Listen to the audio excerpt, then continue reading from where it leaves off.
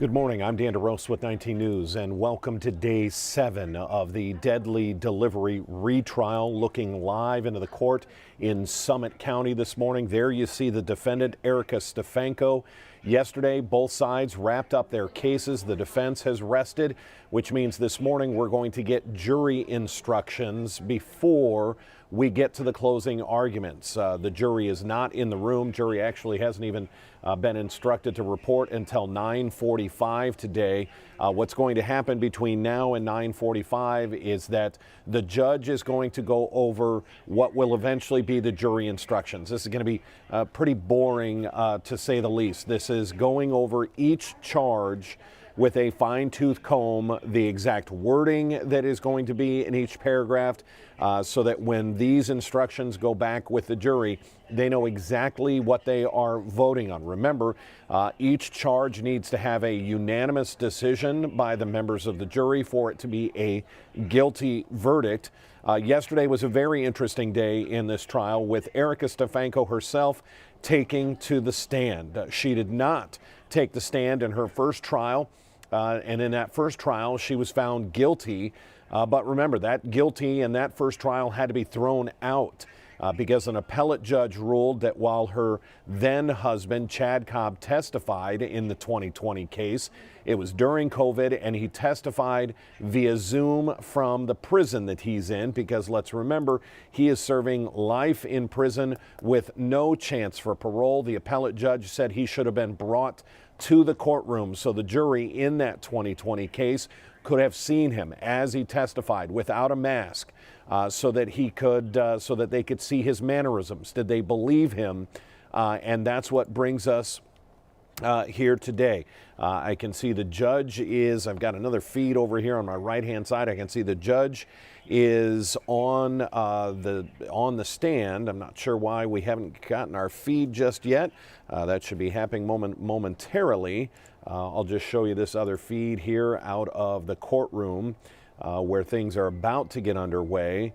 Let's see if we've got any audio. No audio there just yet, but we will wait until they officially go on the record, is usually when they flip over the shot from inside the courtroom. But again, this is going to be pretty dry stuff that we're going to watch here this morning. If they take a break, we will play some of that testimony of Erica Stefanko from yesterday. The state trying to do its best to show that Erica has lied through this entire investigation, and that goes all the way back to when this was a custody battle. That custody battle was for Grace Cobb. She is the biological child of Ashley Biggs and Chad Cobb. Remember, it was a nasty, nasty dispute. In fact, Erica admitted that they tried to set up Ashley Biggs' girlfriend, Brittany Dunson, by putting marijuana in her car, calling police to try and get her busted, so that police and the Child and Family Services would then hand Grace back over to Chad and Erica. When that didn't work, for the first time yesterday, we heard the defense that this second meeting, which was the deadly encounter, according to Erica on the stand yesterday, for the first time, we heard the word meth in this entire 12-year investigation. We heard the word meth, and we are getting an audio feed on out of this shot. So let's listen in until we get our court TV shot to flip over. Brian, you feeling better? You get shake a week. Yeah, it takes a while. And Felicia, you were never sick, or you're feeling better, right? You were sick a little bit. Yeah, but I think mine was just stress and just a regular cold. Yeah.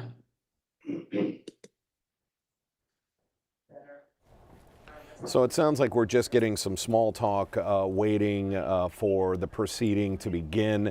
That's one way for us just to check in and make sure we're not missing anything. Now Court TV has flipped over our feed, so let's take you live into the court. Again, this is going to be the attorneys for both sides hammering out the jury instructions.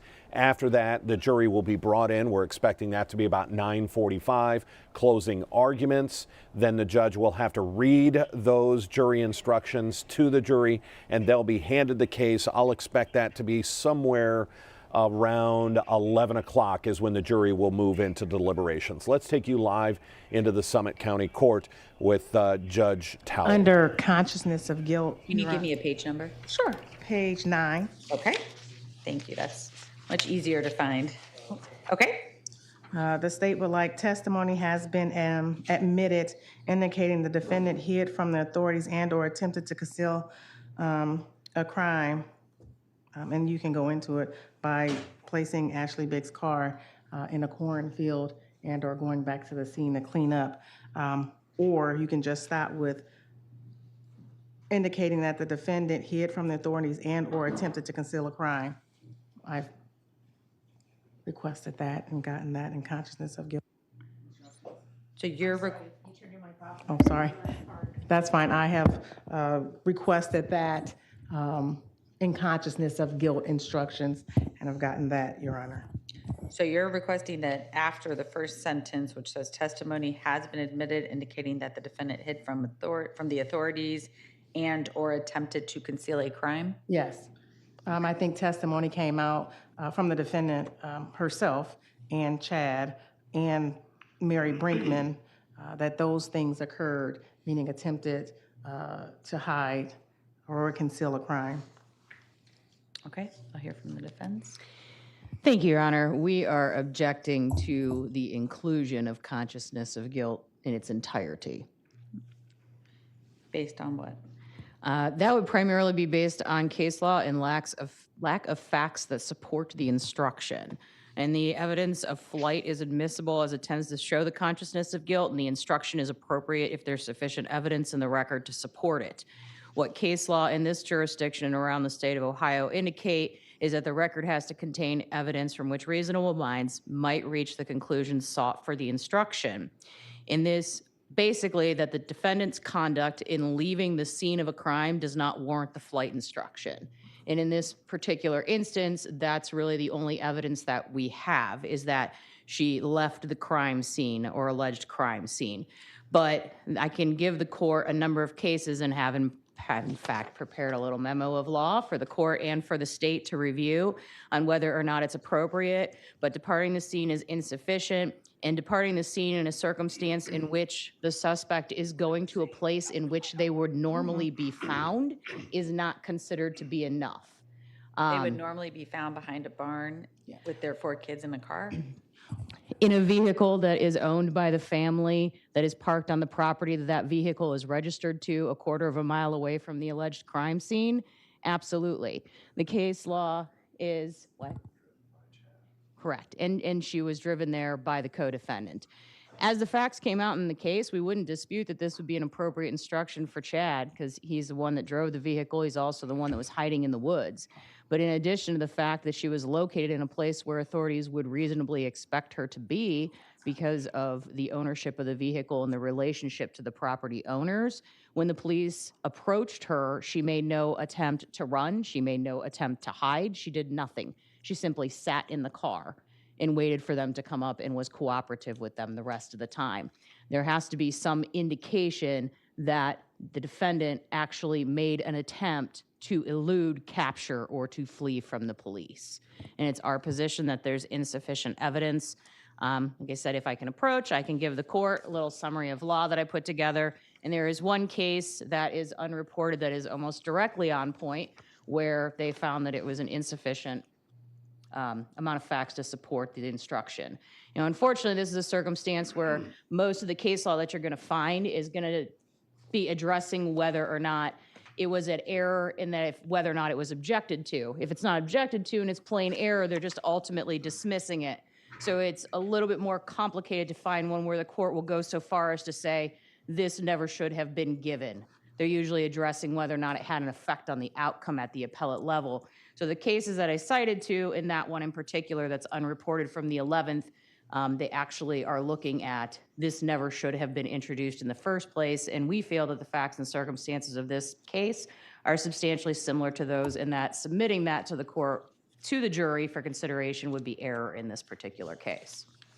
And Your Honor, I believe the state filed a motion from before, and as I stated, please incorporate all the state's prior motions into this case. We're not arguing flight, we're arguing consciousness of guilt. And the state argues that we put forth sufficient evidence to sustain a consciousness of guilt jury instruction from the fact that they were hiding. Testimony came out, is there any reason for them to be behind that barn? Chad testified they parked initially behind the house, and when they saw a cruiser go by, they went back even further behind a detached garage to elude or evade apprehension, Your Honor. It was testified, well, the defense just stated, a car that is registered there, that may be Chad's car that's registered there. They do not live there. You do not expect to find a family of 4 hiding behind a detached garage with a baby that needs nursed every so often, that's months old, in the middle of the night between 3 and 4 o'clock in the morning. So yes, the state believes that we've put enough evidence forward to show that they tried to conceal a crime. Another thing, not just, that part is hid from authorities, and then, or attempted to conceal a crime, they drove, which the defendant admitted on the stand, she followed Chad to that cornfield, and we're arguing complicity. He drove that car so far in that cornfield, you cannot drive it anymore unless you're gonna get into the water. You could not drive it. And the defendant testified herself that had the field been planted, where evidence will come out and show through that tape, it would not have been found had the corn been high enough. So yes, the state believes we put forth sufficient evidence to sustain a consciousness of guilt jury instruction that the defendant hid from the authorities based on her testimony, Chad's testimony, and where they were found, and the officer, and that was Officer Hargett's testimony, and or attempted to conceal a crime. And that's based on Mary Brinkman's testimony from the statements of the defendant's statements, the testimony, and Chad's testimony.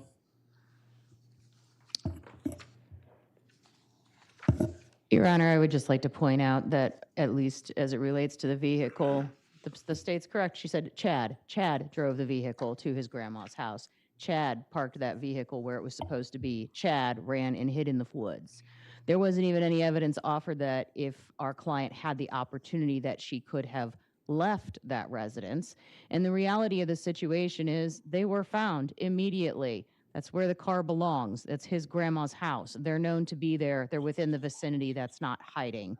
As it relates to the cornfield, I believe that her testimony was not that she followed him to the cornfield and watched him pull back.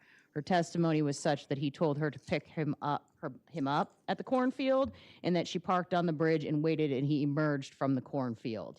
There's a big difference. She didn't participate, and there is no physical evidence to indicate that she knows what part of that cornfield that car was in, or what he did once he drove in there, or that she even saw him drive into the cornfield. Okay. As for the hiding part, Your Honor, Erica, the defendant, testified that she was behind there for an hour. What is the purpose of being behind there at 3-something in the morning for an hour? And it's a theory of complicity. So I'm going to reserve judgment until I hear all of them, and then we'll take a break. Okay. So what's the next one? Do you have anything else? I didn't find. Okay. Besides that, the state did not find any errors or corrections needed in the jury instructions. We also need to add the exhibit numbers. Thanks, Adam. We do. And Your Honor, I have a couple other small grammatical more issues.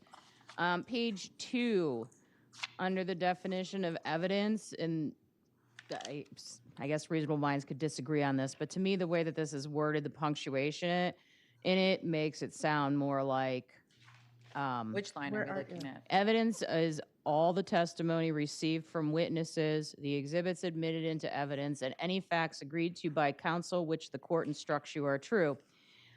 I don't. To me, it seems like there should be a period there, and then another sentence that says facts agreed to by counsel are stipulations, and stipulations will be later defined. Just to make it clear that facts accepted as true is only referencing stipulations as opposed to exhibits and witnesses. Any objection from the state to that change? I didn't follow, Your Honor. I didn't follow that. So she says evidence is all the testimony received from the witnesses, comma, the exhibits admitted into evidence, or I guess no comma, and the exhibits admitted to evidence, period. And No, I then- want the period after facts agreed by counsel. So you want to keep the commas and put the period after that, and then add a sentence saying, Facts agreed by counsel are stipulations, and stipulations will be defined for you later.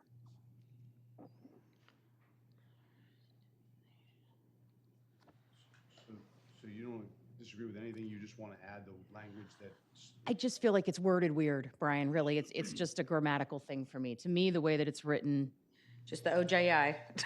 I understand So that, but that's- legalese is not always that clear either, Your Honor. Is that, does the state have any issue with us making that change? I think we should just go with OJI, so we would object to changing that. Okay. You do define stipulations later on or whatever, right? She does. Yeah, on page, let's see, I think,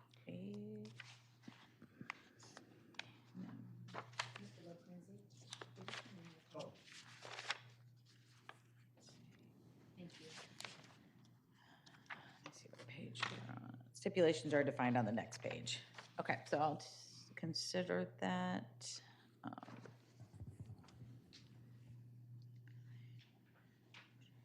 Okay, Oh, there was one other thing. I'm sorry, Your Honor. okay. Under stipulations, the admissibility of audio recordings, the recorded conversation, we've been talking about it as the recorded conversation. I don't know what audio recordings, we haven't really referred to it as audio recordings. So what do you want it to say? The recorded conversation. The admissibility of the recorded conversation?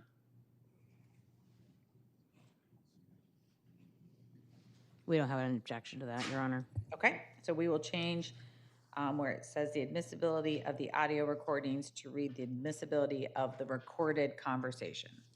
Is that your change, Attorney Easter?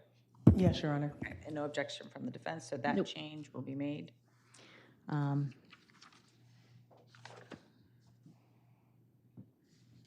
Back to page 2, last two sentences. It says, another example of an inference is the old saying, where there's smoke, there's fire. From the direct evidence of seeing smoke, you can infer that a fire exists. We're going to ask to strike that.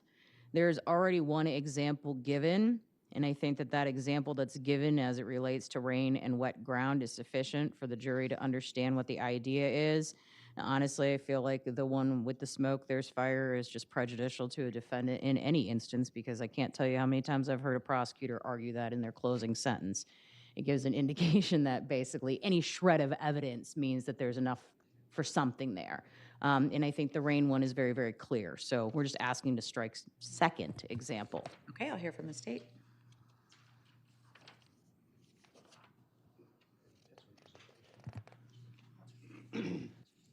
Your Honor, is that from OJI? Yes. Oh, I would, We'll look at it though, because I agree, there's one example given. I don't know that the second is necessary. So I'm actually going to strike that. We already have the one example, so that will be struck. And I know there were a couple typos, but I already told Tristan that. The only other thing that I can think of, Tristan, you have a typo on page 12 too. I think it's supposed to say any more importance. I'm not sure. The first sentence, it says, nor does that person's vote have any more important than others. It's the top, it's the first line on page 12. Importance. Okay? Other than that, we have no further objections, Your Honor. Okay, so the state wanted recorded conversation, that change will be made. Defense wanted bottom of page 2, that will be made. And then there's still two outstanding issues, which is the consciousness of guilt instruction. And then the defense is also asking for, under evidence, for that sentence to be changed. So I'm going to look at both of those, and then I'll let you know how I rule on them. Let's talk about the evidence of what exhibits are not going back. And do we have gloves? There was a box of gloves. You have the gloves? Perfect. Okay, Christy has the gloves. do you want, the state was to bring you Michelle Snyder's the clean report for Michelle Snyder. We have that. It just needs to be marked joint exhibit. I believe it was 3. Okay, I'll give that to Christy, please. Did you want to put on record? And we were to put on the record, Your Honor, our stipulation for the cause and manner of death determined by Dr. Amy Joliffe of Wayne County.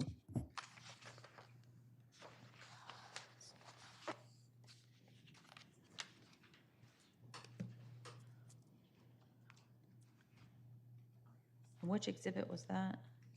I guess that's a It wasn't an stipulation. exhibit, it was a stipulation, Okay. Judge. That's fine. And the stipulation, and it's based on Wayne County, Ohio Coroner's Comprehensive Report of Death Investigation dated June 21st, 2012. And that's by Dr. Amy Joliffe.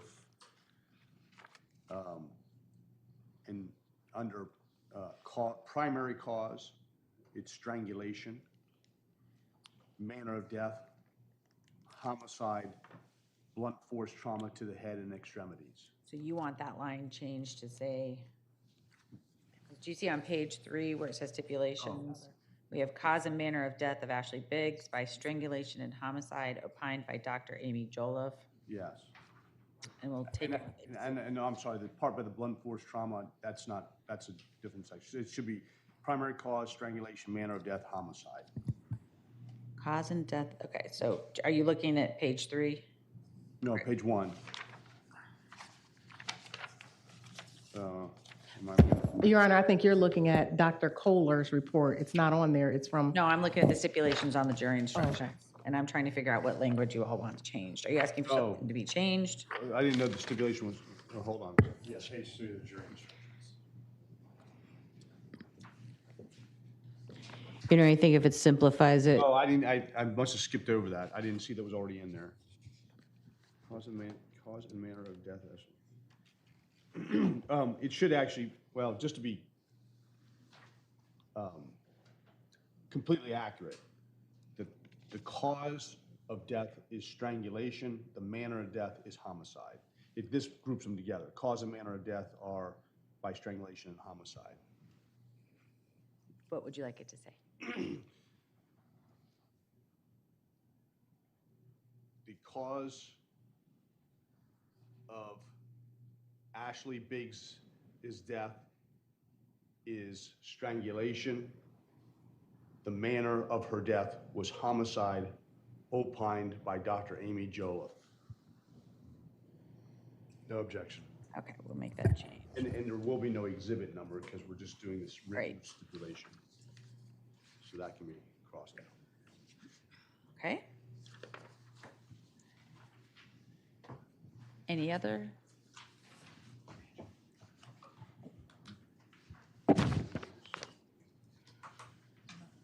No, Your Honor. Anything for the defense? I don't believe so, Your Honor. Okay, so we will take a recess so I can go review the brief, and then we'll come back and oh yeah, make that decision. Great, thanks, everyone. Tristan spelled Ariel wrong. Dan DeRose with 19 News. We've all heard the phrase dotting your I's and crossing your T's.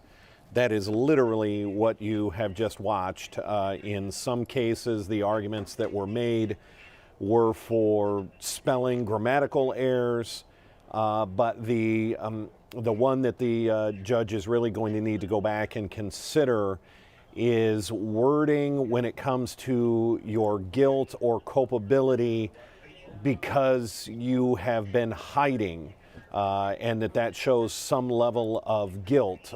We have gone to recess here, and so the judge is going to have to determine if that is the case. And you heard the arguments for both sides.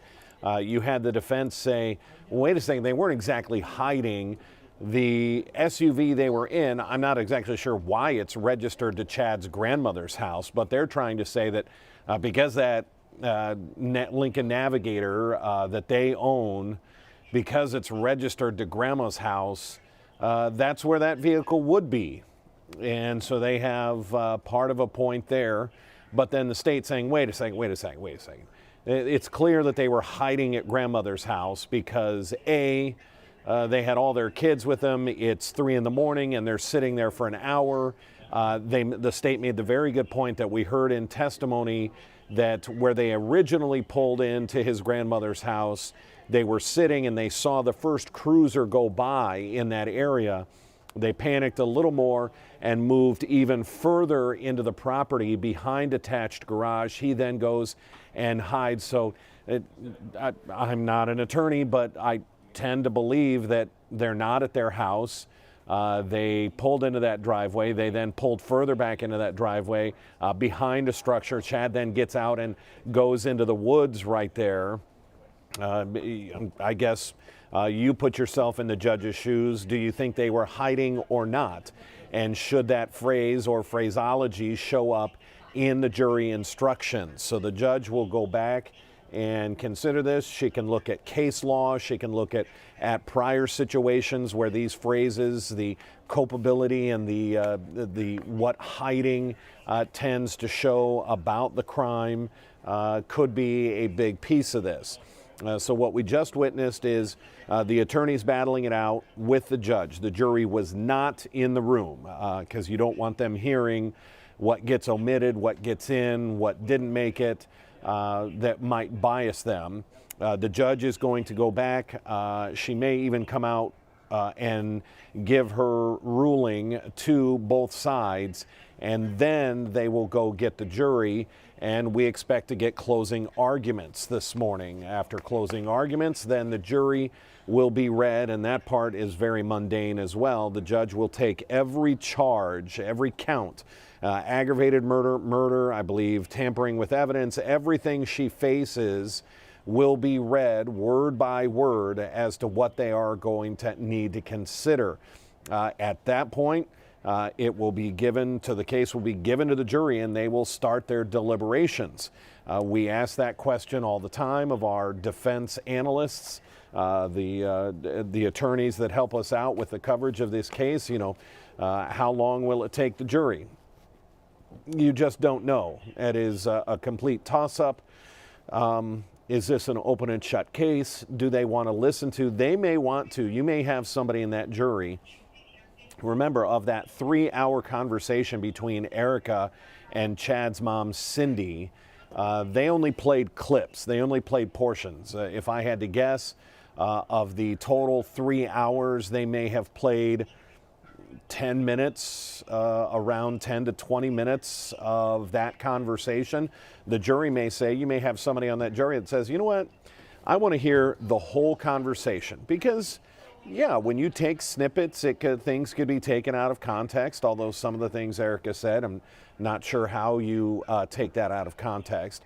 But you may have the jury say, we want to listen to that entire 3-hour conversation. Well, that's going to take 3 hours. And we have heard before from covering this, one of the longest parts of the deliberation process is going through the paperwork and this wording and reading it again for everybody on the jury and explaining and going line by line and then taking their vote and then filling out each piece of paper, each count.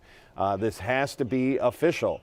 We've already had one trial get thrown out in this because of a technicality that Chad Cobb didn't testify in person. It was during COVID. He testified in prison with a mask on. So they're trying not to do this again.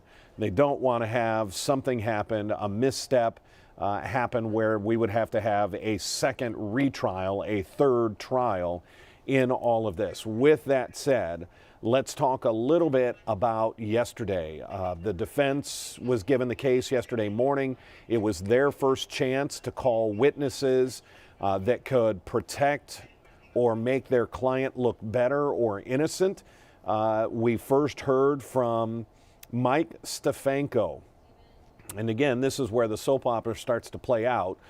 We can show you really the three main players in all of this. Ashley Biggs was murdered. She was in a custody battle with Chad Cobb. Erica Stefanko was married to Chad at the time. Her name was Erica Cobb. They go through this process where there was a Grace Cobb was the biological child of Ashley and Chad. There was a major battle over that whole scenario and who should be have custody of Grace. And that was said on the stand. Erica admitted yesterday that the first time they tried to set up Ashley, what they did is Chad planted weed in the car of Ashley's girlfriend, Brittany Dunson. And so Chad planted the drugs. Brittany went to pick up Grace. Grace was in the custody of Ashley and Brittany. She went to pick her up from school, and when Erica was there to pick up another child of Chad's and hers, she went ahead and made the call to police that she saw someone smoking a joint out the window and gave the description of Brittany's car. Police show up to the school, they search the car, and they don't find the weed. Apparently Chad hit it a little too well. Police don't find the weed. They let Brittany go on her way. Now, Brittany testified that she was followed. And when she got to the end of the street, when she gets to her parents' home, that's where they were living at the time, that she claims that she was followed. She calls police again to say that Erica is sitting at the end of the street. Police where she lived come out. She explained the situation, that she was afraid that that drugs had been planted in her car. Police search her car again. This time they do find the weed, and Brittany is not charged. And so that whole scenario doesn't work. They were trying to get they were trying to get Ashley and Brittany in trouble so that the Child and Family Services would have to step in and take Grace away and give Grace back to Chad and Erica. So you get all of this, and apparently there is a discussion of the next plan. And you have that 3-hour conversation in 2014. This is 2 years after the fact. You have Erica and Chad's mom sitting around talking for 3 hours, where Erica talks repeatedly about this plan, and they had gone over it several times, and that this was the only way to get rid of the problem. And when Erica took to the stand yesterday, when her defense got up there and was questioning her, this was a brand new theory or a brand new narrative that came out, that apparently that plan that she talks about in that 3-hour conversation was not a plan to murder Ashley. According to Erica, this was a plan to plant meth, this time in the car of of Ashley. The idea was that if they could put a stronger drug in Ashley's car, maybe that would get her in trouble this time. That's a new narrative. First time that that's been discussed anywhere. Chad Cobb was on the stand. He himself, granted, he is in prison for life, no chance of parole. He may have an axe to grind, so you have to question how much of his story you can believe. Chad, in his testimony, never, ever, ever said that the original plan was to maybe put meth in her car, and that plan went sideways and the fight started and he beat up Ashley and he tased her and then put the zip tie around her neck and drove her out to the cornfield in Wayne County, a 45-minute drive, to dump the car and the body, in which he told Erica, his wife, to follow him and pick him up at this particular landmark. It was a bridge. So you get Erica on the stand yesterday, and we're going to play the defense's portion of this idea that there was a plan, and that she didn't know why it went sideways. Remember, and you're going to hear this in this the defense's questioning of Erica, in that 3-hour conversation, she was also asked about Ashley being dead. And she said that she didn't care, that in fact she was glad that Ashley was dead. Very interesting that comes from Erica, but in that entire 3-hour conversation, the word meth does not come up once when she's talking about this plan. In her defense, in that 3-hour conversation, the word kill or murder never comes up as far as it being a part of the plan. She doesn't ever really get into the details of the plan with Chad's mom. She just kept saying, we went over it and went over it. And I'm going to go back to my notes here, where she had said a couple of things that that you have to think about. And the state did jump on some of these, and you'll see that in the cross-examination. In that 3-hour conversation, she was telling Chad's mom about a conversation she and Chad had. And she said to Chad, you know what you can do and what you can't do. We had been over it so many times, and that if it was too risky to not do it, this was the only way the problem goes away. So there's this idea that why are you having to have this pep talk, so to speak, with your husband? He's already done this once. He's already planted weed and gotten away with it. So why is there this conversation of, you know what you can do and what you can't do, and we've been over it so many times. This is the only way the problem goes away. The state saying, why are you making comments like that when he's already done this and gotten away with it? So why is this time so much more risky? But let's go to now the defense. This is just about a minute and 50 seconds here from yesterday's testimony with Erica Stefanko on the stand. When you were making this plan with Chad and executing the original plan, was there ever a time in your mind that you thought that Ashley Biggs would die? Absolutely not. When you had the first drug planting plan, was there ever a moment during that plan and the execution of it that you thought that Brittany Dunson would die? No. Or Ashley Biggs would die in the first one? No. You discussed with Cindy Cobb, and that is your voice on there, right? Yes. And in addition to saying all this stuff, you also say some other terrible things, right? Yes. Were you a good person back then? I was working on it. Are you working on it still to this day? I mean, I think I'm a lot closer. Well, think let's I'm just there. get right to it. Let's get right to it. You said you're not sad that Ashley's dead. I did say that. Explain to the jury how we can now listen to anything you're saying. I think at the time I really wasn't sad that she was dead. But since then, I've heard from her family. I've heard from people that I've been locked up with who have gone through loss. And I've just had time to really think about, to hold myself accountable. And she lost her life. And if I had taken different actions that night, then at a minimum, I wouldn't be responsible for it. I wouldn't.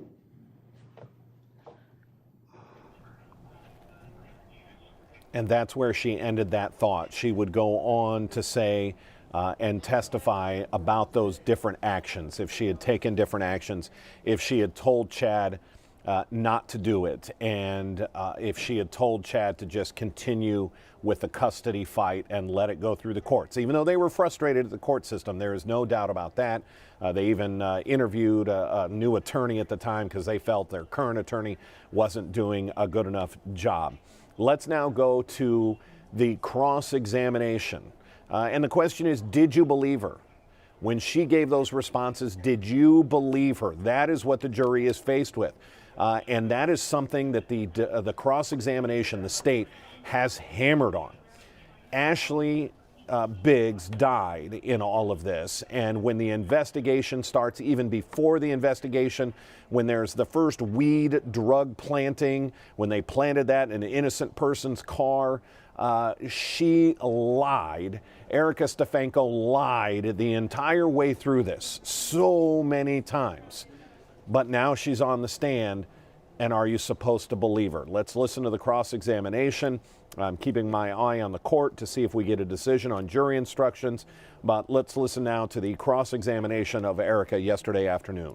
As we know, this is going to come down to whether this conversation was about murder or about planting meth, right? So keeping that in mind, how many lies did you tell during the course of this custody battle and this case? I don't know. Multiple, right? That's fair. So you lied about planting marijuana. I don't think I ever lied about planting marijuana. Well, you were deceptive about it, right? You called the police and told them Yes. there was marijuana in a car Yes. that was planted by your husband, right? That wasn't a lie? No, that wasn't, that would be fair to say that I lied in that instance when I made that phone call, yes. It was a fraud. That's You were perpetrating a fraud on an innocent person, That's true. and you used the police to do it, That's true. okay? And that's not the only time you did it, right? Because you said there was a second time that you did it, right? The same day, wasn't there? No. Didn't they search your car twice that day? Brittany Dunson testified to that, but I only called once. All right, well, if I told you the police report said that the car was called twice, the car was searched 2 times because of 2 different calls, you would disagree with that? I believe Brittany testified that she called the second time. Okay. You lied to the police when you told them you didn't know what was going on. It's true. Okay. So you're willing to lie in this case. I have lied in this case, yes. You were willing to lie just to get out of trouble for felonies, lower level felonies, weren't you? Yes? So would it be fair to suggest that you sitting here facing aggravated murder charges, that you'd be willing to lie for that too? I'm not lying. That's not the question though. You would be willing to lie for whatever it No. did to suit you. No.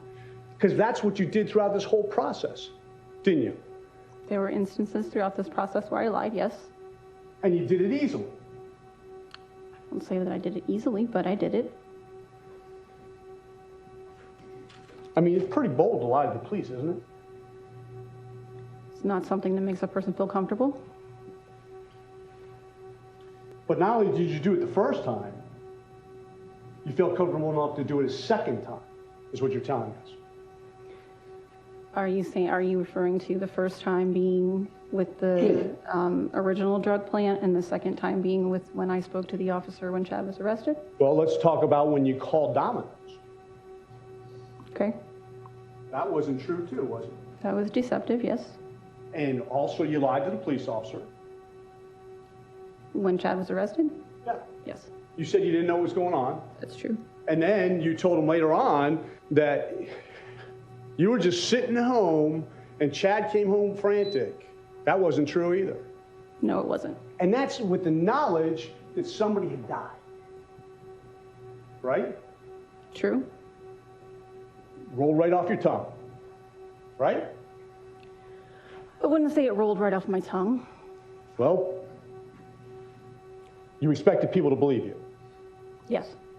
And so now here we are with this jury deciding your fate. And how are we supposed to know that you're not just telling them what you think they ought to hear? I can only tell you, I can't make you believe it. But this is clearly something you've done throughout this case. I have made untrue statements throughout this case. That's true. And so the first time you're going to tell us the entire truth is right there on the stand today for the very first time in 12 years. I've never spoken about what happened the night that Ashley passed away until now. Well, you have. You spoke to Cindy. I've never given a full account. Never does that come up. You never try and placate her with that. Do you? I don't mention meth on that tape. No, I don't. And you don't explain that that's what you were going to do when he ended up killing her. But she already knows that. We've had previous conversations about this. Now you're looking live into the courtroom here. We are waiting for the judge to come back in to give her ruling on some jury instructions. Who do you believe? Put yourself in that jury. Granted, you may not have seen everything that was discussed in court, but you saw Erica, perhaps the most important witness in this entire trial. She did not testify in her first trial. And as we talked with our defense analyst yesterday during the lunch break, Jared Klebanow, he said, let's think about a retrial. And we knew it yesterday at lunch that she was going to testify, take the stand on her own defense. You have to remember that this case has already been tried once, and she was found guilty. She did not testify in that case, so if you are now the attorneys for her, you have to say, well, we better do something different, because if we do exactly what we did in the first case, she's probably going to be found guilty. So what's the major thing you can do different? You can put Erica Stefanko on the stand and see if the jury believes her. You can put out a new theory. For the first time in 12 years, this theory that this night, June 20th, was supposed to be a second drug planting scheme. Let's remember, she has admitted now that she was the one who made that fake phone call to Domino's that led Ashley Biggs out there to deliver that pizza the night she was killed. Let's go back into court. That is the language straight from the OJI, so we're going to leave it as is. And then the other issue that the defense raised was the consciousness of guilt. And in your brief, in quoting the Johnson case, they said it must be clear that the defendant took affirmative steps to avoid detection and apprehension beyond simply not remaining at the scene of the crime. And this is a discretionary instruction. However, in State v. Williams, it said it's universally conceded that the fact of an accused flight, escape from custody, resistance to arrest, concealment, assumption of a false name, and related conduct are admissible as evidence of consciousness of guilt and thus guilt itself. So the ruling is that that instruction is going to stay. So Tristan is making the changes. We will get clean copies to everyone to review. Did you have something? I just wanted to know what version, is it going to be the extra line the state asked, or what's in there now? That was part of what the court. We're just using the one that's in the OGI, so I'm not adding an extra line. So we're keeping the OJI. Are those, I think Adam might have the clean copies.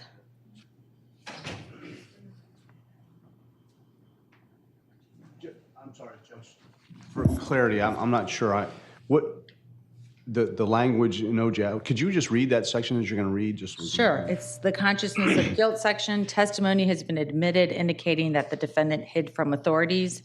You are instructed that this conduct alone does not raise a presumption of guilt, but it may tend to indicate the defendant's consciousness of guilt. If you find the facts do not support the defendant's conduct, or if you find that some other motive prompted the defendant's conduct, or if you are unable to decide what the defendant's motive was, then you should not consider this evidence for any purpose. However, if you find that the facts support the defendant engaged in such conduct, and if you decide that the defendant was motivated by a consciousness of guilt, you may, but are not required to consider that evidence in deciding whether the defendant is guilty of the crimes charged. You alone will determine what weight, if any, to give to this evidence. And I thought the OJI had a space where you're supposed to include the conduct. Do you have it? Do you have that section? I mean, I don't have the OJI here in front of me, but Okay, I'll my have Tristan understanding look is at it. it actually says to include the conduct, which is what we're You want the conduct to be or attempted to conceal a crime? correct. Okay, we'll look at that. Okay, we'll look at that and come back. The jury's starting to arrive, so once we get these done, we'll get started. Judge, and you were still planning on reading instructions, most of the instructions prior? Correct. Yes, that's the plan. Thank you. Oh, so we're off the record? Yes, this is just procedural. I just want to make sure my PowerPoint plays. Can you leave it so I can?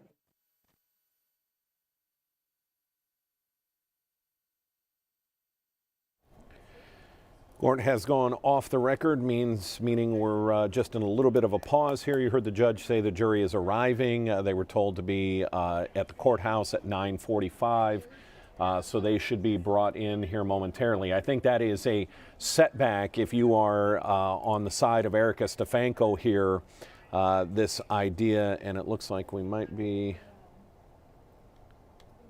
Looks like the judge has walked off. I'm just keeping an eye on what we have here. I think that consciousness of guilt, the fact that that's going to be allowed to stay in, is probably not in favor of Erica Stefanko here.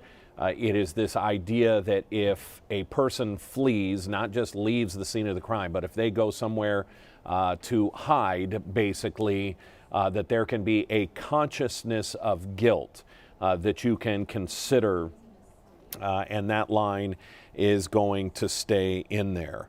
I'm actually looking at one of my side screens here, and it looks like at least the state is going to have a PowerPoint presentation for their closing arguments. There's a lot not only at stake here, but there's a lot to go over. This has been one of the most convoluted cases I have ever covered as far as trial going gavel to gavel. There are so many moving parts, and we haven't even discussed this morning the moving part that is Mike Stefanko. Let's remember, you have Chad Cobb, and she was Erica Cobb at the time of the crime. Chad's best friend since he was 4 years old and Chad was 6 years old was Mike Stefanko. They live across the street from each other. They're best friends. They go through high school together. Somewhere in this process, and Mike Stefanko was even at the hospital when some of Erica and Chad's children were born. Chad gets picked up for this crime in 2012. In June of 2012, he's arrested within hours of the murder. It is November of that year, 6 months later, that Mike Stefanko, Chad's best friend, suddenly starts to date Erica, his wife. She's still married at the time. She had been telling Chad while he was locked up in the county that she loved him and she was going to stand by him, but all of a sudden starts dating Mike Stefanko, Chad's best friend. They date in November. He moves in to the Chad and Erica's home in January, just 2 months later, and somewhere in January or February, Erica gets pregnant with the child of Mike Stefanko. They then get married a few months later, and it just adds that component of the soap opera that is this case. But unfortunately, this is real life. This is a woman who lost her life. Ashley Biggs died a horrible death. She was tased, she was beaten. A zip tie, an industrial zip tie, bigger zip tie than I've ever seen in my life, was placed around her neck. And in fact, we've got that video. This is video of some of the evidence that was introduced. The night of the crime scene, the night of the crime, the Stefankos, or the Cobbs, the Cobbs drove back to their house right here, and Chad stripped off his bloody, muddy clothes and took his backpack off and put it on their work easel that was in the backyard. You can see those zip ties there, those super long gray pieces of plastic there. Chad also had with him a diver's knife. That knife is sitting on top of the stun gun. And you had the state ask Erica when she was on the stand, are we to believe that you went to plant drugs in someone's car and it took zip ties, a stun gun, a flashlight, camouflage, full outfit, and she claims that she didn't know why Chad brought all those things, and that she did not know that this was going to be a death, a murder. She claims that it was just supposed to be about planting methamphetamine in the car of a pizza delivery driver. One part that was brought up that I thought was incredibly poignant is, and we've seen this, I'm going to show you the scene of where this crime happened. This is in Akron. This is a closed business at the time. It's almost midnight. Ashley drives her car up here because, remember, Erica called Domino's and said, hey, we're working in the back. The parking lot used to be extended. Where you see grass to the right side, there used to be more parking lot there, and we'll get a bit of that here in a second. They'll show us after we hear some from the attorney, from the prosecutor. But this idea that Chad was simply going to plant meth in that car. And when we get back to that next shot of the parking lot, you'll see the turn. I'm not sure how Chad would have had the opportunity to slip meth into the car. When we see this parking lot, it is not very big. She was told to come to the back to where there was a door in the back. And there, at Ashley delivering a pizza would never have been more than 5 feet away from her car. Here we go. This is the tree that Chad claims he was standing behind. And so the parking lot had extended. They'll back this up. So this was all parking lot at the time. And there's the back door is somewhere back here, which she was told to go to. How would Ashley have been far enough away from her car for Chad to slip in methamphetamine if this is all the bigger the scene is? So yet another, sort of part of this. How was this supposed to be the planting of meth in an area that big? But in Erica's defense, her contention is that she was, now while Chad said they were having a conversation together underneath that tree, and while Chad said he heard Erica make the call to Domino's to get Ashley lured up there, Erica on the stand suddenly says, and again, this is the first time anybody's heard this, that she didn't drop Chad off in that lot, that they were in an adjoining parking lot where she dropped Chad off. That's why she claims she didn't see Chad dress up in camouflage. She didn't know Chad had the stun gun. She didn't know he had a knife. He didn't know he had the zip ties on him. And that's all part of this. Now, going back to Mike Stefanko, the best friend, I believe we've got some of his testimony where we're going to hear the defense ask about this relationship and how this relationship started. Mike even worked for Chad. Chad owned a cable company called Cobb Cable.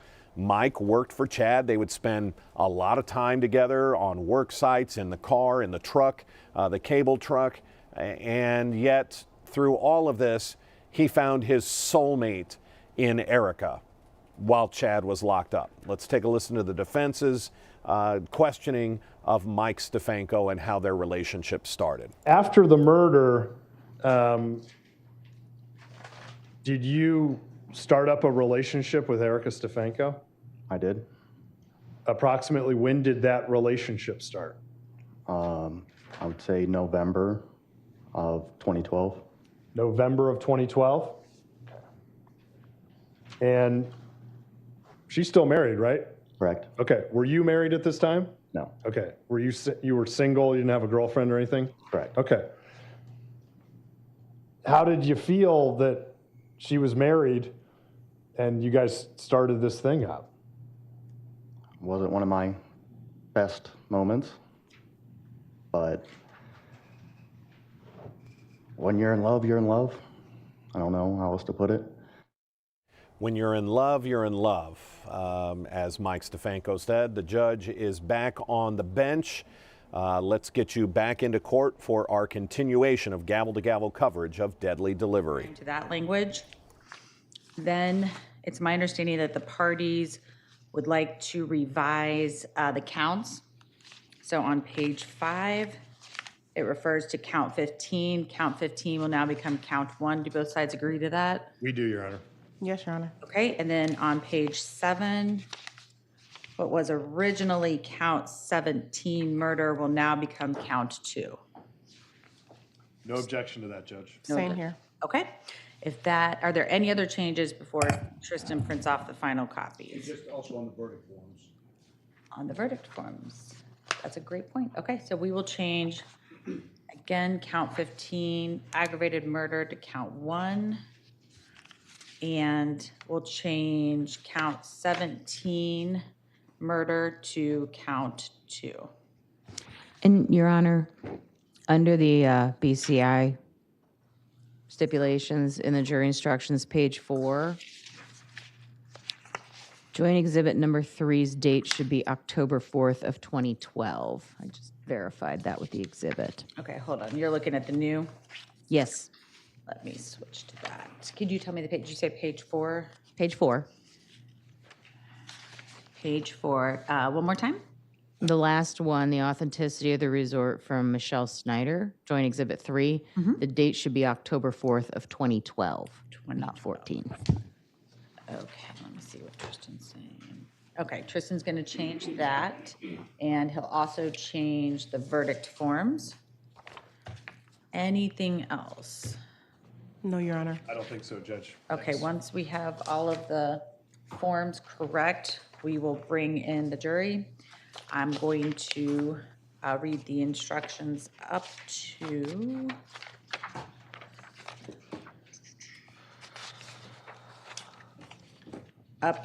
through page 10. And then the state may start with their closing argument. Were you able to get the technology to work? Now, it works now, but Einstein's law, it won't work when I get up there. It'll work. I have confidence. That's right. I have my magic magistrate. I highly recommend always hiring someone in their 30s for their knowledge. Okay. Anything else from either side? No, Your Honor. No, Your Honor, thank you. Okay, we're going to take a brief, I guess it'll be about a 5-minute recess to get all of these printed. Once they're printed and ready, I'll have the jury brought in, okay? Okay, we'll go off record, take 5 minutes.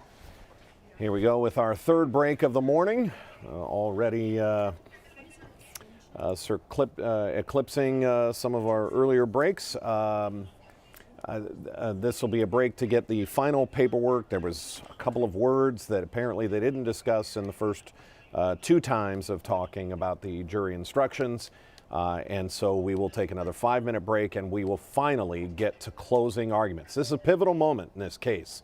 Both sides get to get up there, and in my opinion, in covering court, there are 2 major moments in a case. There's opening arguments and there are closings.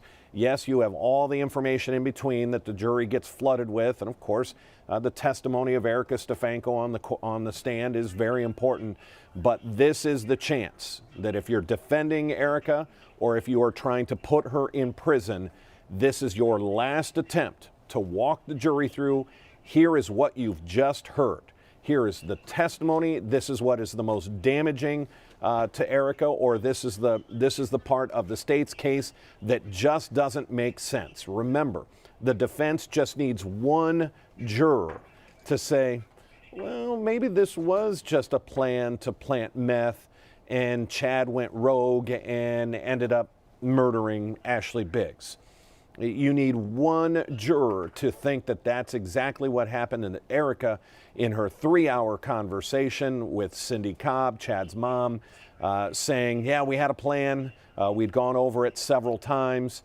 And that in that 3-hour conversation, she never once mentions the word meth or that this was just supposed to be about planting drugs. She never says that at all. She just keeps talking about the plan. And if Chad couldn't go through with it, he shouldn't go through with it. He had already gone through with drug planting scheme, trying to get Ashley Biggs' girlfriend arrested for marijuana in her car that he had planted there. So this idea that she needed to give him the pep talk. I want to go back to that relationship with Mike Stefanko, just because. And no, actually, let's get away from that. We'll listen to Erica and her defense team wants her to walk through the night of what they call the nightmare. Of course, we're talking about June 20th, 2012, the night that Ashley Biggs was murdered. Let's take us back to, or take the jury back to June 20th, 2012. What happened that day? Where do you want me to start? I guess start with when this nightmare of a plan and a murder in a day ended up happening. Start there. Chad had gotten a hold of me and told me to come pick him up at Mitco. Well, about what time would this have been? Evening. Okay. Were you were at home? Yes. You had all the kids? Yes. How old was your youngest child at that point? Casey was about 2.5 months. Were you breastfeeding Casey? Yes. Okay. So we're talking car seats, diapers, breastfeeding, I mean, the whole thing, right? Yes. Okay. Had you already fed the kids? Yes. Was it unusual to get a call like that from Chad, for him to not be home for dinner and then get a call that says, come meet me? Yeah, that's pretty normal. Why is that normal? He's always running around doing stuff, working on his truck, what have you. Do you know what he was doing at his dad's company that day? I don't. Okay. Did he call and want you to pick him up to go do this plan, or did you know when you were driving there? He told me once I actually had him in the car. He said Ashley's about to get arrested. Okay. Before we go any further, you've testified that if Ashley gets arrested for let's say possession of meth, it helps that ultimate goal of getting Grace back, correct? Yes. Would murdering Ashley Biggs help the custody case? I don't see how. How could it, I mean, how would it hurt? Chad would be the immediate suspect. It would be worse. Was Chad the immediate suspect in this case? Yes. Was Chad caught almost right away in this case? Yes. Where did Grace go after Chad got caught in this case? Immediately to foster care, but then with Brittany. So killing Ashley Biggs actually enabled Grace to stay with Brittany, correct? Right. So you go and you pick Chad up at Mitco, correct? Yes. And you learn about that Ashley's going to get arrested, correct? Yes. So then take the jury through what happens. Chad drove through Akron, past the Domino's location where she was working. Hold on. Chad drove? Chad drove. Okay. Keep going. And kind of identified that she was in fact at work. And then he drove down Turkey Foot Lake Road to a small commercial building. Okay. When you pick Chad up at Mitco, what is he wearing? He was wearing regular clothes at that point. Work clothes? He had his Cobb Cable shirt on and jeans. Is it that yellow Cobb Cable shirt that we've seen I here? would call it green, but yes. Or like a high visibility shirt? Yes. Okay. And he had jeans? Yes. Was he carrying anything? He had his backpack with him. What's the color or style of that backpack? It's camo. Did he frequently carry that? Yeah, he carried it kind of like a purse, like a woman would carry a purse. Okay, but it was a backpack. Yes. When you picked him up at Mitco, he was not in full camouflage? No. Okay. Did he have a knife or a taser on his belt? No. Did he have duct tape and zip ties that you could see that were visible? No. Okay. Flashlight, face makeup, all that stuff? He didn't have any of that on him? None of that. Is it possible that all of that stuff was in that book bag or that backpack? Yes. That was the testimony yesterday from Erica Stefanko talking about the night she picked up her then husband, Chad Cobb, on the way to this scene, this setup that apparently, according to Erica, this was just supposed to be a chance for them to plant meth on Ashley Biggs in her car while she was delivering a fake pizza. She admitted to her role of talking to Chad about the plan. And as a jury, you're going to have to determine what was the plan. According to Erica, the plan was to just simply plant meth. According to Erica, somewhere that plan went sideways, and that as you hear her there, she had no idea that this was going to result in the death of Ashley Biggs, that was not a part of their plan. If you believe differently, if you believe she's lying to the jury to try and stay out of prison, she's already been found guilty once, then your belief is that that was the plan the whole way. And you heard the defense say, would killing Ashley Biggs get Grace back? And she said no, it would make things worse. And she talked about how Chad would be the #1 suspect. And the defense even asked her a little bit later on in questioning, what happens when a woman dies in America? Who do police and investigators look at right away? The boyfriend, the husband, the ex, whatever. And that, yes, Chad was the immediate suspect in all of this.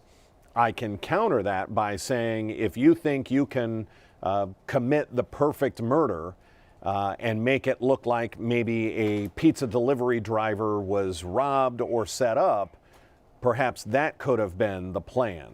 So you just have to look at that. And again, is there reasonable doubt? If you are on that jury, is there a chance that you believe Erica on the stand, even though we heard from the state in their cross-examination of her, she has lied her way through this entire case. Is she lying on the stand? That is up for the debate. That is up for the jury to decide. In fact, let's listen to some of that testimony of her being grilled by the state, by the prosecutor, saying, look, you've lied so many times. Why should we believe you now?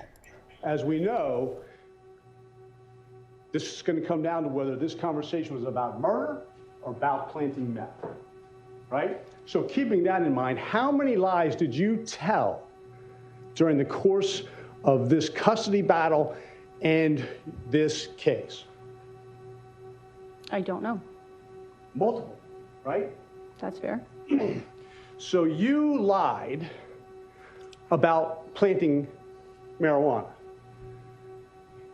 I don't think I ever lied about planting marijuana. Well, you were deceptive about it, right? You called the police and told them Yes. there was marijuana in a car Yes. that was planted by your husband, right? That wasn't a lie? No, that wasn't. That would be fair to say that I lied in that instance when I made that phone call, yes. It was a fraud. That's You were perpetrating a fraud on an innocent person, That's true. and you used the police to do it, That's true. okay? And that's not the only time you did it, right? Because you said there was a second time that you did it, right? The same day, wasn't there? No. Didn't they search your car twice that day? Brittany Dunson testified to that, but I only called once. All right, well, if I told you the police report said that the car was called twice, the car was searched 2 times because of 2 different calls, you would disagree with that? I believe Brittany testified that she called the second time. Okay. You lied to the police when you told them you didn't know what was going on. It's true. Okay. So you're willing to lie in this case? I have lied in this case, yes. You were willing to lie just to get out of trouble for felonies, lower level felonies, weren't you? Yes? So would it be fair to suggest that you sitting here facing aggravated murder charges, that you'd be willing to lie for that too? I'm not lying. That's not the question though. You would be willing to lie for whatever it No. did to suit you. No. Because that's what you did throughout this whole process, didn't you? There were instances throughout this process where I lied, yes. And you did it easily. I won't say that I did it easily, but I did it. I mean, it's pretty bold to lie to the police, isn't it? It's not something that makes a person feel comfortable. But not only did you do it the first time, you felt comfortable enough to do it a second time, is what you're telling us. Are you referring to the first time being with the original drug plant and the second time being with when I spoke to the... Dan DeRosa with 19 News. We're going to jump out of that because we are back in session and we are back on the record. A very important moment here as we get closing arguments from both Jury sides. instructions. I believe we did, Judge. Did you get one? Judge, I think that Tristan came out and he said there was one additional change. I think he found the count numbers within the body of it. He said he was going to correct. change it, but we don't have that. But other than that, we have essentially everything is Everything. correct. Okay. Good enough to go forward at this point. We can get a clean copy later. Yeah, I think it was under complicity. We changed aggravated murder to count 1 and murder to count 2. But other than that, I think everything else is. Okay, we're ready to bring the jury in? Yes. Okay, thank you, Adam. All rise. Summit County Court of Common Pleas is now in session. The Honorable Jennifer D. Tao presiding. Good morning.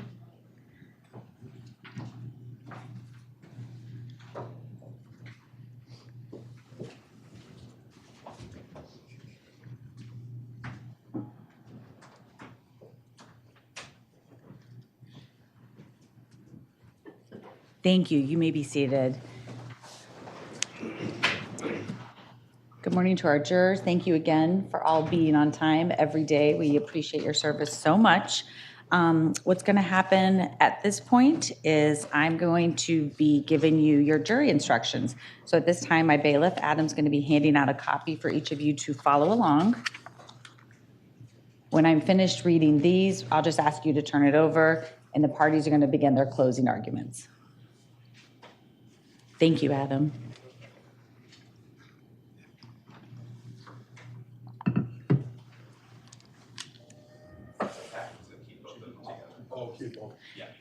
Does it also have the verdict forms? Yeah.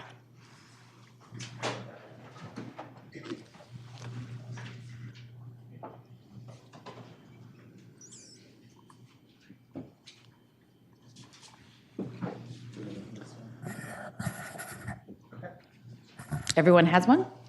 Wonderful. Thank you, Adam. Okay, good morning, ladies and gentlemen of the jury. You have heard all of the evidence and the arguments of counsel, and it is now my duty to instruct you as to the law in this case. The court and the jury have separate functions. You decide the disputed facts, and the court provides the instructions of law. It is your sworn duty to accept these instructions and to apply the law as it is given to you. You are not permitted to change the law or to apply your own idea as to what you think the law should be. A criminal case begins with the filing of an indictment, a statement which informs the defendant that she has been charged with a particular crime. This indictment may not be considered by you for any purpose. The plea of not guilty is a denial by the defendant of the charge and puts in issue all the essential elements of the crime alleged. Burden of proof. The defendant, Erica Stefanko, is presumed innocent until her guilt is established beyond a reasonable doubt.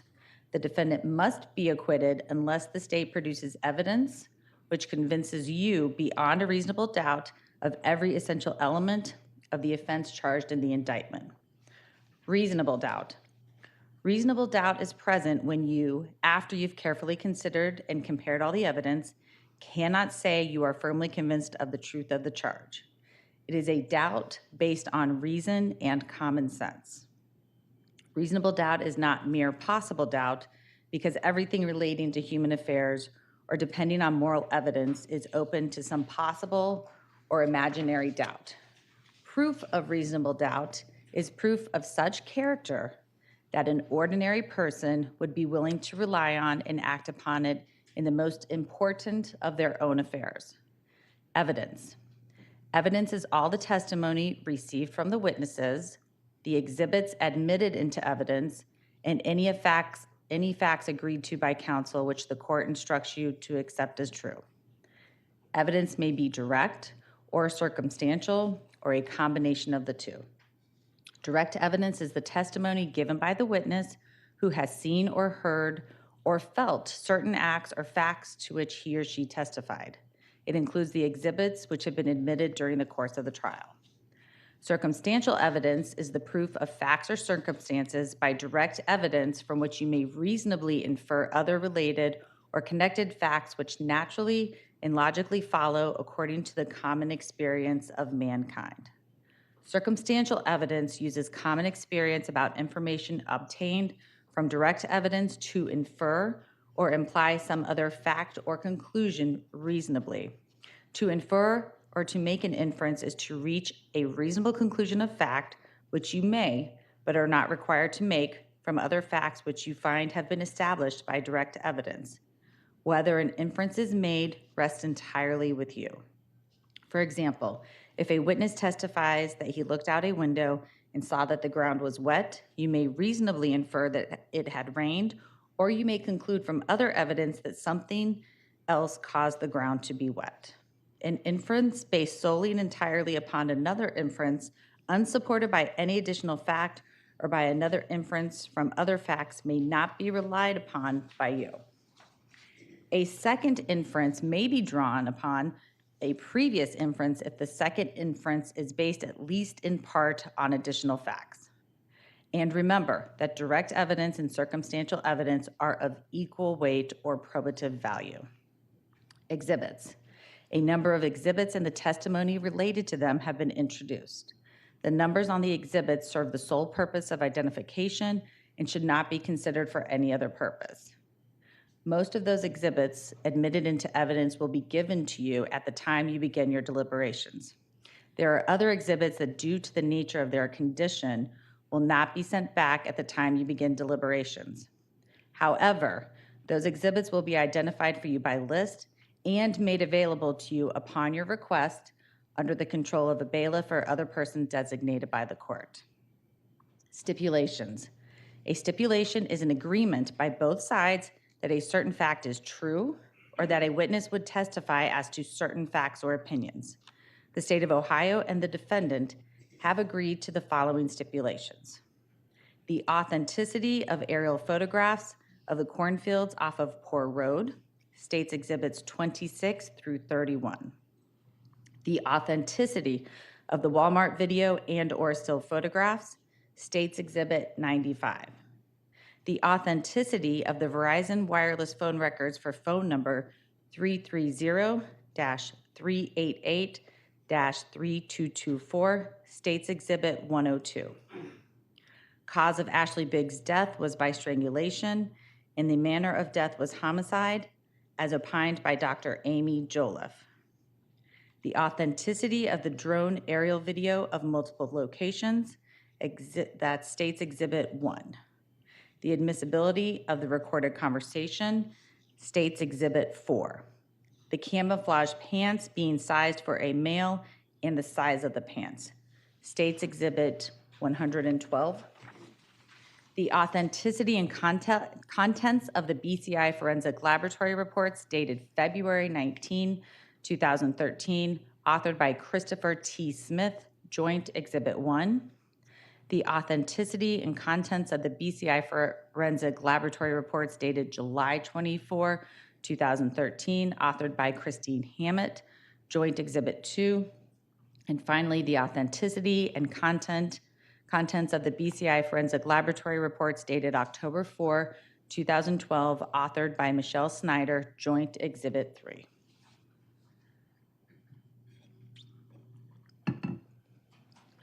Credibility. You are the sole judges of the facts, the credibility of the witnesses, and the weight of the evidence. To weigh the evidence, you must consider the credibility of the witnesses. You will apply the tests of truthfulness, which you apply in your daily lives. These tests include the appearance of each witness upon the stand, his or her manner of testifying, the reasonableness of the testimony, the opportunity he or she had to see, hear, and know the things concerning which he or she testified, his or her accuracy of memory, frankness or lack of it, intelligence, interest, and bias, if any, together with all the facts and circumstances surrounding the testimony. Applying these tests, you will assign to the testimony of each witness such weight as you deem proper. You are not required to believe the testimony of any witness simply because he or she was under oath. You may believe or disbelieve all or any part of the testimony of any witness. It is your province to determine what testimony is worthy of belief and what testimony is not worthy of belief. Expert witnesses. Normally, a witness may not express an opinion. However, one who follows a profession or special line of work may express his or her opinion because of his or her education, knowledge, and experience. Such testimony is admitted for whatever assistance it may provide to help you arrive at a just verdict. Questions have been asked in which expert witnesses were permitted to assume that certain facts were true and to give opinions based upon those assumptions. You must first decide whether the assumed facts on which any expert based his or her opinions are true. If any assumed fact was not established by the greater weight of the evidence, you will decide the effect of that failure on the value of the opinion of that expert. However, as with other witnesses, upon you alone rests the duty of deciding what weight to give the testimony of the experts. In deciding its weight, consider his or her skill, experience, knowledge, veracity, familiarity with the facts of this case, and the usual rules for testing credibility and deciding the weight to give to the testimony. Defendant testifies. The testimony of a defendant is to be weighed by the same rules that apply to other witnesses. Multiple counts. The charges set forth in each count in the indictment constitute a separate and distinct matter. You must consider each count and the evidence applicable to each count separately, and you must state your finding as to each count uninfluenced by your verdict as to any other count. The defendant may be found guilty or not guilty of any one or all of the offenses charged. Count 1, aggravated murder. In count 1, the defendant, Erica Stefanko, is charged with aggravated murder. Before you can find the defendant guilty, you must find beyond a reasonable doubt that on or about the 20th day of June 2012 through the 21st day of June 2012 in the County of Summit and State of Ohio, the defendant did purposely and with prior calculation and design cause the death of Ashley Biggs. Purposely. Purpose is an essential element of the offense of aggravated murder. A person acts purposely when it is her specific intention to cause a certain result. It must be established in this case, at the time in question, there was present in the mind of the defendant a specific intention to cause the death of Ashley Biggs. Purpose is a decision of the mind to do an act with a conscious intent to produce a specific result or engage in specific conduct. To do an act purposely is to do it intentionally and not accidentally. Purpose and intent mean the same thing. The purpose with which a person does an act is known only to that person unless he or she expresses it to others or indicates it by his or her conduct. The purpose with which a person does an act or brings about a result is determined from the manner in which it is done, the means used, and all other facts and circumstances in evidence. Proof of motive is not required. The presence or absence of motive is one of the circumstances bearing upon purpose or knowledge. Prior calculation and design. Prior calculation and design means that the purpose to cause the death was reached by a definite process of reasoning in advance of the homicide, which process of reasoning must have included a mental plan involving studied consideration of the method and the means with which to cause the death of another person. To constitute prior calculation, there must have been sufficient time and opportunity for the planning of an act of homicide, and the circumstances surrounding the homicide must show a scheme designed to carry out the calculated decision to cause the death. No definite period of time must elapse and no particular amount of consideration must be given, but acting on the spur of the moment or after momentary consideration of the purpose to cause the death is not sufficient. Cause. Cause is an essential element of the offense of aggravated murder. Cause is an act which directly produces the death of another and without which it would not have occurred. Conclusion. Aggravated murder. If you find that the state proved beyond a reasonable doubt all the essential elements of the offense of aggravated murder, your verdict must be guilty. If you find that the state failed to prove beyond a reasonable doubt any one of the essential elements of the offense of aggravated murder, then your verdict must be not guilty. Count 2, murder. In count 2, the defendant, Erica Stefanko, is charged with murder. Before you can find the defendant guilty, you must find beyond a reasonable doubt that on or about the 20th day of June 2012 through the 21st day of June 2012 in the County of Summit and State of Ohio, the defendant did purposely cause the death of Ashley Biggs. I have already defined purposely and cause for you. Conclusion, murder. If you find that the state proved beyond a reasonable doubt all the essential elements of the offense of murder, your verdict must be guilty. If you find that the state failed to prove beyond a reasonable doubt any one of the essential elements of the offense of murder, then your verdict must be not guilty. Complicity. In considering each of the crimes charged in the indictment, the state of Ohio has presented a theory that the defendant, Erica Stefanko, acted in complicity with the principal offender, Chad Cobb, as an aider and abettor in the commission of aggravated murder, count 1, and murder, count 2. A person who is complicit with another in the commission of a criminal offense is regarded as guilty as if she personally performed every act constituting the offense. This is true even if she did not personally perform every act constituting the offense or was not physically present at the time the offense was committed. Aided or abetted. Aided or abetted means conspired, supported, assisted, encouraged, cooperated with, advised, or incited. Before you can find the defendant, Erica Stefanko, guilty of complicity by aiding and abetting, you must find beyond a reasonable doubt that the defendant supported, assisted, encouraged, cooperated with, advised, or incited the principal offender in the commission of the offense, and that the defendant shared the criminal intent of the principal offender. Such intent may be inferred from the circumstances surrounding the offense, including, but not limited to, presence, companionship, and conduct before and after the offense was committed. The mere presence of the defendant at the scene of the offense is not sufficient to prove in and of itself that the defendant was an aider and abetter. Testimony of accomplice. You have heard testimony from Chad Cobb, another person who pleaded guilty to the same crime charged in this case and is said to be an accomplice. An accomplice is one who assists or joins another in the commission of a crime. Whether Chad Cobb was an accomplice and the weight to give his testimony are matters for you to determine. Testimony of the person who you find to be an accomplice should be viewed with grave suspicion and weighed with great caution. It is for you as jurors, in the light of all the facts presented to you and from the witness stand, to evaluate such testimony and determine its quality and worth or its lack of quality and worth. Conclusion, complicity. If you find that the state proved beyond a reasonable doubt all the essential elements of the offense of complicity, your verdict must be guilty.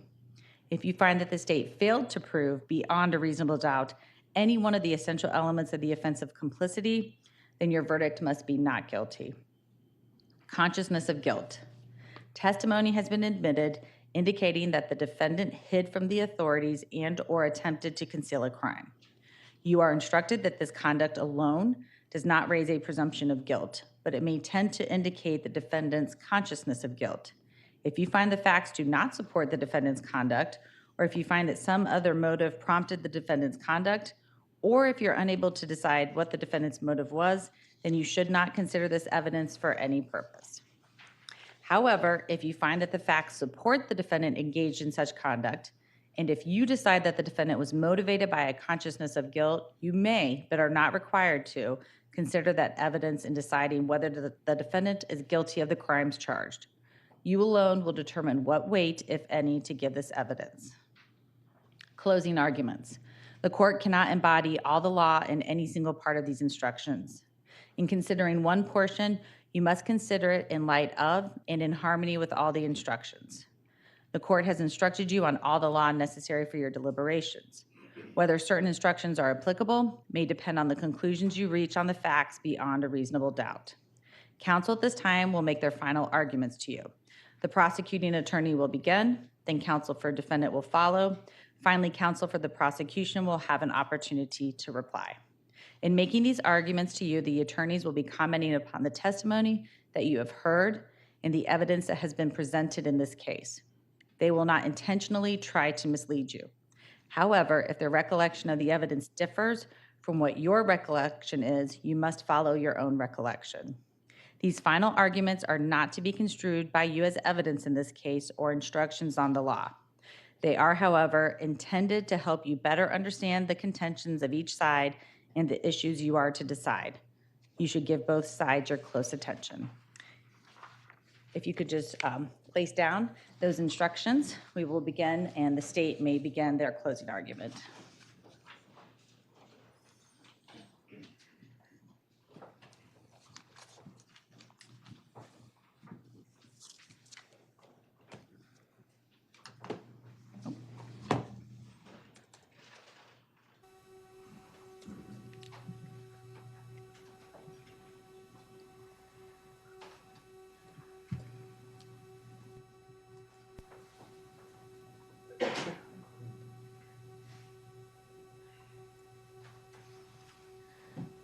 Ladies and gentlemen of the jury, in the beginning of this case, during opening arguments, the state said we are here to hold this defendant, Erica Stefanko, accountable and responsible for what she chose to do on June 20th to June 21st, 2012. That has not changed. Based on the evidence you've heard, This defendant is guilty, and we need to hold her responsible and accountable. Now, whether you hold her accountable and responsible as the principal or the accomplice, all roads lead to the same place, that the defendant is guilty. The judge touched on in the instructions that she just read, and those are the instructions you're to follow, complicity. We said during jury selection and opening statements, please keep that concept in mind as you listen to the testimony and evidence. A couple points that I would like to point out is that, one, the defendant doesn't even have to be there at the scene, as long as she helps, encourages, assists, as long as they have a joint effort and they're working together. If one does one part and the other person does another part, they're equally held accountable. And in jury selection, my co-counsel gave an example of the mob boss in New York who calls in a hit for the person in California, or the getaway driver for the robbery in the car and the individual in the bank robbing it. Now, another thing with complicity is common sense and reason will dictate what evidence you have if someone is the principal or the person aiding and abetting. In the example of the mob boss in New York and the person who carries out the hit in California, or the getaway driver, what DNA evidence do you expect from the mob boss in California? None. What DNA evidence do you expect from the getaway driver in the bank? None. And the state stipulated to those reports, okay? And we stipulated during trial, the defendant's DNA is not at that scene. It is not, because that's not the part she played as the accomplice. She did her part and he did his part. Now, what is she an accomplice? She's an accomplice to aggravated murder and murder.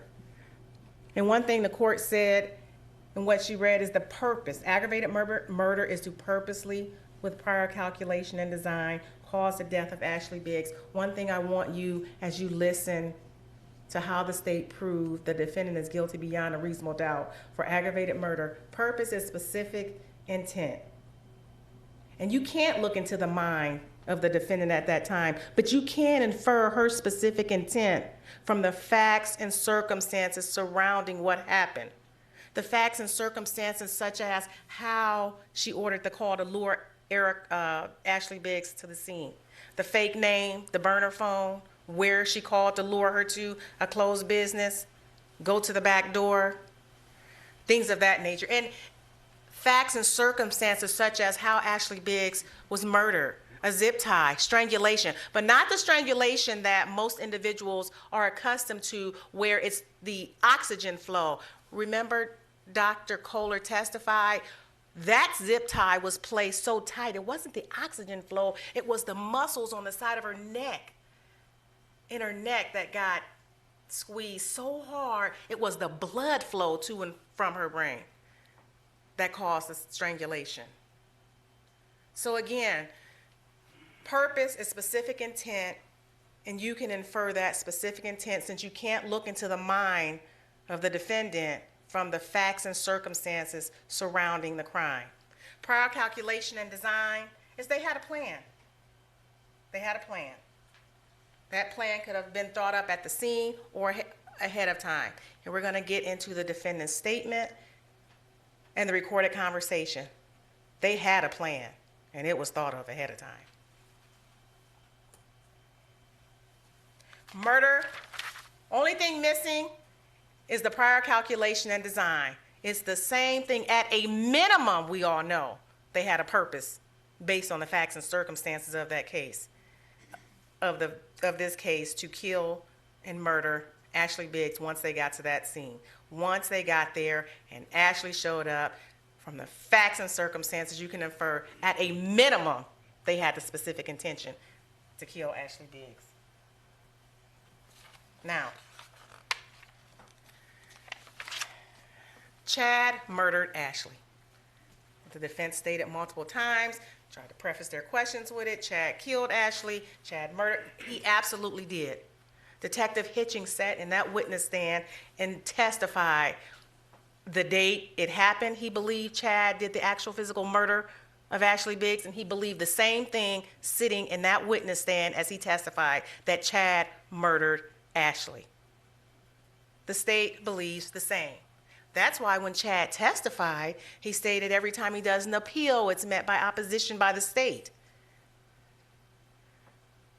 We absolutely believe Chad murdered Ashley. We absolutely believed he put that zip tie around her neck, tased her, beat her, put her in that car. But you know what? He didn't do it alone. That is why we're here. The defendant played her part as well. She played her part. And it was her part that she played was in the murder of Ashley Biggs, make no doubt about that.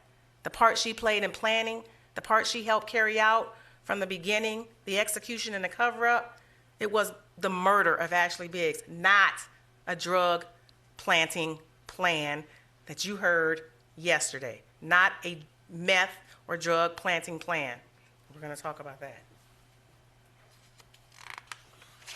Now, the defendant is guilty, Chad is guilty. The evidence and testimony showed, and we've proved beyond a reasonable doubt, and that just means you're firmly convinced of the truth of the charges. In the ways we've proved it, and I'm leaving out her testimony because we're going to talk about that in detail. The way we have proved, the state has proved the defendant is guilty beyond a reasonable doubt, that she planned this together with Chad, that they shared a common purpose or the same purpose, that she drove Chad to the crime scene, made the call to Domino's that lured Ashley to her death. These are the things that the defendant was part and parcel of. Followed Chad to the cornfield, waited on Chad to dump Ashley's body in that cornfield, drove Chad home to shower away the evidence, washed away anything tying him to that scene, went back to the crime scene with Chad to clean up, and you'll have that crate with the evidence, the industrial grade cleaners and the brush, and hid behind the detached garage until they were apprehended by the police. How do we know this?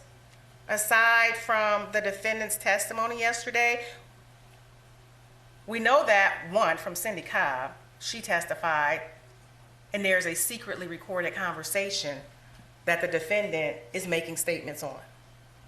Okay? And we're going to get into that a lot too. There's Mary Brinkman who testified. Her testimony was that at that dinner at her house, the defendant alluded to making a phone call. She didn't admit to it, but she knew who did it. She didn't want to get them involved or bring them into the situation. She admitted she dropped Chad off at the business with Mary Brinkman. And she said that had the corn been planted up and grown, that Ashley and the car would not have been found. She admitted that she hid out behind that detached garage and that she had defecated on Ashley's grave. Grace got on the stand and admitted that she heard the defendant make that conversation, make that call to the pizza place and use a fake name. Chad got on the stand and he laid it all out. Chad got on the stand and he laid it all out. And that jury instruction, view what he says with grave suspicion. Absolutely, that's what Detective Hitchings said he did. That's why he didn't rush to judgment when he spoke to Chad or when Chad sent that letter. That's why he continued to do his due diligence and investigate the case. Chad said in that conversation, which was corroborated by the defendant in her testimony, they were together. They scoped out Ashley's car at work at Domino's. They were at the scene. They went to the cornfield. They went back to clean the scene, and they were hiding behind the building. Now, during the testimony, the defendant or the defense attorney tried to make out each one, Mary Brinkman, Cindy, Grace, They're all biased. This is the Cobb team trying to get the defendant out, the Cobb legal team. Somehow they're all biased, so what they say, you can't really put any weight to it. Remember the questions on cross-examination that were asked in the direction the defense attorney went? Yet his client confirmed every single thing that each witness on that stand said. Now, let's talk about Chad's testimony. Chad, throughout his testimony, he just wanted to go to Disney World. It's like two children, if you have children, coming up and they did something, and they're coming up to their parent, and they're telling on each other. No, he did it. No, she did it. No, sister did it. No, brother did it. And you know what they do? The same thing Chad did on the stand. They tell, but they minimize their part. And that's exactly what Chad did. He minimized his part. He told on Erica and what she did. He minimized his part. When the defendant testified, what did she do? She sat up straight in that chair, minimized her part, denied her part, but blamed it on Chad. It's just, he said, it's going back and forth. But the point is, they were together. They did it together. And it's your job, and your job only, to believe some, all, or none of what they said. It was only 3 people at that scene that night. The defendant, Chad, and Ashley Biggs. You've heard from Chad, and you've heard from the defendant. Ashley can't speak for herself. The evidence have to speak for Ashley. Let the evidence speak for Ashley.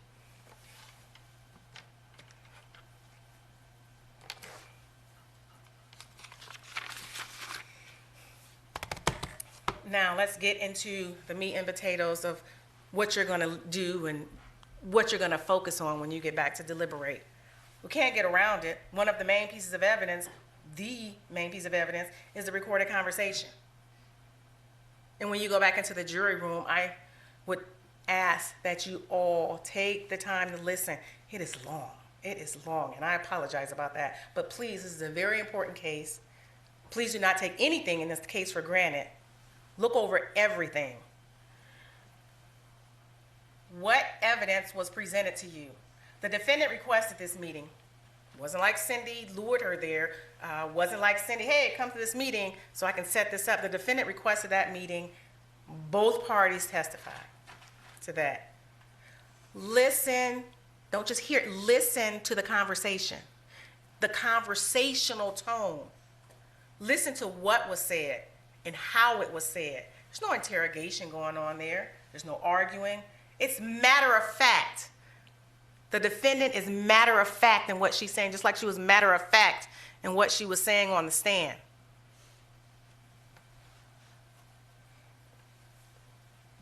She wasn't intoxicated. Her own husband, who's been around her since the beginning of her and Chad got together, and ever since then, stated she's a typical drunk. She slurs her speech and she sways back and forth. I actually moved when he said it. She sways back and forth. She's a typical drunk. Listen to that call. Again, don't take anything for granted. Dissect everything about that call. That call took place in what the defendant believed was a safe place with a safe person. The defendant and Cindy Cobb testified that she told Cindy previously that she made that phone call. That's what Cindy testified to. That's what's on the recording. And the defendant testified that I told Cindy the plan beforehand. You never heard any testimony that Cindy told anybody about that call or about any plan. So the defendant believes she's talking to a safe person. I've told her damning information, and she didn't do anything with it. So this is a safe person I can talk about this stuff with. And in addition, she's in a safe place. They're in a it's a barn there. They're in a barn that's fixed up. They're in a barn, but it's only them two. This is an enclosed area. This isn't the area where I'm trying to whisper and talk to Detective Hitchings and you all are around. No, they're by themselves. So at this time, the defendant is free to have a free-flowing conversation with a safe person in a safe place. Hear her voice. Hear the tone of her voice. If I move away from this microphone, you can tell I'm moving away from the recording device. Listen to her voice on the recording and how it stays consistent. They're right there. Cindy said they were sitting down the whole time. There were no other rooms they went into. You're not missing anything. When you listen to the tape, see if there's any stops or anything in the tape. Please be thorough when you're listening to that tape. This is an important case to the state and the defense. The content of the recording, the subject matter of the recording. I can tell you what subject matter that you didn't hear, something you didn't hear mentioned, and that is anything about any drugs or drug plan. Listen to how serious she is about some of the things that she says in the conversation. You know, I told him, if this is too risky, don't go ahead with it. I thought he could do it because I've seen him get away with some crazy shit. Listen to how she describes the plan they're talking about. And think to yourself, is this a plan about planning meth or a plan about murder? How serious she's talking about it.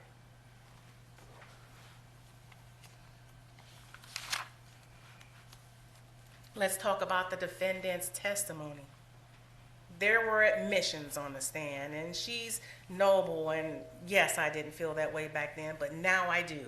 You know, now I'm a changed person, and now I'm different. Well, first of all, you're not to take sympathy into consideration, and not sympathy for the defendant or sympathy for Ashley Biggs. And everything that she's noble and throwing herself on the sword, so to speak, and all the charges or the felonies that the defense attorney asked her about, that yes, I committed those, yes, I was a bad person in doing that. Those are all things that the defendant knows that she cannot be held accountable for, cannot be held responsible for today.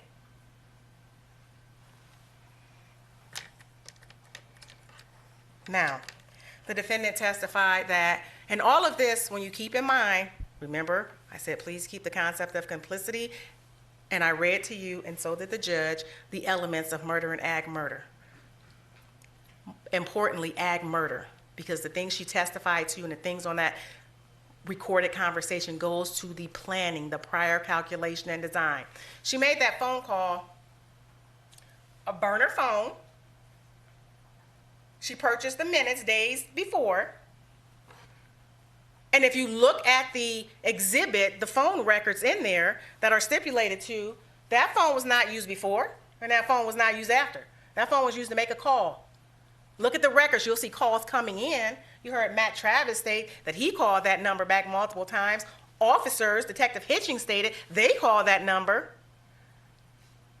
That phone had one purpose, and that was to lure Ashley to that place so that murder can take place. She followed Chad to the cornfield. And again, if it wasn't for her part, none of this could have happened. Her part was integral in getting Ashley to that building. Now, she admitted to in her testimony, there's multiple plans. There were multiple plans. She admitted to every plan under the sun, but again, this is an individual with an undergraduate degree in psychology and a master's in business. She's a very calculating woman. Every plan, but the one plan that she's sitting in court for today. There was a first drug planting plan with the marijuana, and these are plans now. And then there was a payoff plan that the first time Chad saw Ashley in court, that was the point of them going to get something to eat to try to pay her off. And then there's a second drug planning plan. But none of these plans will hold her accountable for what she's here today. And that's why she's able to sit up in that chair. Yes, I did that. Yes, I'm going to admit to that. She knows exactly what she's doing. She was able to sit here through this whole trial and hear all the testimony and evidence that you heard as well.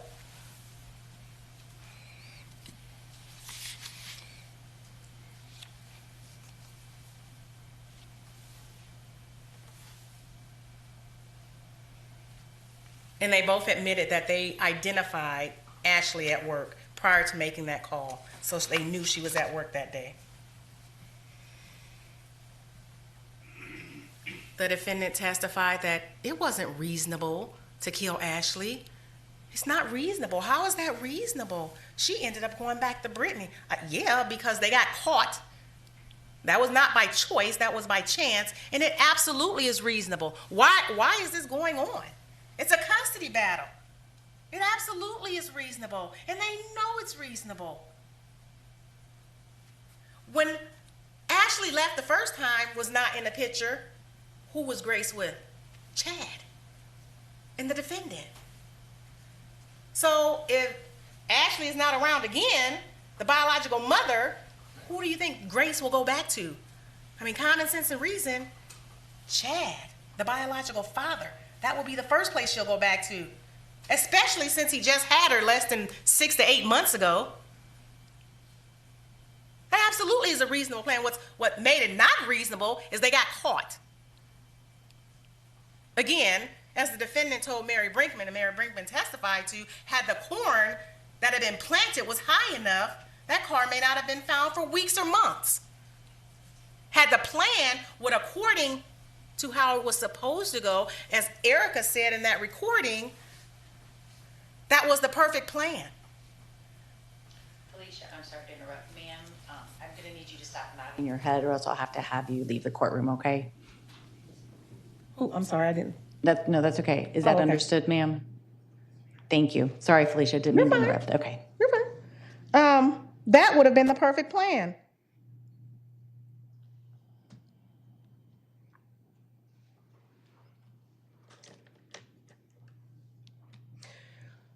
And they did everything to escape or trying not to get caught. Again, from putting the body in the far corner of that cornfield, couldn't go any further. Could not get the car any further if they tried. So even when the plan went awry, going back to the scene and try to clean it up, to hiding behind Chad's grandmother's house. Not just hiding, the first time they were just sitting behind them. And the police comes, and then they go behind a detached garage just further back. So it absolutely was reasonable to think that if Ashley was out the picture, that the defendant and Chad would get Grace back. Now, she also admitted to lying and being deceptive throughout the case. And this lying and deception was done when it was in her best interest. And what more is in her best interest than to get up on that stand? She needs you all to believe this drug planting plan. She said it. If you don't, she admitted that she's part and parcel. She's interwoven in what happened in the murder of Ashley Biggs. She's interwoven in every part of it. And she said on that stand, if you go back there and you believe the plan was to murder Ashley Biggs, she is guilty.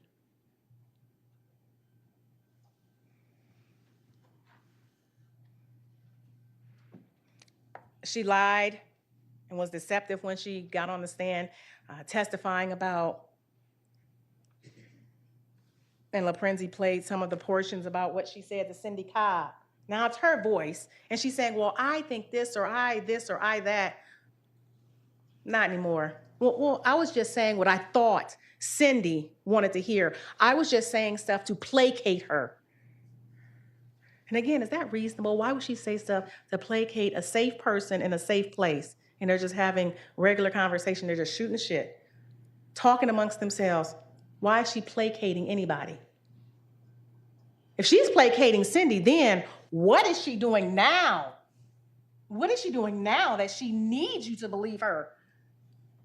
You want to think she's placating Cindy when they're having a casual conversation in a barn with the two of them and she has nothing at stake? But you don't want to believe that she's placating, being deceptive on a stand when she has everything at stake? Think about that. What's reasonable?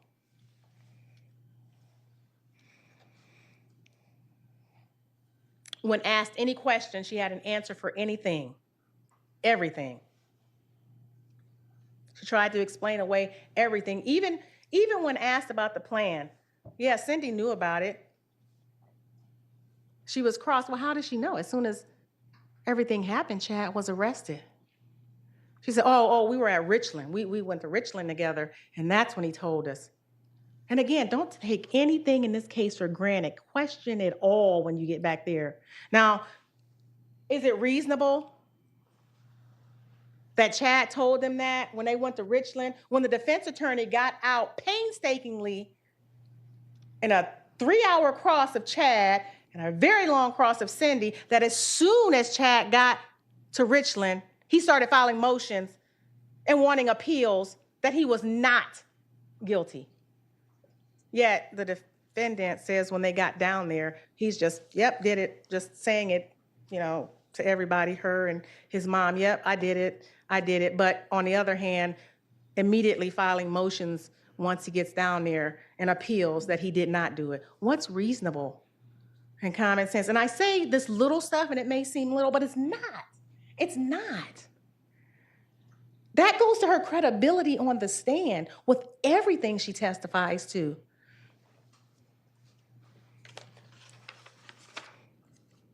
Now, let's get to this plan.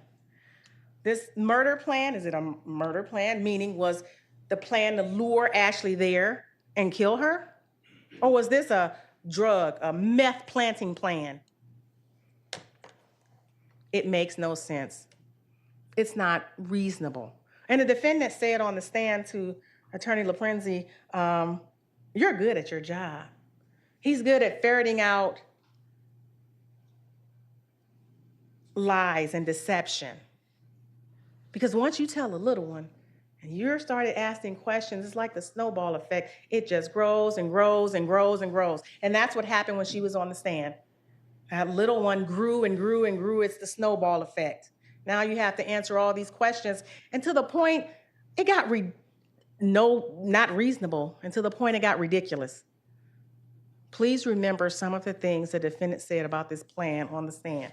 Now, one of the first things is, she was at that scene to make that call. That call could have been made from anywhere. That call could have been made from anywhere. That 30-second call or a minute call could have been made from anywhere. What sense does it make to bring your 4 children out? And as they kept pointing out, one is nursing. What sense does it make to bring them out in the middle of the night that you could have made that call from your bed? You could have made the call while you were nursing from your home. You want to know why she came out? Because Chad cannot drive 2 cars at one time. That's why. Chad cannot drive 2 cars. The plan was to lure Ashley there and murder her. Put her in the back of her car, drive to that cornfield. If the plan was to plant drugs, Chad could have done that on his own. Meth can fit in your pocket. He could have drove the car. He could have parked where she said they parked and walked over to the scene. Why was she needed? She was needed because that wasn't the plan. She was needed because, again, Chad cannot drive 2 cars.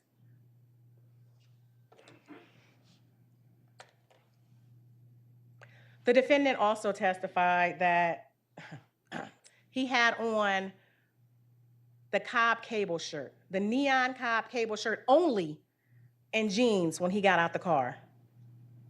Okay?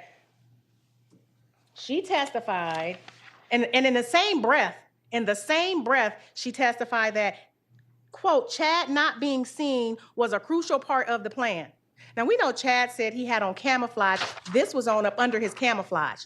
But on top of it, he had on camouflage. Okay? The defendant testified he got out of the car with a green shirt on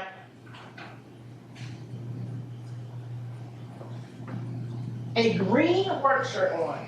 Look at this shirt.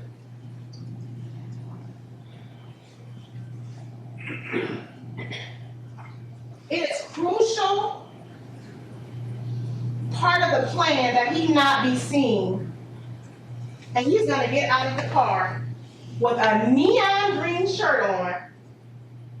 And what does it say on there? Cobb Cable Company? With a neon green shirt. Reading Cobb Cable Company. Now we know he had this on up under. He left his killer outfit, the jacket in the car. And we see the blood and the dirt on this from when he put Ashley in the car. So we know he had this on. It was just up under this. But just think about that part. And then she was asked, did the building have cameras? And she didn't know if the building had cameras. So you don't know if the building has cameras. And he gets out with the book bag that she had no idea the contents of. But look at this book bag. Again, do not take anything in this case for granted. Question it all when it comes to the defendant's testimony and this drug planting plan. So it's this book bag. It's only so big. So he would have had to get out that car with that book bag, these pants, a grown man's pants, and then a grown man's jacket. Okay? And not just that.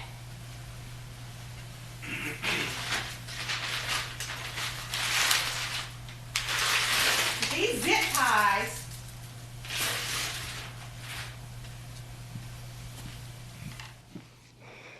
in that book bag. And not just that. There was a taser, that knife, duct tape, face paint, the gloves you saw.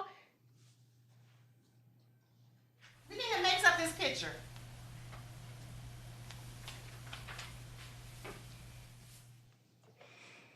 And look at the size of that book bag.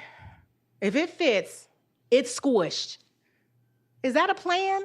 To get out of a car with all of that squished in a place you don't know that have cameras, that you don't want to be seen, yet you're changing your whole wardrobe at that location, your entire wardrobe. Remember, she said he got out with the shirt and a pair of blue jeans. He had to put on camo pants. He had to put on his face paint. He had to put on his hat. Remember, Chad said he had the taser on his belt. Does that sound reasonable? You don't want to be noticed, but you're going to change when you get to that parking lot? And if that's the case, even if you go with her plan, he's getting out the car with a backpack stuffed to capacity. This is a drug planting plan. Remember, it's meth in your hand.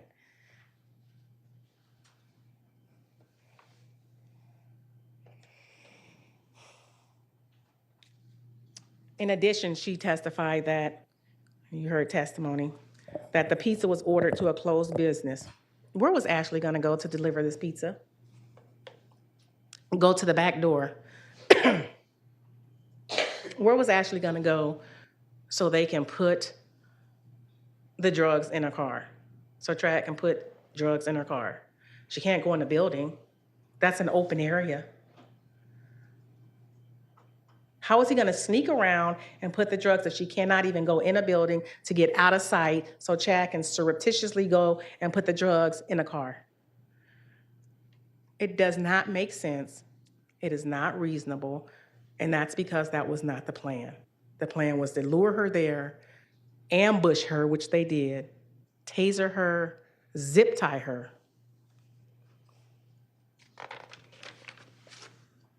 The conversation under the tree. When you go back, there's a drone video of the scene. Please take a look at that drone video of the scene. And you were there. The front, you go around back, there's one distinctive tree in the back. There's the big tree, and she talks about that. When Chad says we were under a tree, we literally were under a tree. That is behind that building where Ashley Biggs was murdered. Please look at that drone video. You cannot see that tree from the front. The only way you know that tree is back there is to go back there. But the defendant says she was never at that scene. She only parked and stayed across the street.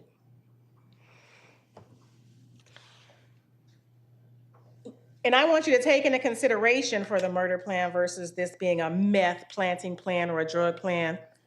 And before I go into the circumstances to take into consideration, I want to talk about the first plan, because they kept saying the first plan didn't work. Actually, the first plan did work. Everything they did work. They were able to plant the marijuana, I believe was the first go around. They were able to plant that in the car. Everything they had to do worked. Everything they had control over worked. They were able to plan it. They were able to get the police to come out. It's just what they did not have control over is how the police would react to what was in the car. So they had done what they set out to do in the first plan, okay? And they did that during the daytime. They didn't have to call anybody anywhere, you know? They didn't have to go deliver a pizza to the back door to a closed business in the dark. These circumstances didn't exist during the first one, and it worked, meaning they were able to plant the drugs, if that was the plan, just to plant the drugs and get her in trouble. No matter how many times they plant drugs, they'll never be able to script the ending. They can't tell or foresee what the police do. All they can do is plant the drugs. And I say that because in that recorded conversation, again, listen to her words. If we can do this, this may be too risky. What do you mean? You did it the first time. Think about it, please. And again, question everything. Do not take anything that happened in this case for granted. Now, I'm going to leave you with the defendant's own words. These are some of the excerpts that we played throughout the trial. You're more than welcome to take it down and listen back there. But these are some of the excerpts. Now, before I play them, I want to talk about just a little more stuff the defendant said on the stand. And one thing is quite clear. If you believe the plan was for murder, then she's guilty, because she specifically said there was a plan. There was a plan.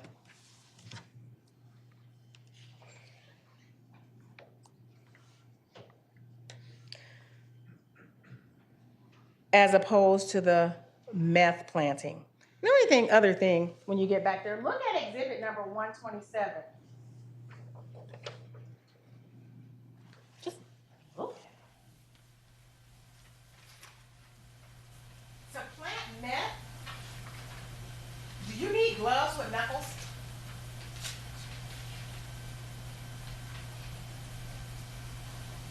To plant meth, do you need a knife?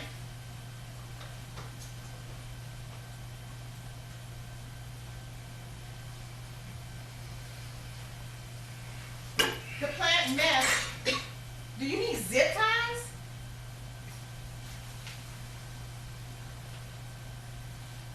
Look at this neoprene mask. Common sense and reason. If you see someone dressed like this with face paint on, are you gonna think they're coming to plant meth? Are you gonna use your reason and common sense? I'm not scared of a person dressed like this. They're just coming to plant some drugs.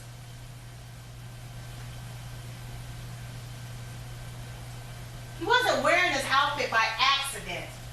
He was wearing this outfit because of the plan, because they knew what they had to do that night and what they were going to do that night.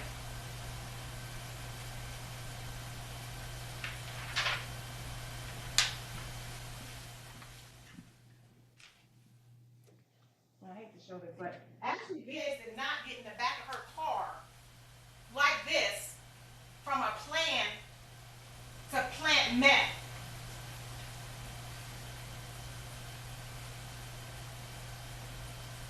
This is a plan to murder Ashley. This is not a meth plan going wrong. This is a murder carried out.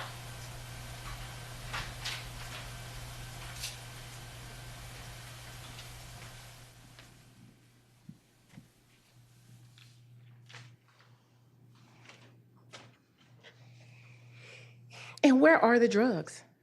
You heard testimony from agents from BCI. There were multiple search warrants carried out. The defendant's car that they found behind the detached garage where they were hiding in was actually towed to their facility. They took their time with that one. Where are the drugs? Ashley's car was searched. Their home was searched. No meth was ever found. Where are these drugs?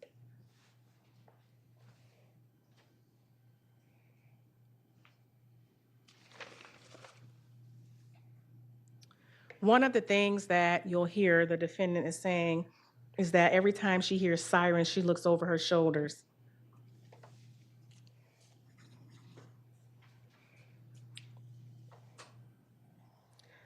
Every time, and you'll hear that throughout that recorded conversation.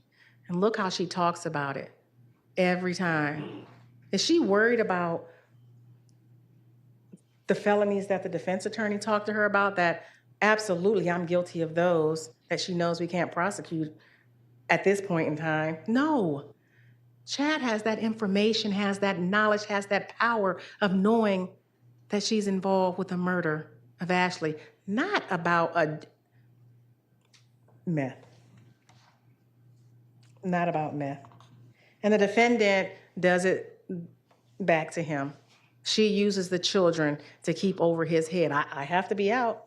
Listen to the recording. I have to be out to take care of these children. They're going to get adopted away. Again, you cannot use sympathy to take this into consideration. You cannot use sympathy. She's so worried about Chad. Chad has nothing. You heard the testimony. They were part and parcel of selling off his business. No money, no anything, just information. Common sense and reason. Would she be that concerned, that hell-bent in that recorded conversation about hearing sirens, looking over my head? I need to get some insurance if Chad plans on throwing me in jail. Come on.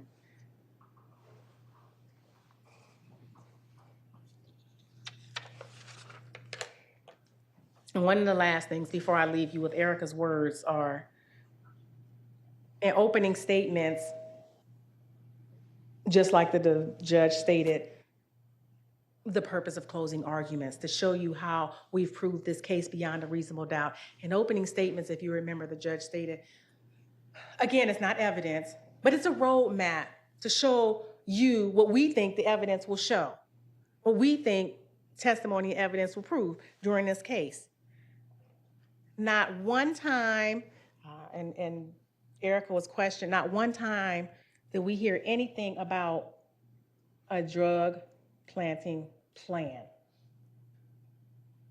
During any time with the defendant, during the pendency of this, during any time during opening where this is what we think the evidence will show. This is her bread and butter. This is it. This is what she's hanging her hat on, this drug meth planting plan. I mean, that's it. And I hate the heart, but she said it. If you don't believe that, I'm guilty, because I'm absolutely part and parcel of everything Chad did that night. And we did not hear, when Chad testified, not one question asked of him. Who else are you going to ask?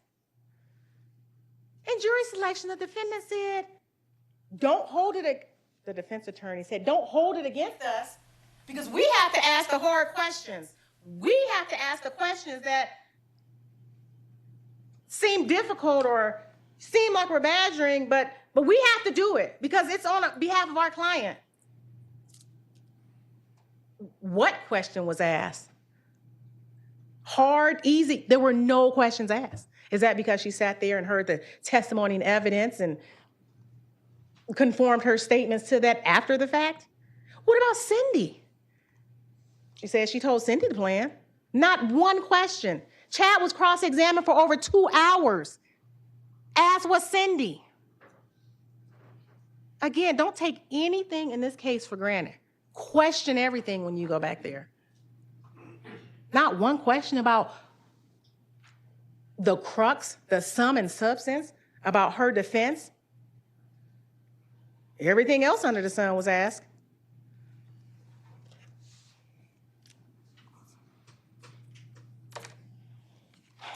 Ladies and gentlemen, this defendant, Erica Stefanko, is guilty of murder and aggravated murder. She tells you that.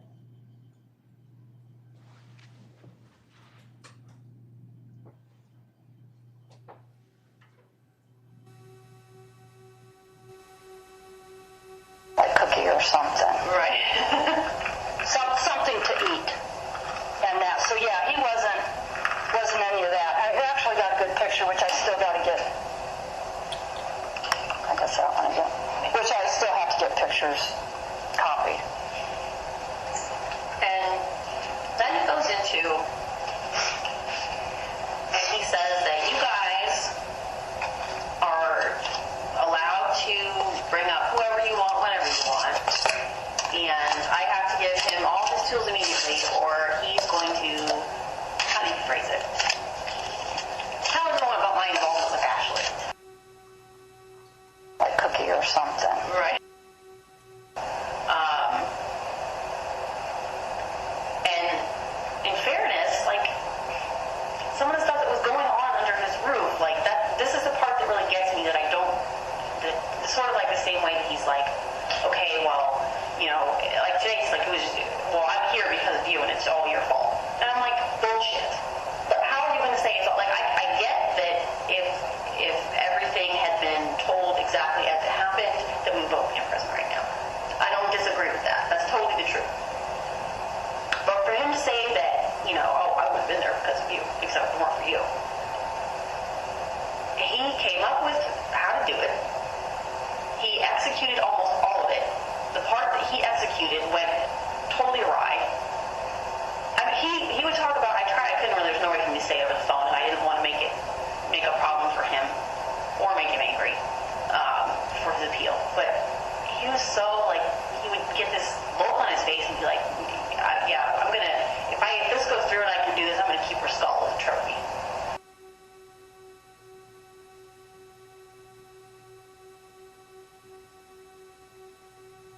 It's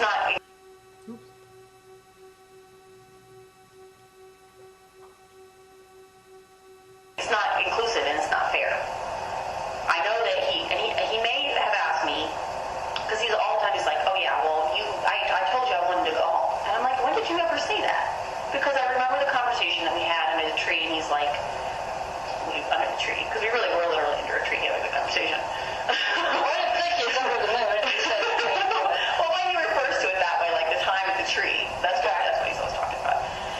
He's like, you know, if I do this, there's no turning back, blah, blah, blah, blah. And went forward from that.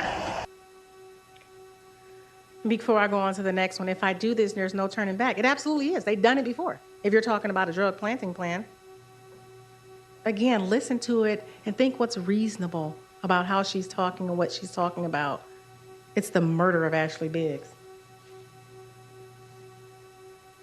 He and I do not get along. I mean, I don't know what transpired. Because, I mean, I think I seen him, I think Jay and I stopped out there Monday. And everything seemed peachy keen. You guys are getting ready to go on to Disney World and stuff. I mean, do I think it took two of you to get to where he is today? Yeah. Well, I'm not disagreeing with that, but it took two of us. It wasn't, he's trying to put it all on me, and that's not right. And the reason that I have a problem with that, aside from just like, I don't think that that's fair. I don't get I mean, when he talks to me, I don't get the feeling that he's trying to put it all on you. When he talks to me, he does. Like, I would not have ever even been there if it weren't for you. And like the situation with Ashley was because of me. And he knows ultimately, physically, I don't know how you want to term it, he's responsible for that act. Then that comes into a battle. So that's why I was like, okay, because the first thought that went through my head is immediately I'm like, well, if this is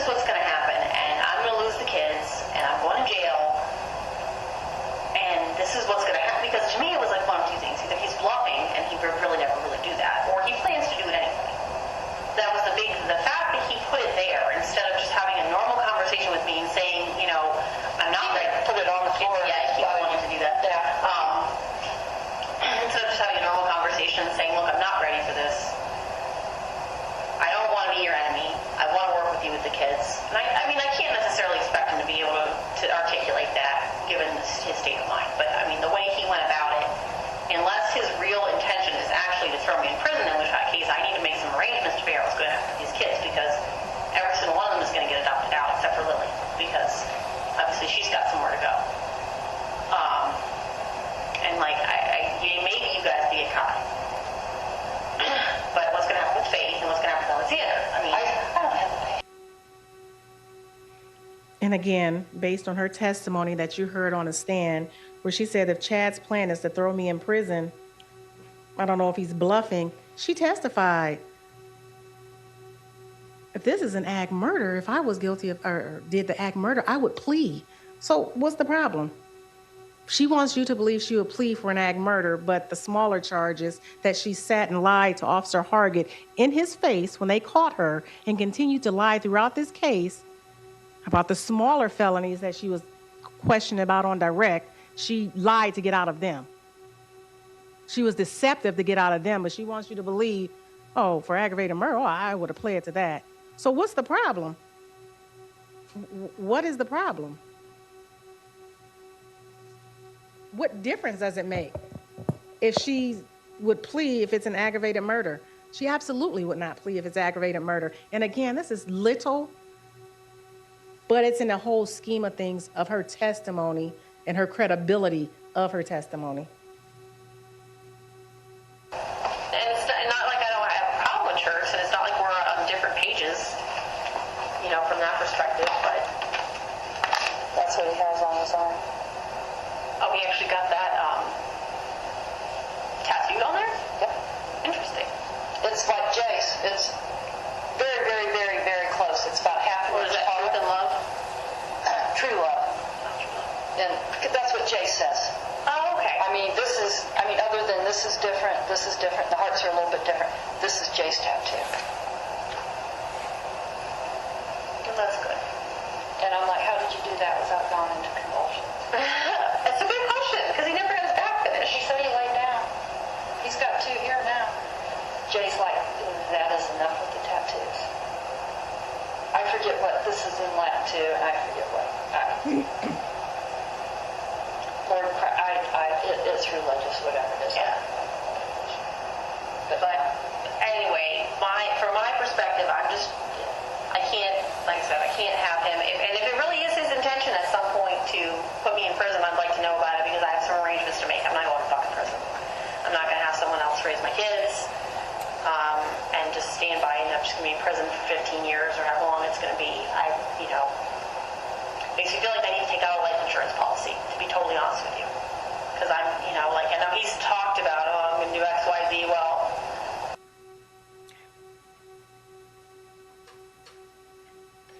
Not at any point does the defendant ever throughout her testimony or throughout the recording say he doesn't have the power to put me in prison. Because he does, because he knows what she did. Never once does she, oh, he can't do this. I didn't do anything. Never once in that recording does she say, I don't know why he thinks he can do this. I didn't do anything. No, she is scared of what Chad is going to do because he has that knowledge and information of what happened that night.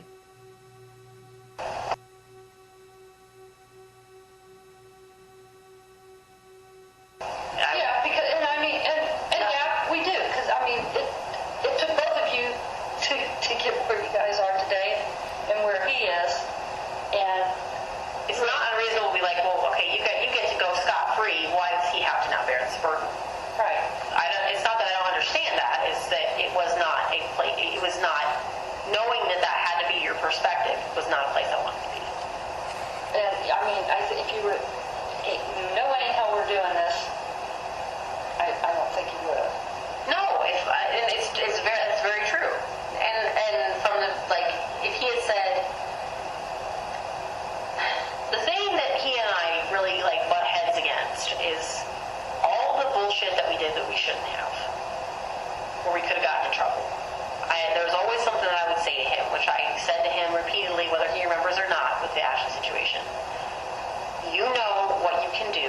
and what you can't.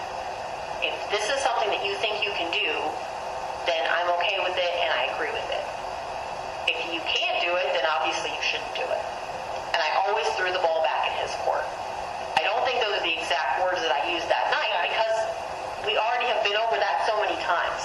Like, we would fight about it. Like, I'm like, this is the only way this situation is going to go away. And I feel like he really felt, I didn't know that at the time, but he really felt pressured by me to do something about it. Because I felt like he was the only person that could potentially do something about it. And he didn't tell me I can't do it. If he had said I can't do it, then it never would have proceeded. If he had said I can't do this is something that I can't do, there's no way in hell I would have been like, go forward with it. I foolishly threw the ball in his court, let him make the determination as to whether he was capable to do something that I should have had the good sense to know you just don't ever try to do. So that's when I'm like, I will admit to my fault in that. It's like, yeah, I should have at that point said, this is too risky. That point, whatever percent is too much. Because I just seen him get away with so much crazy shit that I thought he could get away with anything.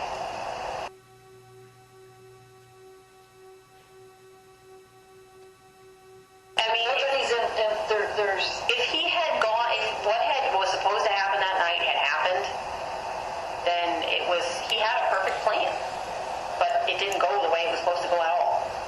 And why that is, I don't know, because he's told it to me 2 different ways. It doesn't matter now. Yeah.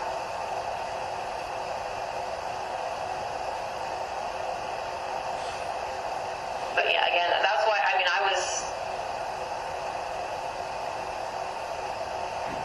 you can't like really function in everyday life if you're looking over your shoulder every second. Every time I hear a siren, I think they're coming for me.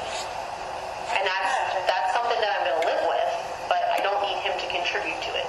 And if his goal is really to do that, then I need to know it. If his goal is really to do what he needs to do for himself without sacrificing everyone else, because regardless of how he feels about me, and I'm not trying to say this in a manipulative kind of a way, it's just the fact of the matter. Kids and I are part and parcel.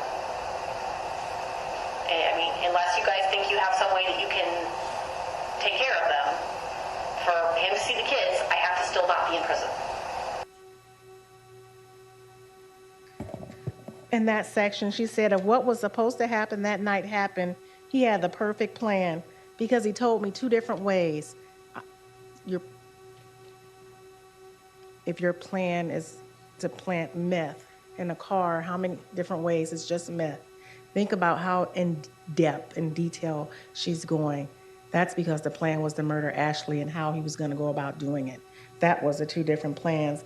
And then she goes on to say, I'm not trying to say this in a manipulative way, but the kids, I need to be out. I need not to go to jail if I need to take care of the kids. Again, Chad is using his information to try to get the kids for his family to see, and she's using that to try to keep Chad quiet. If you tell on me, your family's not going to get them, they're going to get adopted out. And Chad testified that was part and parcel of the reason he pled in the first place.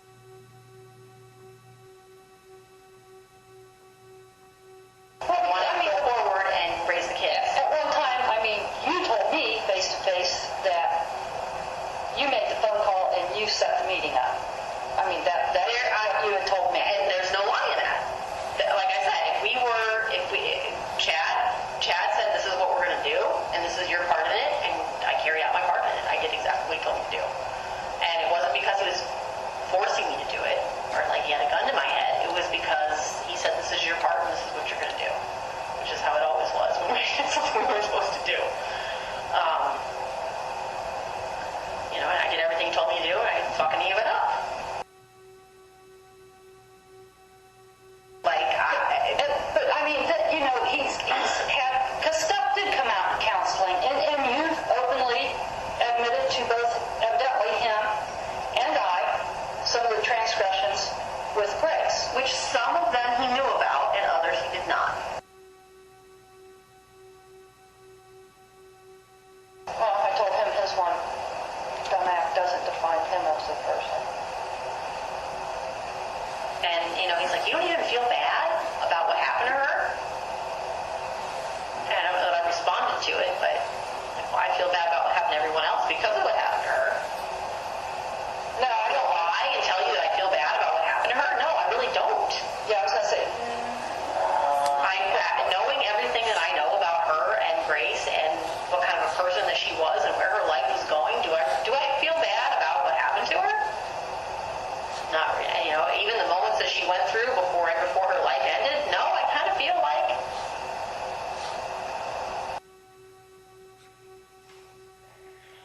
Again, listen to what she's saying in the calls, in the recorded conversation, even the moment she went through before her life ended.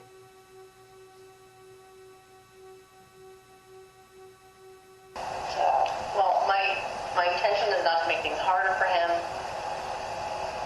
trying to work with him.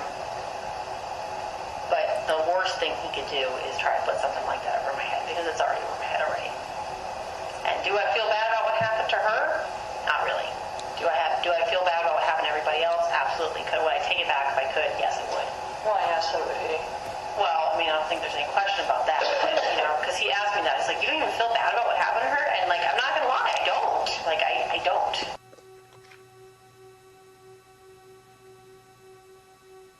Ladies and gentlemen, the state puts forth that we have proven beyond a reasonable doubt that this defendant is guilty of aggravated murder and murder. Thank you so much for your time. Thank you, Attorney Easter. We are going to have a brief recess, so everyone can use the restroom if they need to. We will recess for 10 minutes and then come back, okay? Get Adam in here. Dan DeRosa with 19 News. You've been listening to the closing arguments and the final statement that the state and the prosecutors are going to be able to put through at this point before the jury gets the case. From here, we will hear closing arguments from the defense, but you look back at some of the incredible points the prosecutor made in it was just about an hour, a little more than an hour of closing arguments. Statements like she had an answer for everything, meaning when Ashley was on the stand, when Erica Stefanko was on the stand, she had an answer for everything as far as this separate plan. And it was said over and over and over again, if you think that there was a separate plan and that this was not about murder, then you probably won't find her guilty. If you think that the original plan was all about murder, then that's what it's going to take. She was at the scene. I think this is one of the strongest points for the state. The prosecutor says she was at the scene, meaning that night she had packed up the kids. She claimed she was in the adjoining parking lot. Think about 4 kids, 2 of them very small babies, and the work that it takes to pack them up. She could have made that call. If her role in this was simply to call Domino's so that Ashley Biggs would show up to whatever building Chad told her to send her to, that she didn't need to be there to make that call. She could have made that call from home. She could have driven, if she was worried about the burner phone and the call pinging near their house, she could have driven 10 miles away and made the call from there. She did not need to be at the scene. The prosecutor contests, why was she there? Why did she need to be there? Because somebody needed to drop Chad off. Chad could not drive 2 cars at that point. He couldn't drive a car, leave his truck, commit the crime, drive the body somewhere else, and get back to his truck. That is a very logical, and she keeps saying, think reasonable. Is it reasonable for a mother of 4 children to pack up, go all the way there simply because she thinks she's going to drop Chad off, he's going to go up and leave the meth, come back, and we're going to drive home? Why wouldn't Chad just drive himself? Why wouldn't he drive his own car if this was only about meth? Drive his own car, park across the street, wait for Ashley to deliver this pizza, somehow slip the meth in her car, and then drive himself home. And that itself doesn't make sense. And I played this video earlier this morning if you were watching. This is a little bit of the scene. This is the driveway that comes up behind that building. Think about Ashley delivering a pizza. She's coming up this driveway. The parking lot used to be bigger. They have since put grass. Their parking lot used to continue over to the right, and we will see that here in just a second.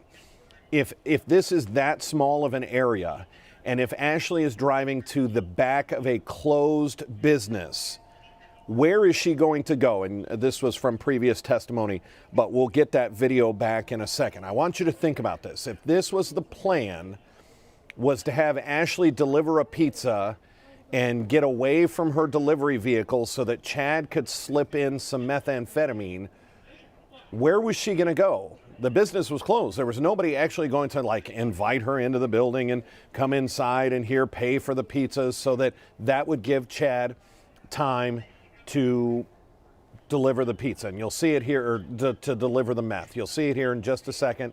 You'll see a little bit more of the aerial, the drone footage that she talks about. Here is the back. There's the tree that comes into question a lot, that's talked about that they sat under that tree or stood behind that tree. Here's a better look at the back of this building.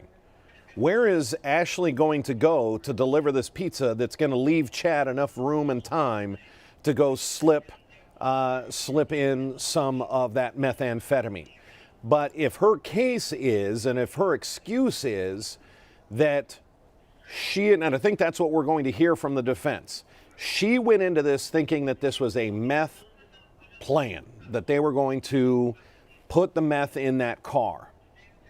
So I think their argument is going to be Chad went rogue at that point, that when he got out of the car, he simply had a backpack, and that Chad was supposed to go deliver the meth, and that Chad went rogue, and that he never discussed that part of the plan with her. The problem is, we have seen with it whether it was the marijuana plan that worked the first time, they had discussed that fully.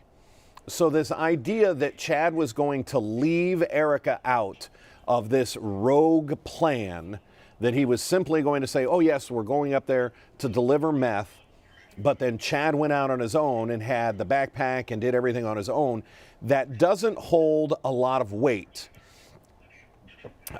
for this. And what we're going to do here in just a second, we're going to bring in our consultant, our defense consultant for the day. Tara Coleman is going to join us. And Scott, I'll take control of this. I got it from here. Let me get this set up. Let's go to cropped. We're going to bring in Tara Coleman. She is a noted defense attorney. She has helped us on several past court cases. Tara Coleman, thank you for joining us. How are you? And I bet Tara can't hear me. I know exactly why she can't hear me. And there we go. I think we now have Tara Coleman joining us. Tara, thank you for joining us today. You've been watching the closing arguments. Before closing arguments, we had the jury stipulations, the rules for the jury. Let's talk about what you just heard. How convincing was the prosecutor? How good was this closing argument in your opinion? So I will say, normally when I'm on here, I have seen every day of trial because, Dan, I get into that. This time I have not been able to follow the entire trial, but I've been listening in today. Sure. And just with my limited knowledge, I wasn't entirely swayed by the closing argument I just heard, by the state's closing argument. And one thing I was super surprised about is as the state is replaying the recorded conversation, the attorney's then peppering in almost borderline testimony about kind of inferences that should be, made and what the jury should be thinking about that. And again, it's you never object unless you absolutely have to during a closing argument. But that I was on pins and needles wondering if the defense was going to interject and interrupt that closing. There's a legal question I want to ask you here since you're a defense attorney. Let's say you believe Erica Stefanko, that she understood this as a plan to plant meth, and that she didn't know her husband was going to take this to the next level and kill Ashley Biggs. Is she still responsible, whether she knew that Ashley Biggs was going to die? She admits she made the phone call to the pizza delivery place to lure Ashley to that situation. Does it matter legally that it turned out in a murder? Is she still complicit because she made the call to get her there? It's going to matter which charge the jury is considering at the time. So, as far as aggravated murder, she's going to have needed to know, right, what that plan was and what was going to happen. There could be lesser charges, though, where she could still be on the hook just for doing an illegal act and furtherance of what ultimately led to a murder. But I think for her the most serious charge, I think it is going to come down to what did she know or think was going to happen? And I think that is going to come down to how will the jury view this conversation we keep hearing? And that's why I wrote this down. When the jury instructions were read to the jury, basically what they need to take into consideration for aggravated murder, did purposely, with prior calculation, cause the death of Ashley Biggs. Now, that prior calculation is what you're talking about. Did this plan that she's talked about forever, she's admitted there was a plan, but was that prior calculation the plan to kill Ashley Biggs? So it's really going to come down to whether or not you think she's telling the truth on the stand when she says, hey, the plan, even though I never say in that 3-hour conversation, recorded conversation, I never say anything about meth, I never say anything about drugs, I never say Chad wasn't supposed to kill her, he was only supposed to put meth.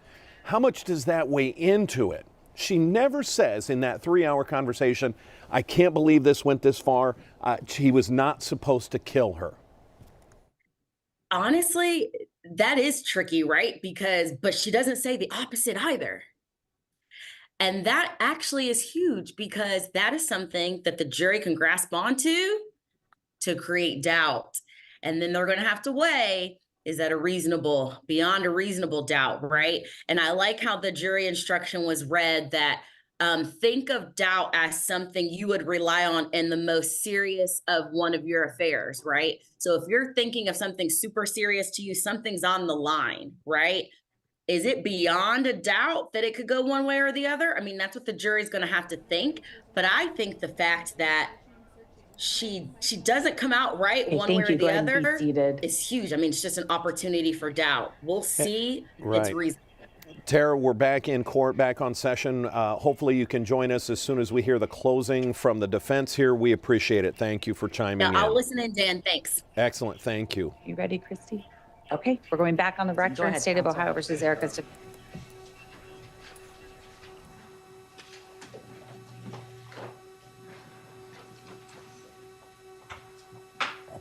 Good morning, ladies and gentlemen. It's been a long road, but we're here at the conclusion of the case. We want to thank you again for your time and your patience and your diligent attention. We've been watching and we have noticed that you've been paying attention, you've been writing down notes, and I know that I, and especially Erica, really appreciate you taking this serious matter seriously.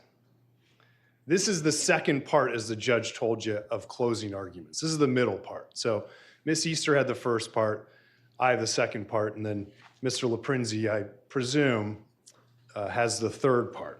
That third part is notable because it's the only part of closing arguments that will go uncontroverted. So someone like me isn't up there fact checking or logic checking the statements that he makes.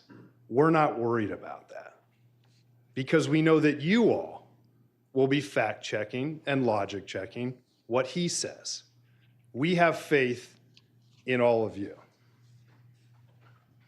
Now, Miss Easter and I presume Mr. LaPrinzi have attempted and will continue to attempt to frame your job or your decision inaccurately. They're going to try to frame your job and the decisions that you need to make on this case as, we, the defense, need to prove beyond a reasonable doubt that there was a plan to plant meth. They're going to frame it as a tug of war. On this side of the rope, there was a plan to kill Ashley. And on this side of the rope, there was a plan to plant meth. Do not be fooled. We have faith and trust that you will not be fooled. You will not be fooled by assertions that Miss Easter made that the defense didn't ask the correct questions of their witnesses. They have the burden. The state and the state alone has the burden of proof. I told you in voir dire, the defense doesn't have to do anything. The state has to do everything. And they're going to try to fool you to make it look like we have a burden to prove things beyond a reasonable doubt. It's just not true. You have those jury instructions in front of you, and I know you'll refer to them. The only thing that you have to do, your only job, is to decide whether they have ruled out logical doubts in this case.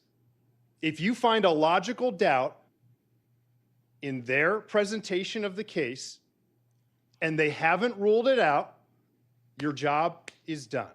You come back in here from the jury room and you say not guilty. So let's talk about logical doubt.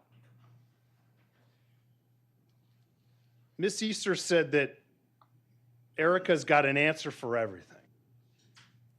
Man, everything she said up there, she's got an answer for everything. She's got it all covered. I ask you this, does the state have an answer for anything? Which theory is more logical here? We never once, throughout this testimony, heard Chad Cobb or any other witness say that there was a plan for murder. Look through your notes. Listen to that tape that they keep playing little snippets from. You won't hear it. It never happened.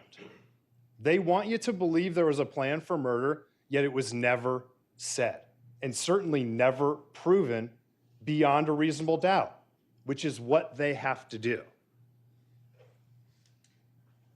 When you look at this case logically, the verdict has to be not guilty. It just has to be. There's so many logical doubts that they cannot rule out because the logic in this case rests on the side of the defense. The state side is completely illogical. It's much more logical that the plan would be to plant drugs rather than murder. They told you themselves that this stemmed from a custody situation, that this plan was part and parcel with getting Grace back, getting custody of Grace back. How does a murder or a plan for murder do anything but the opposite? Don't take my word for it. Look what actually happened when Chad Cobb and Chad Cobb alone killed Ashley. What happened? Immediately, who's the prime suspect? Chad Cobb. Where was the pizza delivered to? Here's the address. Here's all kinds of evidence. They catch Chad Cobb almost immediately. And what happens then with the custody battle? What happens then with Grace? She goes back to Brittany Dunson. It's completely illogical. The foundation of the state's case is illogical. A plan for murder does not get Grace back. The plan for murder as they call it, got Grace right back to Brittany Dunson and got Chad Cobb in prison for the rest of his life. It's much more logical that the plan would be to plant drugs rather than murder because they did it before. I'm not telling you that. Erica's not telling you that. There's a police report. In that police report, suspect number 1, Brittany Dunson. Objection. Can we approach? Yes. Sidebar. Very interesting moment. If you were joining us for that first break, our defense analyst Tara Coleman said it is so rare to object during someone's closing arguments.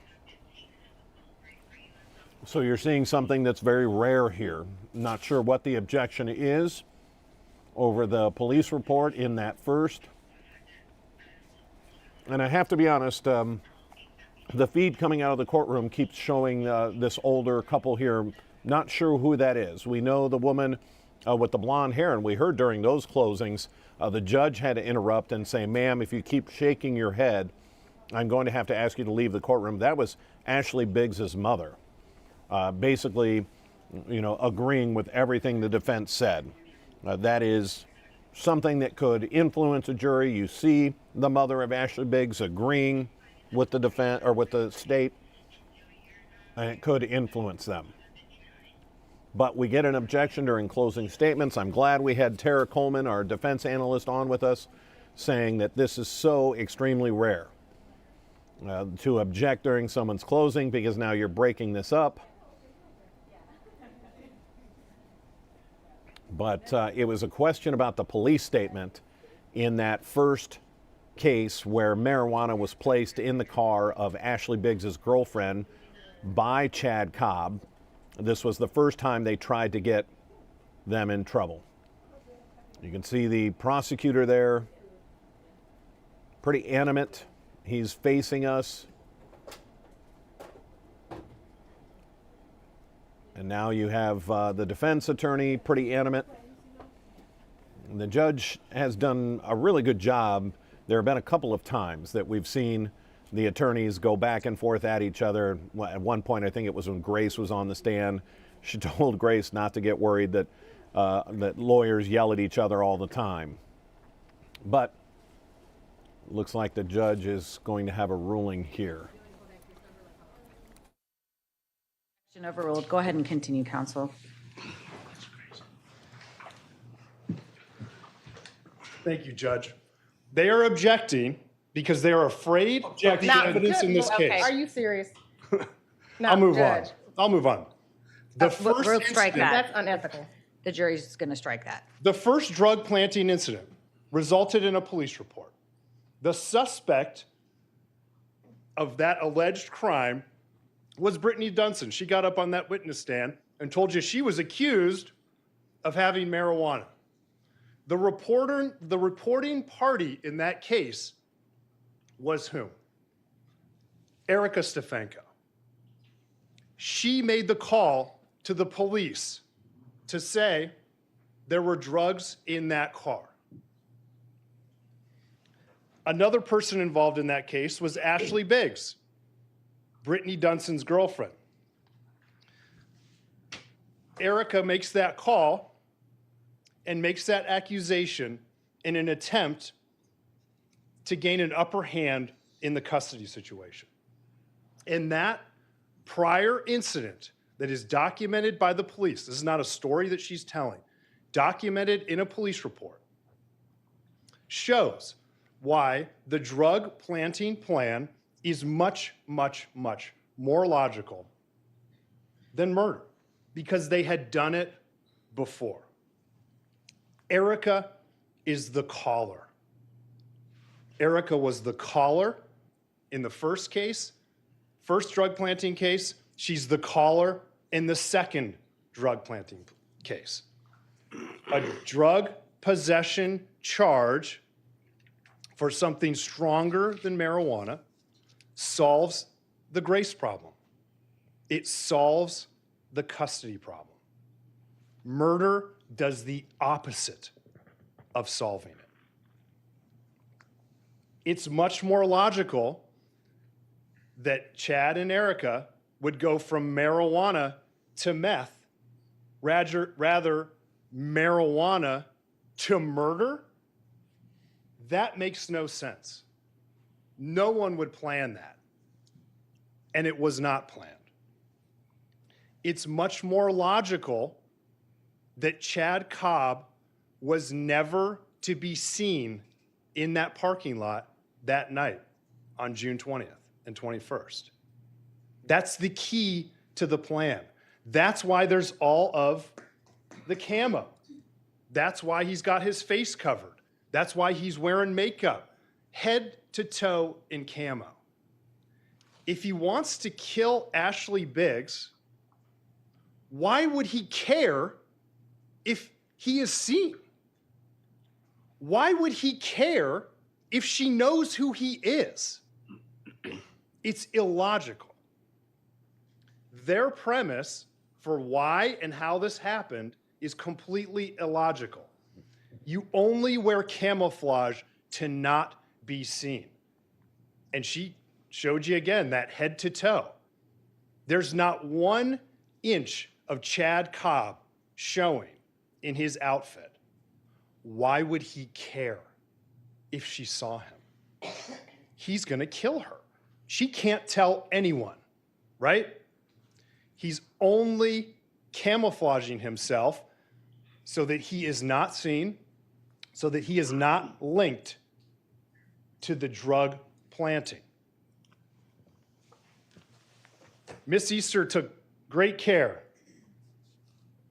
to allege that this backpack that has an extension on the top here, and you guys will be able to play around with this, could not fit all of that stuff that Chad had on and with him that night. You're going to have this back in the jury room. You're going to have all of his stuff. You're going to be able to wind up those zip ties how they were stored. Put it all in this bag and see if it fits. When it does, because it fits, you know what that is? Logical doubt. And you know what they have not done? Ruled it out. Use the evidence back there to show that they have not ruled this out. There is no physical evidence of any kind that you're going to see that links Erica to this. If their theory is to be believed, something would have shown up on all of that stuff that Chad had in this bag. If she packed it for him, as Chad Cobb testified to, her DNA would be all over it. But there's not. It's illogical that she would have such a big role in this and help and plan, yet there's no physical evidence whatsoever tying her to the crime. None. The logic in this case rests on the side of the defense. Who got the GPS tracker? Chad. Who put it on their credit card statement? Cindy. Not Erica. Chad.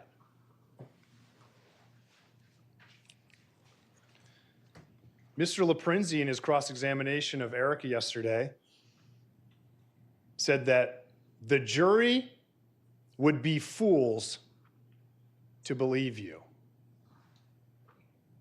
The jury, you all, would be fools to believe what she's saying. If you have logical doubts about the state's case at this point, Mr. LaPrinzi, the state, the government thinks that you are a fool.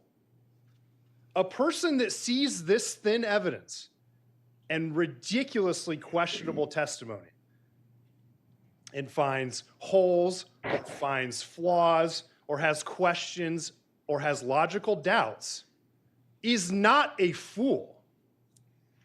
All that person is doing that finds those holes and flaws is paying attention. You all have been paying attention. And when you discover the problems with the state's case, the state thinks that you're a fool. The defense does not think that you're fools. The defense thinks that you've been doing your sworn duty, which is just to pay attention. That's all you have to do in this case to find innumerable holes that acquit Erica. Now, speaking of a lack of logic on their side, let's talk about Chad Cobb. The state is in a position right now that is very odd. They charged this man with the death penalty. They prosecuted him. They came to an agreement where he would serve life without parole. And throughout this case, they are defending Chad Cobb. They are propping up his testimony. They are making excuses for Chad Cobb. Now, I get it. That's their star witness. They got him all the way from prison, brought him in here, put him up on that stand in an attempt to implicate Erica. So it makes sense that maybe they'd have to prop him up and defend him on some level. But this man is serving a sentence of life without parole for a crime that Mr. LaPrinzi prosecuted him for. And we're supposed to listen to anything that this man has to say. And they want you to believe that it's credible. And that's before we get to the point that almost immediately after he took full responsibility for this, he tried to withdraw his plea. If he had been consistent throughout and said, look, I killed her, I know what I did, I guess maybe they'd have a better argument in their unabashed defense of Chad Cobb. But when he tries to withdraw his plea and tries to immediately say, well, no, I didn't do it. No, I didn't kill Ashley, despite a mountain of evidence here that shows otherwise, despite the state themselves disagreeing with him and saying, no, he did it. But yet they still try to defend him. Not only did he change his mind right after, but he's currently engaged to this day in efforts to change his story and withdraw his plea. That's the state's witness. They brought him here from prison to walk into this courtroom shackled and in orange, and they sat him up on that witness stand. And what did he say? He looked all of you in the eyes and said, I didn't do it. That is a gigantic issue for the state of Ohio in this case. The fact that their star witness in court and in front of all of you under oath said, I didn't do it. A knowing, voluntary, intelligent plea colloquy. This is attached to a death penalty case. This plea probably went on for an hour. Question after question after question posed to Chad Cobb by Judge Amy Corrigal Jones. Never once said anything about Erica. Never once hesitated. I don't know. Maybe I shouldn't plead. He pled. He accepted full responsibility. Mr. LaPrinzi was there for that. You can be damn sure if he had questions about the voluntariness of that, he'd have stepped up and stopped it. No issues. I am guilty, guilty, guilty. Aggravated murder and murder. And he sits down in that chair and he looks all of you in the eye and says, I am not guilty of aggravated murder and murder. That's the state's witness. And when Mr. LaPrinzi asks Erica in cross-examination how she knows that Chad committed the murder, she gave a great response, in my opinion. because he pled guilty to it. And then an absolutely shocking moment occurred. We saw Mr. LaPrinzi do his best Chad Cobb impression. Well, no, he actually just pled guilty to the charges. He didn't say that he actually did it. It was ridiculous when Chad Cobb did it, and it was outrageous when Brian LaPrinzi did it. That is all the logical doubt you need right there. The state's star witness, who accepted full responsibility, serving life without parole, comes in here and says, I didn't do it. I think the state has been hypnotized by Chad Cobb to the point where they're parroting his own ridiculous excuses for why he's saying what he's saying now. I half expected after that Mr. LaPrinzi to say something about Disney World. He's hypnotized. You will not be. You don't have an interest in how this thing plays out. You're here to judge the credibility of witnesses and to hold them to their burden, to rule out logical doubt. And we trust you to do that. They make excuses for him as if the charges can be separated from the conduct. The charges that he pled to are the conduct. A person does not plead guilty to aggravated murder unless they committed aggravated murder. Chad Cobb pled guilty. Erica pled not guilty. Chad Cobb said, I don't want a trial. Erica said, give me my trial.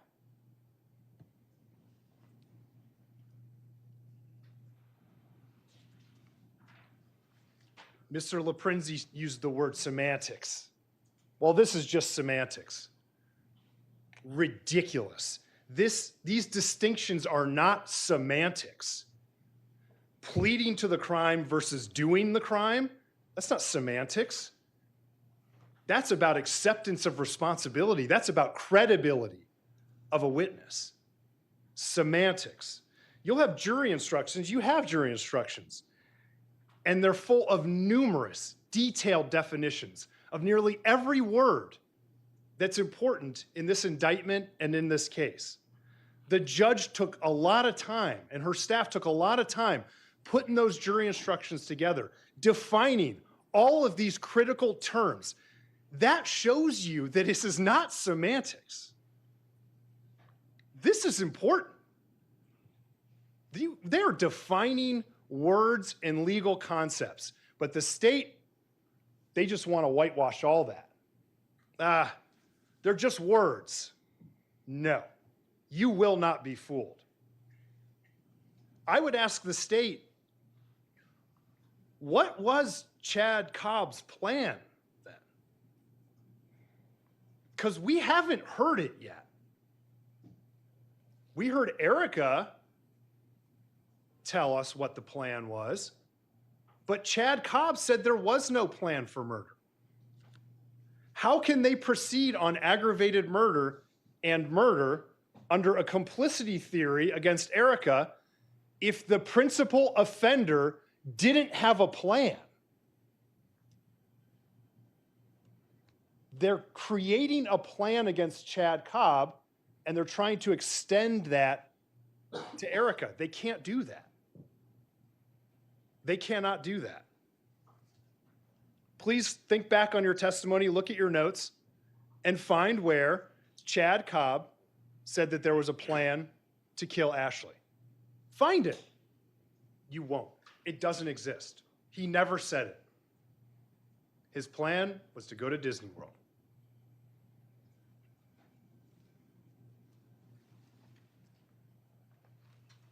Chad Cobb killed Ashley Biggs alone. No one is disputing that, other than the star witness in the case that they're expecting you to rely on, Chad Cobb. Miss Easter, in her part, said Chad Cobb killed Ashley. He did it. their own witness is denying that. That's illogical. That is a massive doubt that they have just left out there with no explanation. Where's the plan? Where's evidence of the plan? Where's testimony of the plan? There isn't any. That creates logical doubt. They left it out there. Not guilty. They can't rule it out. She's not guilty. Now let's talk about the plan some more. Listen to the tape. They played you snippets here and there. I completely agree with the state. We want you to go. It's long and brutal and whatever. Listen to the whole thing. Try to find in the entirety of that 3 hours where a plan for murder, that's what they gotta find here. Beyond a reasonable doubt that there's a plan for murder. Find one instance on that over 3 hours of tape where a plan for murder is discussed. I want you to do that, but I'm gonna spoil it for you. You won't find it. It does not exist. No testimony about a plan for murder, no evidence of a plan for murder, including an over 3 hour freewheeling discussion about this whole situation that never once says anything about a plan for murder. They're done. Logical doubt. There was no plan. They have not ruled that out. In fact, I would say that's the most likely thing. Not only have they not ruled it out, we are proving it that there was no plan. She's not guilty based on just that alone.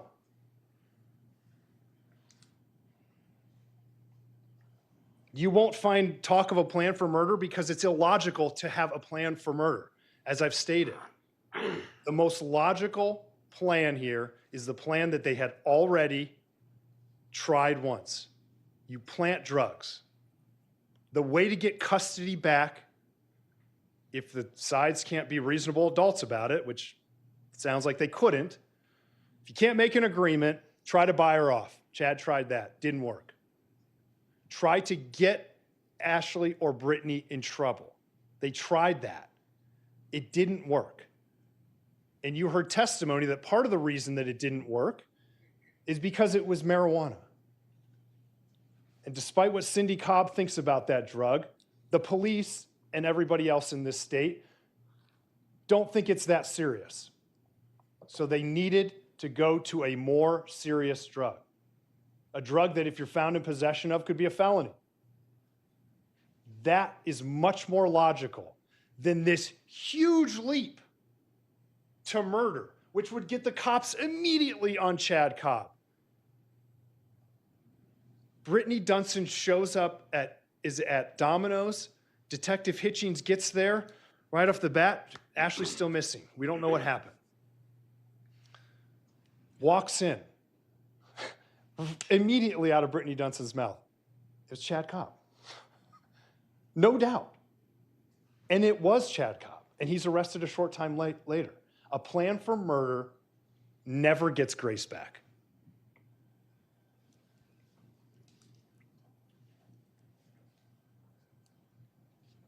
As it relates to the plan, Miss Easter talks about the corn.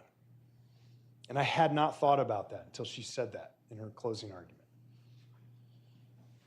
Well, you know, the corn wasn't high enough, and if it had been higher and grown in more, probably would have gotten away with it. If they planned this out, and they planned to put her body there, if it was anything other than Chad Cobb on his own, freaking out, killing Ashley, taking her body alone, putting it by his parents' house, if there was ever a plan, would they think to look at the height of the corn? Would they think to look at a place where that woman that lived nearby could just look out her kitchen window and say, there's a car in that field. Does that sound like a plan for murder? Does that sound logical to you? No. There's no plan, and it's not foreseeable for Erica to think that Chad would ever do this. Aside from everything that I've already told you about, that this plan makes no sense, it doesn't solve the problems, or whatever, there's no shred of evidence or testimony in this case that could show that Erica could reasonably foresee what Chad was about to do. Not only was there not a plan, but he was never supposed to be seen as part of the actual plan. Never thought that he was capable of something like this, and it would be foolish to do it because not only would it get him in trouble, which it did, but it wouldn't get Grace back, which it didn't. When he got out of that car, he was dressed normally, and he had everything that he needed in this bag, which fits everything that he had with him. They've talked throughout this case about a getaway driver in a bank robbery to help them prove their complicity theory. Huge issue with that. The getaway driver for a bank robbery drives the robbers up there, and the bank robbers get out with guns, with masks on. They go into the bank. Something goes wrong. A guard gets shot. Heck yes, that getaway driver is charged with murder. Because it's foreseeable that when you're holding up a bank, somebody could get shot. There's armed guards in there. There's cops in there. That's a completely different situation than what we're talking about here. And you guys are smart enough not to conflate those two. He didn't get out of the car with that whole getup on and a gun in each hand. He didn't have a gun. She didn't know what was in that bag. The plan was to plant meth. The plan was for him to never be seen. And the plan was for him to run out of there. There's never a plan, and it wasn't foreseeable for her to see a plan in Chad's actions. Let's talk about Detective Hitchings. Now, the police have a tough job. It's a difficult job. It's a job that I don't want. And this is a big case for New Franklin. And I'm not giving him a hard time for some of the mistakes that he made, but when there are certain assumptions that are made and followed through with for years and years and years, we got to hold him accountable. He testified on that stand that he believed Erica was involved from the, quote, get-go, and he never let it go. All of the evidence that she didn't have involvement in it, all of the evidence that there was no plan that has come up throughout the years, he suppresses it. He minimizes it. He casts it aside. Anything that would show that maybe she had some knowledge or there was a plan, even if it comes from a convicted murderer who's now saying he's not a convicted murderer, that's propped up. That gets its due investigation. All this other stuff, no, that's just coincidence. But if Chad Cobb, the least credible person in this case, says she had something to do with it, she knew about it, we had a plan, I'm going to believe him. Oh, and by the way, go talk to my mom. And let's talk about his mom. Cindy Cobb basically admitted that she never liked Erica. Because no one would ever be good enough for her baby. No one could ever be a good enough person for her sweet Chad Cobb, who she still supports, who she still believes and has hope that he is getting out. I want you to listen to the tape that she made. Again, I want you to listen to the whole thing.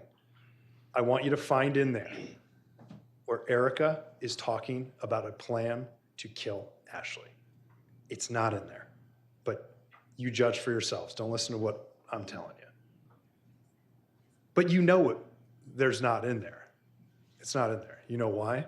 Because they'd be playing it over and over and over. They've been playing excerpts from that tape, the same ones, over and over and over.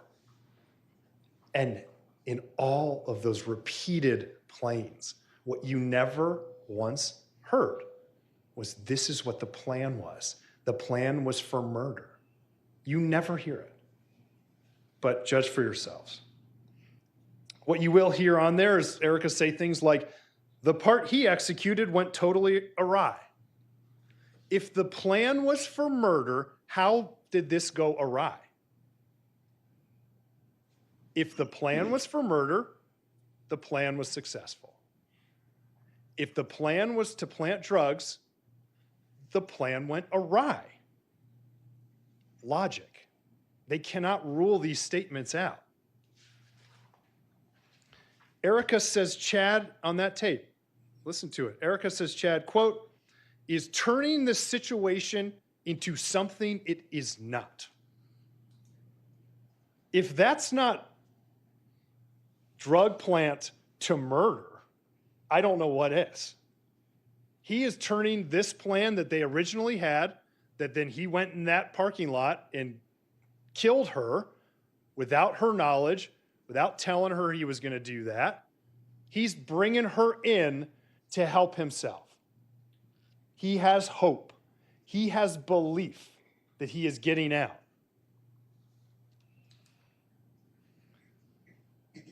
She says on there, quote, this is what happened and you're going to do as I say. That's just his personality. Quote, I had no control.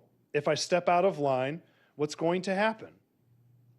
From Cindy Cobb, quote, I think he just snapped. Erica, I could see him snapping. Talk to me a different way right after it happened. If the plan was for murder, then what is he snapping about? What is the snapped? If the plan is for murder, he was controlled, he was diligent in following the plan. It didn't go awry if the plan is for murder. Everything on that tape, not only is there no mention of murder, but it all logically refers to a different plan other than murder. A plan for murder cannot go awry when Chad Cobb commits murder. Logic.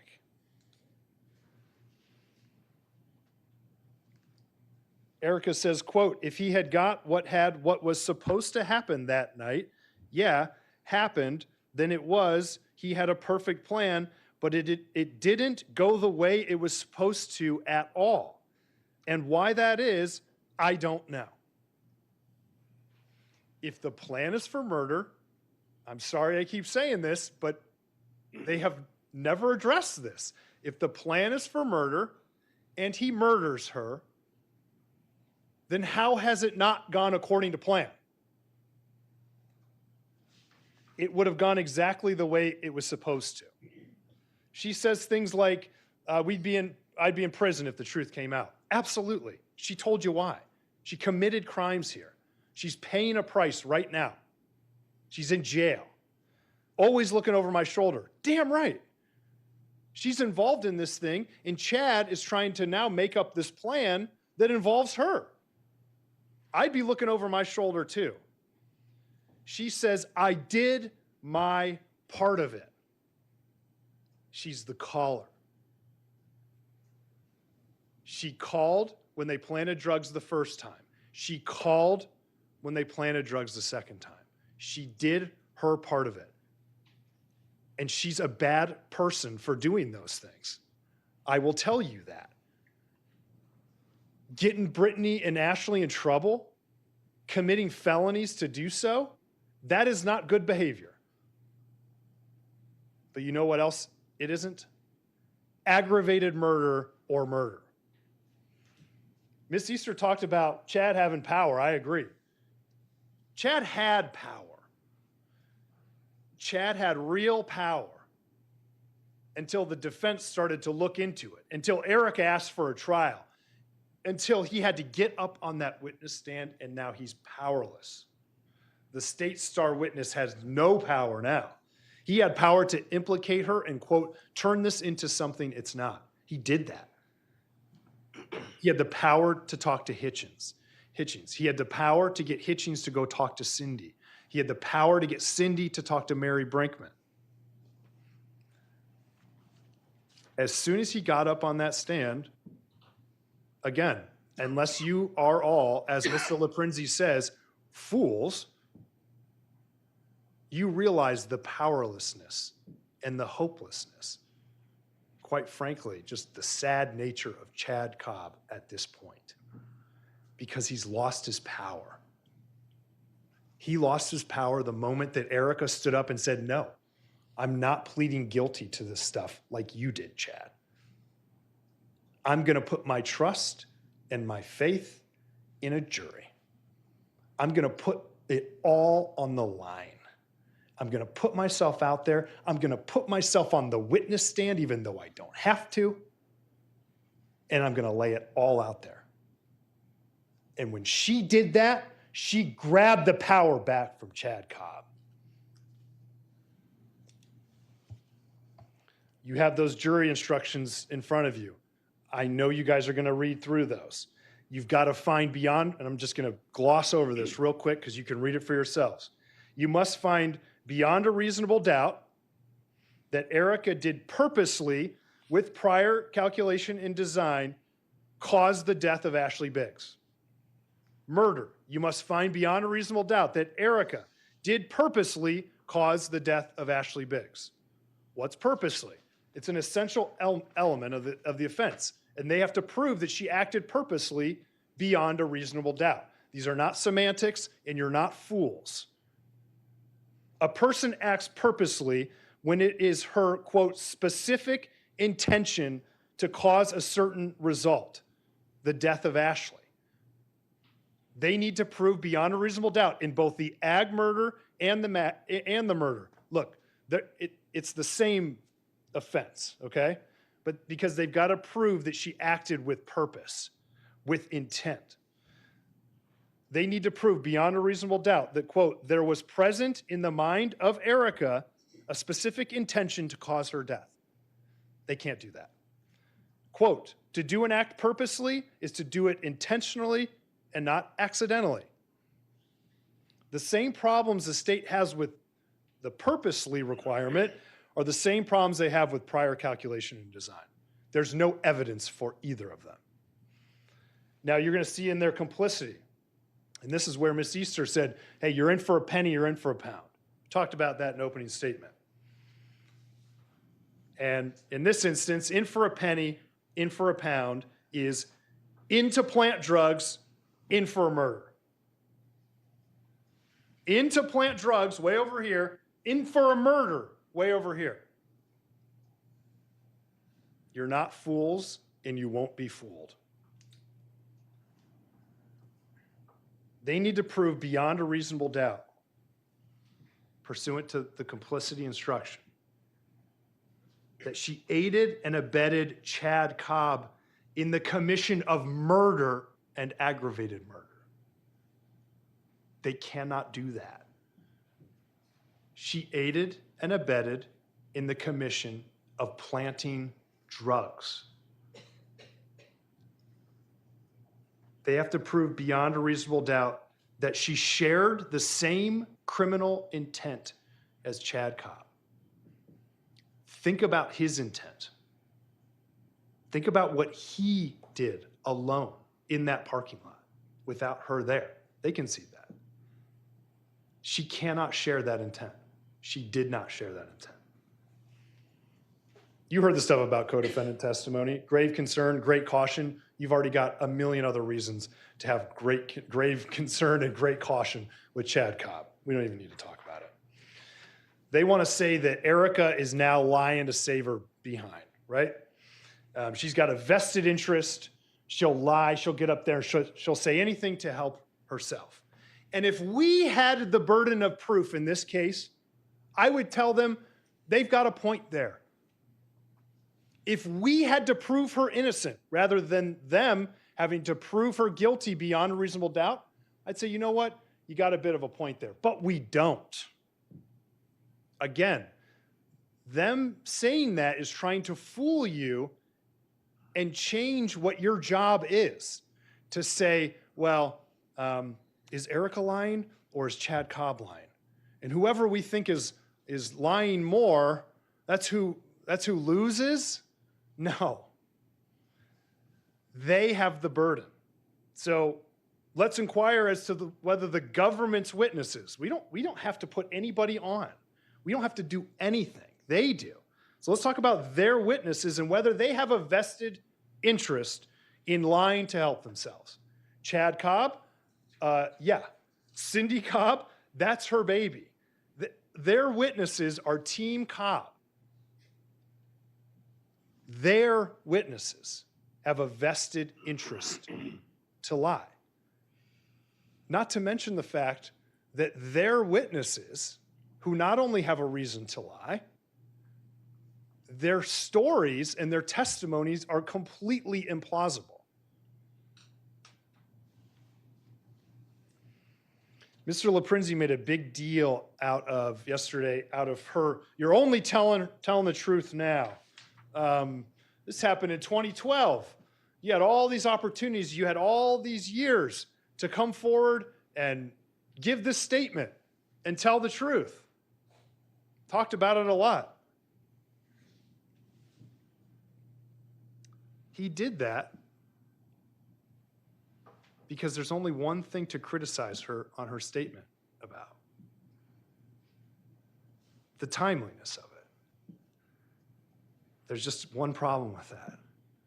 This room right here, in front of this jury, is her real opportunity to be sworn in, be under oath, in front of all of you, in front of the cameras, in front of the world, to tell her truth.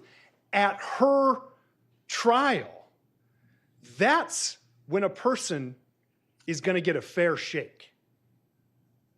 That's when a person is going to have their unalienable right to take the witness stand. She didn't have to do any of that. She didn't have to go through all that discomfort and all that risk and all that nervousness, but she did. She got up there and she told her truth. She didn't say anything before because she had an absolute right not to. She'd incriminate herself in this drug planting plot, and she's following the advice of an attorney. I'm not going to criticize her for that. On that witness stand in front of all of you is the only place in the entire world where she can tell her whole truth, and it will be actually considered, because you all have been sitting there considering this evidence. She has faith in you. She doesn't have faith in the police. She has faith in you to look at it from both sides, to look for the logic in it, not Detective Hitchings. He had his mind made up. The state had their mind made up. What were they going to do? Oh, it was about drug planting. I'm sorry, ma'am, this is a whole misunderstanding. Bye-bye aggravated murder and murder? No. She has faith in you. She has faith in this jury who's been showing up through endless delays, illness, without a complaint.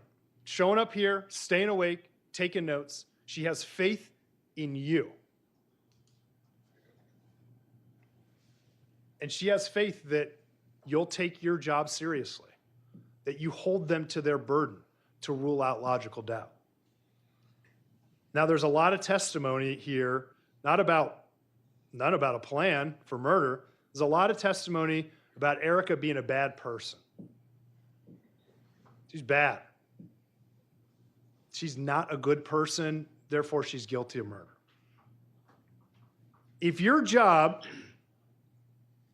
was to find beyond a reasonable doubt that in 2012, Erica Stefanko was a bad person, I think the government has a chance on that case.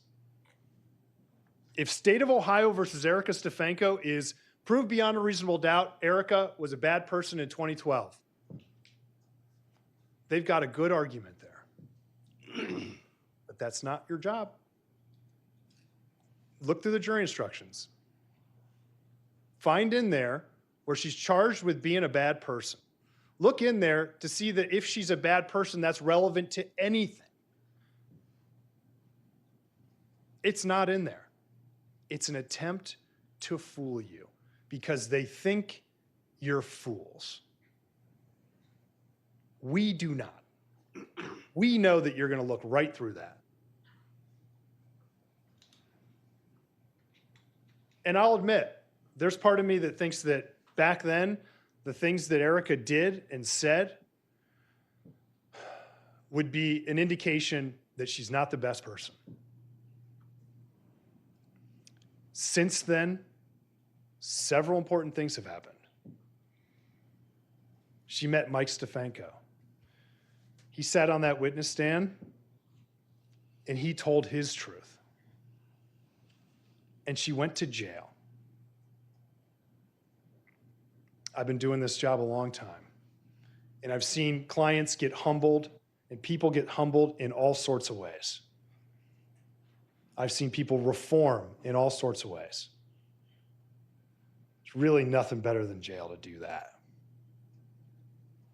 And she's been sitting in that jail for years and years and years. And she's changed. So, what's your job?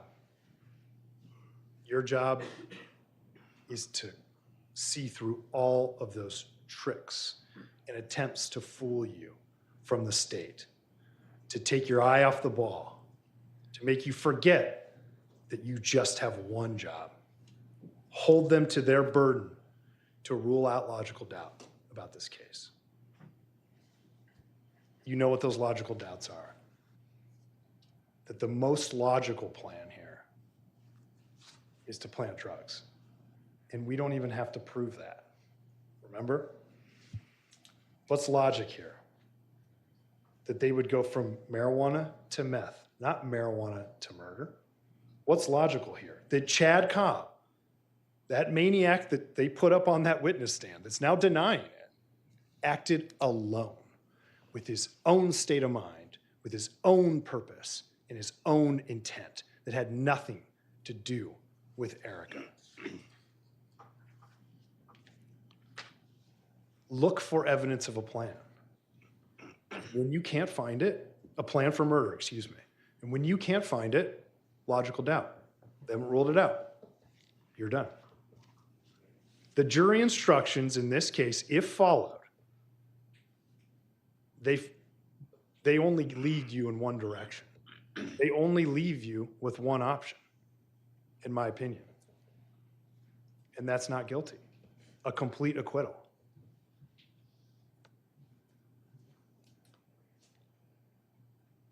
If you're in for a penny, you're in for a pound. If you're in for planting drugs, you're in for planting drugs. That's all she was ever in for.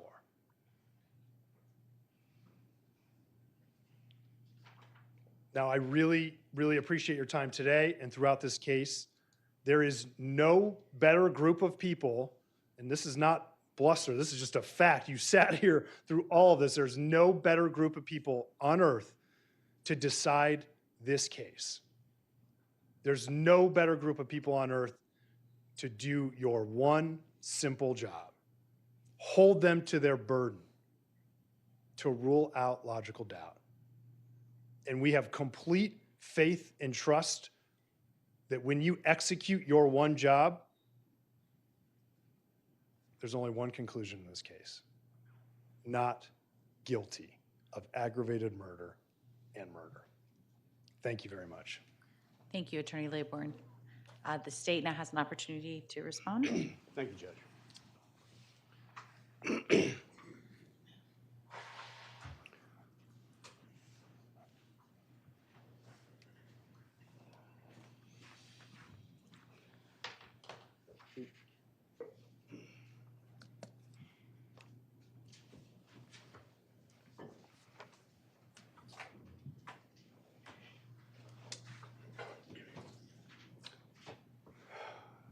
I'm sure you are not thrilled about me standing up here right now and now talking to you some more about this case.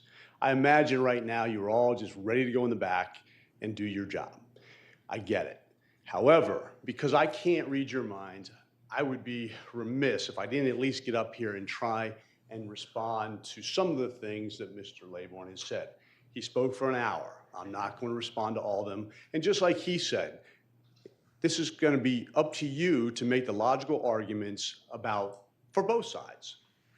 So I'm going to just hit on some topics. This is rebuttal. It's not a planned closing argument, so I'm going to be a little bit scattered about what my arguments. One of the things I first want to do is apologize, because I know I was the one that was sick and that you guys ended up extending your stay here for an additional week because of me, and I apologize for that. Obviously, that has nothing to do with your deliberations, but I appreciate you guys still being here and being included in this. One of the things I got to say right from the start, you have this, right? This is the law. This is the law. Now, here's the one thing I want to talk about. I understand that the defense spent a lot of time disparaging Detective Hitchings, myself, mocking me, mocking him, mocking us, mocking the state. I get it. That's his job. That's what he's going to do. What I'm here to do is focus you on the facts in this case and the logical arguments. And one of the things that is not in here, which he must have said 100 times, rule out logical doubt. Did you hear the judge use those words? No, you did not. You didn't hear the judge say that one time. It is not in here. So why is he trying to get you to use that standard when it's not the standard in the state of Ohio? Why? It's a play on words. Why not just use the words that the law is, what the judge said? Why did he say it so many times? Maybe he's trying to fool you. Maybe he's trying to distract you from what the actual law is, just like they're just trying to distract you from the facts of this case by disparaging the people involved in it, mocking the people involved. They talked about everybody in this case except for the one. Our star witness isn't Chad Cobb. Our star witness is sitting right there.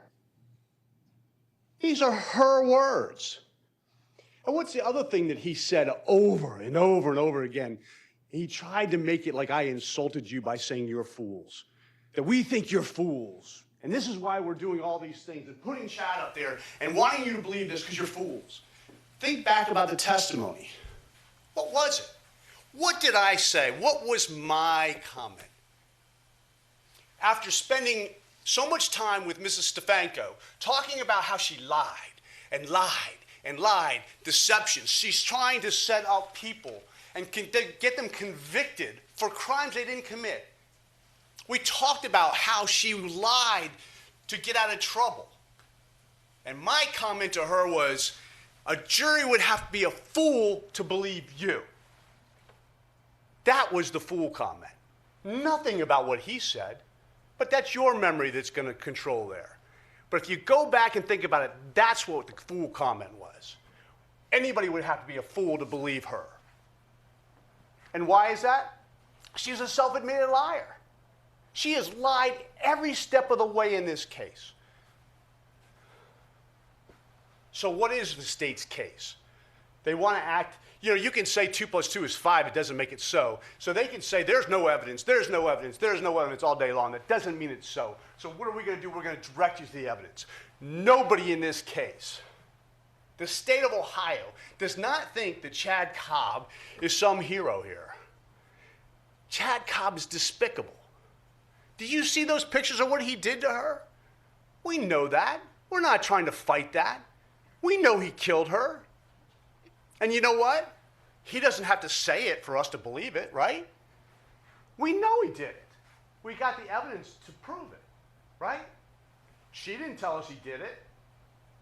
He didn't tell us he did it. So why are we all agreeing to it? Why do we all know it? Because we're using our common sense and reason.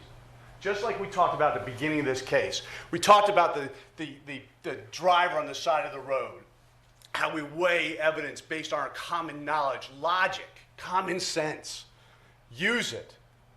We don't want you to contort your brains to match some story that she came up with. So let's look at this case. Let's look at what we did in this case. They want you to think that somehow we're relying on Chad Cobb. So if that's the case, why didn't we in 2017, when Chad Cobb wrote the letter indicating what happened in this case, why didn't the detective go out and arrest him? Because we know Chad Cobb is a horrible person, and then he lies. But just like she lies about things that she thinks helps her and tells the truth about the things that help her. He does the same thing. He's lying about part, he's lying, and he's telling the truth about part, right? Clearly he went there. Clearly he killed her. We put him on because we had to prove a murder took place. I can't just show you a picture of dead Ashley Biggs and go, hey, look, Chad Cobb's murdered her because there she is dead. Somebody had to come in and testify about it, right? And he did. And then he only admitted to a complicity. That doesn't mean he didn't actually kill her. We're here on a theory of complicity with Mrs. Stefanko. So let's look at this. We know that Chad Cobb did this, right? They tell you it makes no sense for murder. And let's talk about murder for a moment. They want you to think that just because murderers did something illogical, that it can't be so. We know people kill every single day in this country for stupid things, for tennis shoes, for $20 in a cash till. People kill for stupid reasons. They do it on video. That doesn't mean it didn't happen just because it's illogical to do it in a camera or for $20. We all know that nothing is more dangerous than domestic violence situations, right? Custody, divorce. Things get really heated over that type of stuff. And children. And to suggest that maybe murder isn't even logical over a custody dispute, that's just not right. We all know that people kill for much less than to save their children or to keep their children. And let's, maybe because of the context of murder, that murder is so bad, so serious, so finite, that when we talk about her planting evidence, trying to set up something, can you think about that just for a moment? I want you to really put yourself in a situation where somebody like your neighbor, if you had a neighbor dispute or somebody you didn't like at work, think about what it would take for you to go get drugs and plant them and call the cops on that person. Can you imagine doing that? And she does it and talks about it like it's no big deal. That's significant. Who does that? If you know one person that's done anything close to that, I'd be shocked. But she did it. Now, she's using that, her own discretions, to try and convince you that that's what she did the second time. However, there's one thing that they don't tell you. Just like we know, she was the reporting party in that case. She gave her name. The first time she set her up, hey, this is Erica Stefanko, or Erica lying. And there's a girl who's driving around with drugs in her car, and she's got kids. Right? So why then, if they're just doing this setup again, do they need all the secrecy? Why do they have to go out and buy phone cards and burner phones? Why do they have to conceal her identity? Because it's not about planting drugs. It's because they had to hide the murder, right? Because an anonymous caller or her calling and say, hey, listen, I have information. She's carrying drugs in her car. There's nothing wrong with that, right? So why hide it? Why go to the lengths that she went to? So, we know that Chad Cobb goes there and he kills Ashley. They want you to believe that the plan was to plant meth, and that is why she keeps saying it went awry. I really hope that you see through that for what it is. To suggest that is so clear that she's talking about a meth deal and the reason it went awry. How does murder go awry? Like, oh my gosh, murder goes awry when you get caught. Would everybody agree, right? Nobody plans to do a murder and get caught. That's the part that goes awry. And they've indicated, where's the plan for murder? You know, go back through any of the evidence, any of the testimony, no matter what it is. There's no discussion, no talk about meth being planted, ever. Ever. What they do talk about is Ashley's death. And they talk about that in the context of the plan. That's what they're talking about. They're not talking about Ashley get caught with drugs in her car. They're talking about her death. So we know that there's this death. And by the way, he says, well, what would their plan be?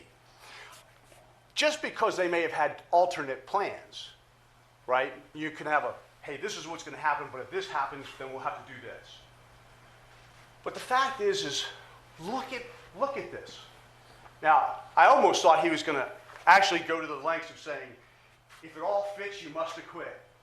That has nothing to do with this. The size of this bag, what goes in or doesn't go in, it doesn't matter. And it's really interesting because he used the example, I'm getting a little side here. He used the robbery where somebody gets out of the car, they got the guns, and they go inside. Yeah, of course that person's guilty because they saw him get out of the car. Let's just talk about the logic of that for a moment. That's exactly the reason why she had to say that he got out of the car wearing a t-shirt and jeans. Because if he got out of the car looking like this picture, wherever it went, looking like that picture, clearly she would have known that he was about to go kill her.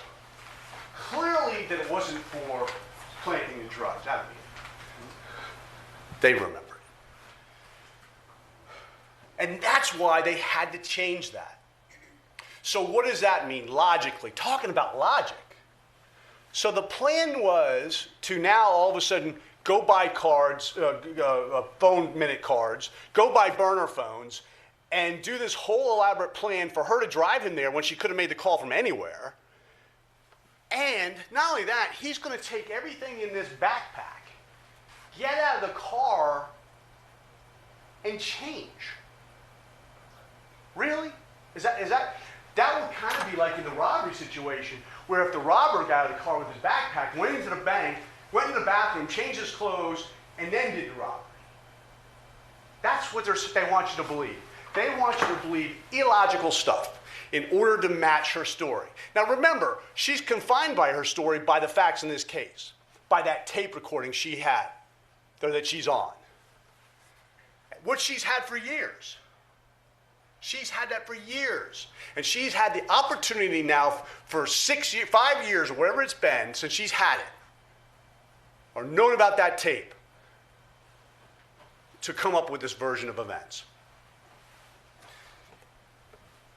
So, we know that they go there, we know that she's dead, and we know that she has a conversation about it with Cindy Cobb. Take her version out of it. Take her statement out of it. Common sense and reason.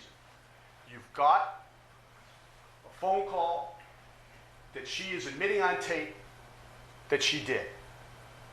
You've got a murder.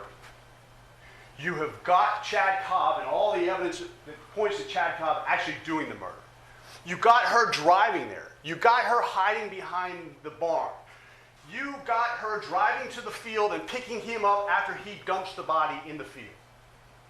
She is completely involved in that evening. There's no question about that. She doesn't deny that. So now you hear this tape, and all she talks about is the plan. So we know there's a plan, and that's why in our discussions is it comes down to what you believe. If you believe that plan was to kill Ashley, it is unequivocal. Premeditated, prior calculation, design, murder. And she's complicit in that. We all know that. So the only thing that takes us away from that is her story, which nobody's heard before. She's had years to come up with it. And the only time anybody talked about meth or planting of these drugs that night is her.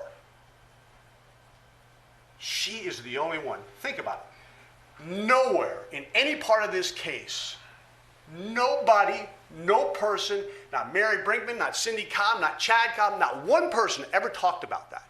No person, there's no evidence of that. The only person is her. So the question is, do you believe her? And that's where we come back to being fools. It kind of feels like a little bit like, I don't know, Charlie Brown. How many times is he going to let Lucy put that football down and he try and kick it, and then she tries to convince him, go ahead, I won't pull it this time. How many lies does she have to tell, right? She's told so many lies throughout this process. What's it going to hurt to tell some more? And now, all of a sudden, she wants you to believe her. And that's her problem. The problem is if you just look at this as a whole, what happened that night, her conversation with Cindy, it clearly matches up that her and Cindy are talking about the murder of Ashley. They're not talking about planting drugs. So, she has a problem because she's not credible. She has a problem because she lies. She's been caught in lies. She lied to the police multiple times. She tells us she lies to keep her kids. She told us on the stand she lied to stay out of trouble. And now she's in a lot of trouble. And so what lengths does she go to try and buy credibility, right? She needs to buy credibility. She needs to convince you one more time to take a kick at that football. That's what she needs. And what does she do? Well, she admits to felonies, even though she can't be prosecuted for them. So no loss there. She admits that she's a liar because she's caught in lies. We know that.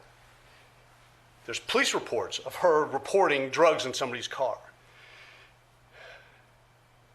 She admits to lying to the police. She admits to setting up innocent people to be convicted of crimes. She admits to lying to cover for Chad. She even goes on the stand and is trying to tell you and suggest, and she did it with Cindy too, a ploy for sympathy, is that if she goes to prison, she may even kill herself. Hoping maybe that if she tells you that, makes you think that you're going to go, oh my God, I don't want her to kill herself, so I'll just find her not guilty. And the coup de grace, she admits. She's got her attorney up here telling you, geez, I don't think she was a good person. The coup de grace, for all those people that are parents or moms, I was a bad mom. That's the length she's going to go to get you to believe her this time. Now, none of that matters, because whether she admits to being a bad mom or not doesn't change it. It doesn't hurt her if she's found not guilty. She doesn't care. She doesn't care. But that's her trying to get you to kick that football one more time. And if you recall, it was Mr. Laybourne that asked her all the questions about you were a bad, that doesn't seem like something a good mom would do. That doesn't seem like something a good person would do. I never asked her one question about being a good person or a bad person or a good mother or a bad mother. The only questions I asked her about was being a liar. And she admitted that because she had to. Like I told you in voir dire, we are not here to prove whether she's a good person or a bad person. I'm not here for that purpose. I'm here for one reason, and that is to determine whether we can firmly convince you that her and Chad Cobb planned on the death of Ashley Davis. And that's it. It's formulaic. Think about the information they put out there. What does Mike Stefanko's, hey, listen, I feel bad for that guy. He's gone through a lot. He's had 2 siblings die, one at a very young age, one of an overdose. He's had a bad situation. I get it. Why did we hear about all that? Why did we hear about them being soulmates? Why did we see pictures of the kids with Mike? Why did we hear about how hard it is to raise all these kids and try and keep the financially everybody afloat? Why? What does that have to do whether she conspired or was complicit with Chad? It's a ploy for your sympathy, to feel bad, like, oh my gosh, well, you know what, I think you know, I'm convinced she did it. I'm convinced she made the call. I'm convinced she brought Ashley there to be killed. But she only made a phone call, so maybe this is too much. Maybe it's overkill to find her guilty of being complicit in a murder. And you know what? She's got kids, and he needs help. And you know what? She might kill herself. That's what that's all about. They're trying to do what? The one thing you can't do, and that is use sympathy to make a decision, whether it be for Ashley's side or her side. But that's what that's all about. That's why it's here. There's no other reason. There's no relevance to any of that. So why are they doing it? It's a distraction from what?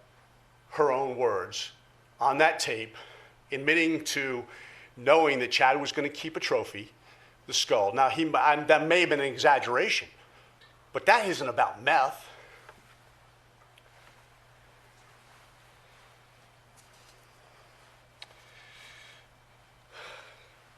The other thing that they keep talking about is how she's been in jail. And nothing about that has anything to do with this case. Nothing about how long she's been in jail should be any part of your deliberations. Whether she should have been or shouldn't have been in jail this time does not matter. That's not what we're here for. But again, sympathy. Oh, well, she's already spent 4 years in jail, so that's good enough. That is not why you were here. That's for the judge to decide. So sentencing and sympathy, 2 of the things that they seem to be throwing in your faces over and over and over again, are not to enter into your deliberations.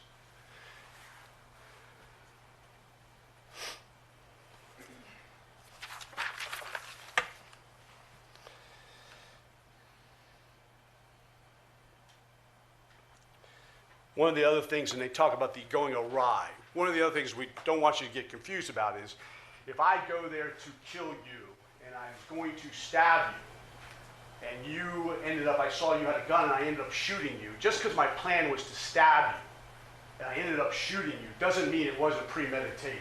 It's not the method in which you die. It's the purpose that you go there for. So whether he strangled her and was going to stab her or vice versa, it doesn't matter. So when you hear that the plan went awry, that the fact is it doesn't change the manner that she was killed. Okay? And that's just a simple point. I want to make sure that's clear. They did talk a little bit about the perfect plan. So we know that Chad was really upset, and we all know that Ashley kind of disappeared for a little while. There was a couple years there she was gone, and she never came back, right? So, keeping that in mind, and I'm just kidding. They just said, what would the plan be? I'm going to just throw this out there. I don't have to prove this. But in looking at what he had, looking at the history, they were doing all kinds of stuff to try and make Ashley look like a bad mother. And so they go to the extent to try and plant the drugs. That doesn't work. It didn't work. The police didn't buy it. Well, what if we do kill her? If we get away with it, we clearly get Grace back, right? I mean, that makes sense. Now, you and I wouldn't do that, but clearly they did it. We know at least Chad did, right? And you're here to decide whether she was involved in that. So what's the perfect plan? Well, we want to get her somewhere quiet, somewhere dark, somewhere secretive. You saw that place. At nighttime, it's dark, there's no lights. There's a light there, but it's not on. We don't want to shoot her. That makes noise. We don't want blood, because that leaves evidence. So if we go there, we tase her, incapacitate her, tape her mouth shut, strangle her, There's no blood, there's no noise. We can take her and get you, who knows what the plan was originally. I don't know that they initially wanted her to go to the field or not. They could have taken her 100 miles away. And for a long time, people might have thought, hey, she just took off again. Nobody would know. And quite frankly, the fact is but for Ashley spilling blood that night, because probably it seems like what happened was when he tased her, it didn't work. He must not have made a good connection. Maybe because the clothes were there or whatever. But you can see there's only there's 2 marks on her back, but only 1 stuck in. So when he tases her, it doesn't work. That's where it went awry. And she fought back. And you heard she was a stout girl. She fought back, and blood was spilled. Now that whole plan of just getting rid of her without leaving any evidence in that location changes things. And now everything goes awry. Because why? Now there's potentially blood on him, right? If not, he could have gone, and think about it. Even with all that, the only evidence that we had linking him physically to that was some blood on his sock. Now, there's other blood on his clothing. It wasn't tested, but there was blood on his sock. But think about it. If it wasn't for the blood on his clothing, there would be no DNA. There would be no DNA. He could have gotten away with this. If she had been tased, incapacitated, he could have put her in that car, dumped her anywhere, and we would never, we would suspected him, but what would have been the evidence? There wouldn't have been. That would be a perfect plan. But it went awry because he didn't tase her correctly. He didn't get it done. And that's just one theory. You could probably think of 1,000. But for them to say it's not logical or that it went awry, how can it go awry? She's dead. It's going awry because he got caught. Ladies and gentlemen, I think I've been talking enough, and I always thought when I was in law school that the goal was I was going to get up and I was going to convince everybody of my point of view. I actually hope that I didn't. I hope you already convinced that after hearing closing arguments and the tape that you are already clearly in the position of she's a liar and we can't believe anything she says, and therefore when she says about the meth, I have to completely ignore that because we know she lies to get out of trouble. And what more trouble can you get out of than this, right? The jury instructions say, for reasonable doubt. And remember, reasonable doubt, that's the same standard for a traffic ticket, right? It's the highest, but the same proof that I would have to prove that you were speeding is the same level of proof we have to prove here.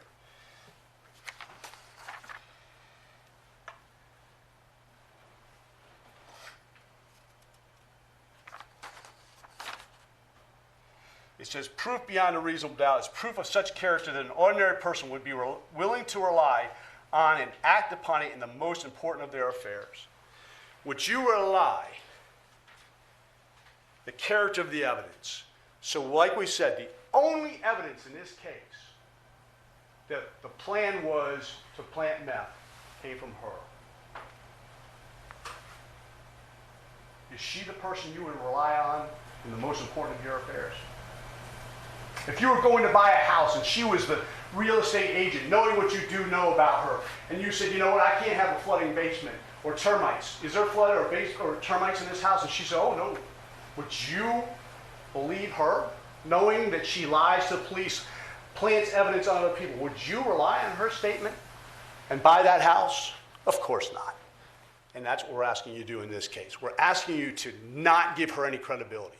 And without that credibility, there is nothing but a tape recording of her talking about a plan, talking about skulls, and talking about the death of Ashley Biggs. That makes her complicit beyond a reasonable doubt. That should firmly convince you. And if there's one last thing to tell you that she is not talking about planting meth, when she talks about that, when she talks about going to prison, she doesn't talk about going to prison for possessing meth, low-level felonies. If you maximum consecutive sentence for what she admitted to on the crime she committed, it'd be hardly nothing. But what is she talking about on the tape? 15 years. That's more in line with a murder sentence, isn't it? Because that's what they're talking about. They're talking about murder. They're not talking about meth. If she was caught with possession of meth, she'd probably get probation.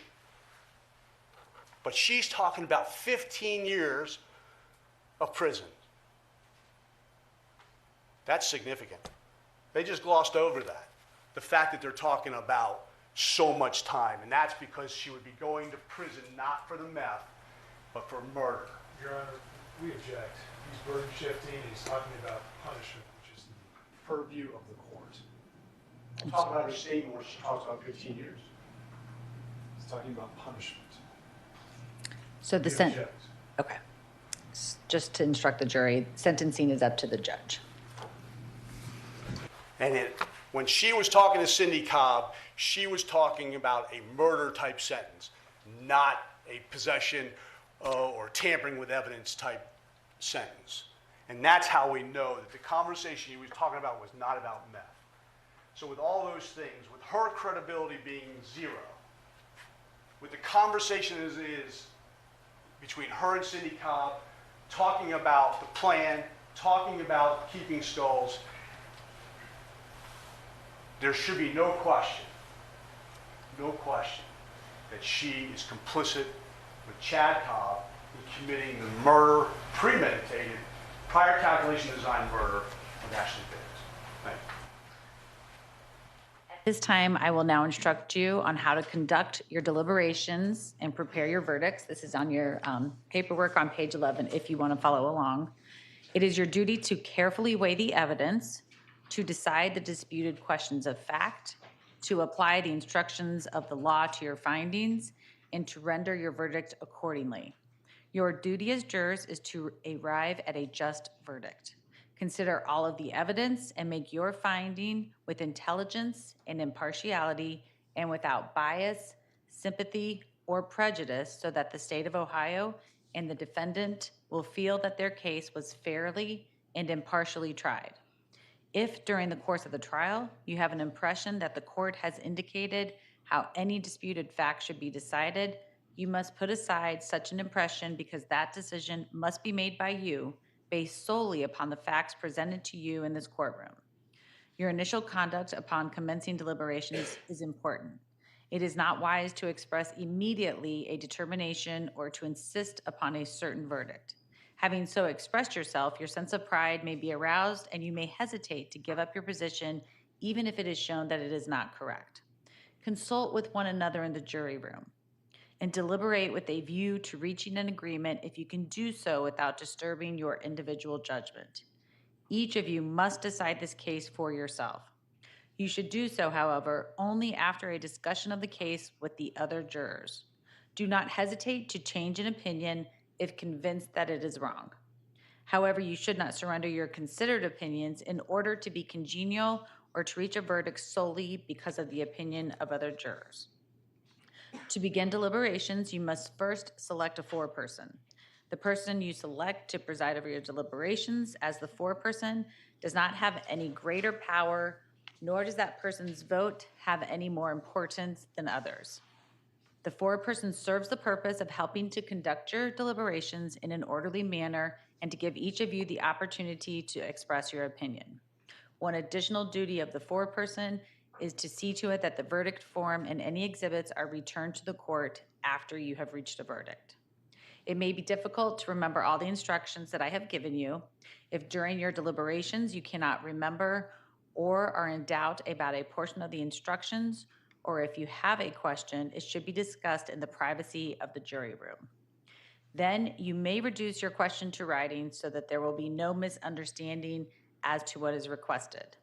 The foreperson will put the question in writing, indicating specifically what is requested, and deliver that communication to the bailiff.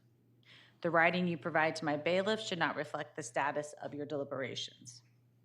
Verdict forms. I will now read you the verdict forms. Verdict form 1, count 1, aggravated murder. We, the jury, being duly impaneled and sworn, find the defendant Erica Stefanko, then there is a blank, and in that blank with ink, you will either insert guilty or not guilty of the offense of aggravated murder as charged in the indictment occurring on or about June 20, 2012 through June 21, 2012. After you come up with your verdict there, you each need to sign the form in ink, and then you'll go to verdict form 2, which is count 2 murder. We, the jury, being duly impaneled and sworn, find the defendant Erica Stefanko. Again, you'll insert here in ink either guilty or not guilty of the offense of murder in the commission of an offense as charged in the indictment occurring on or about June 20, 2012 through June 21, 2012. Again, each of you will need to sign this form in ink.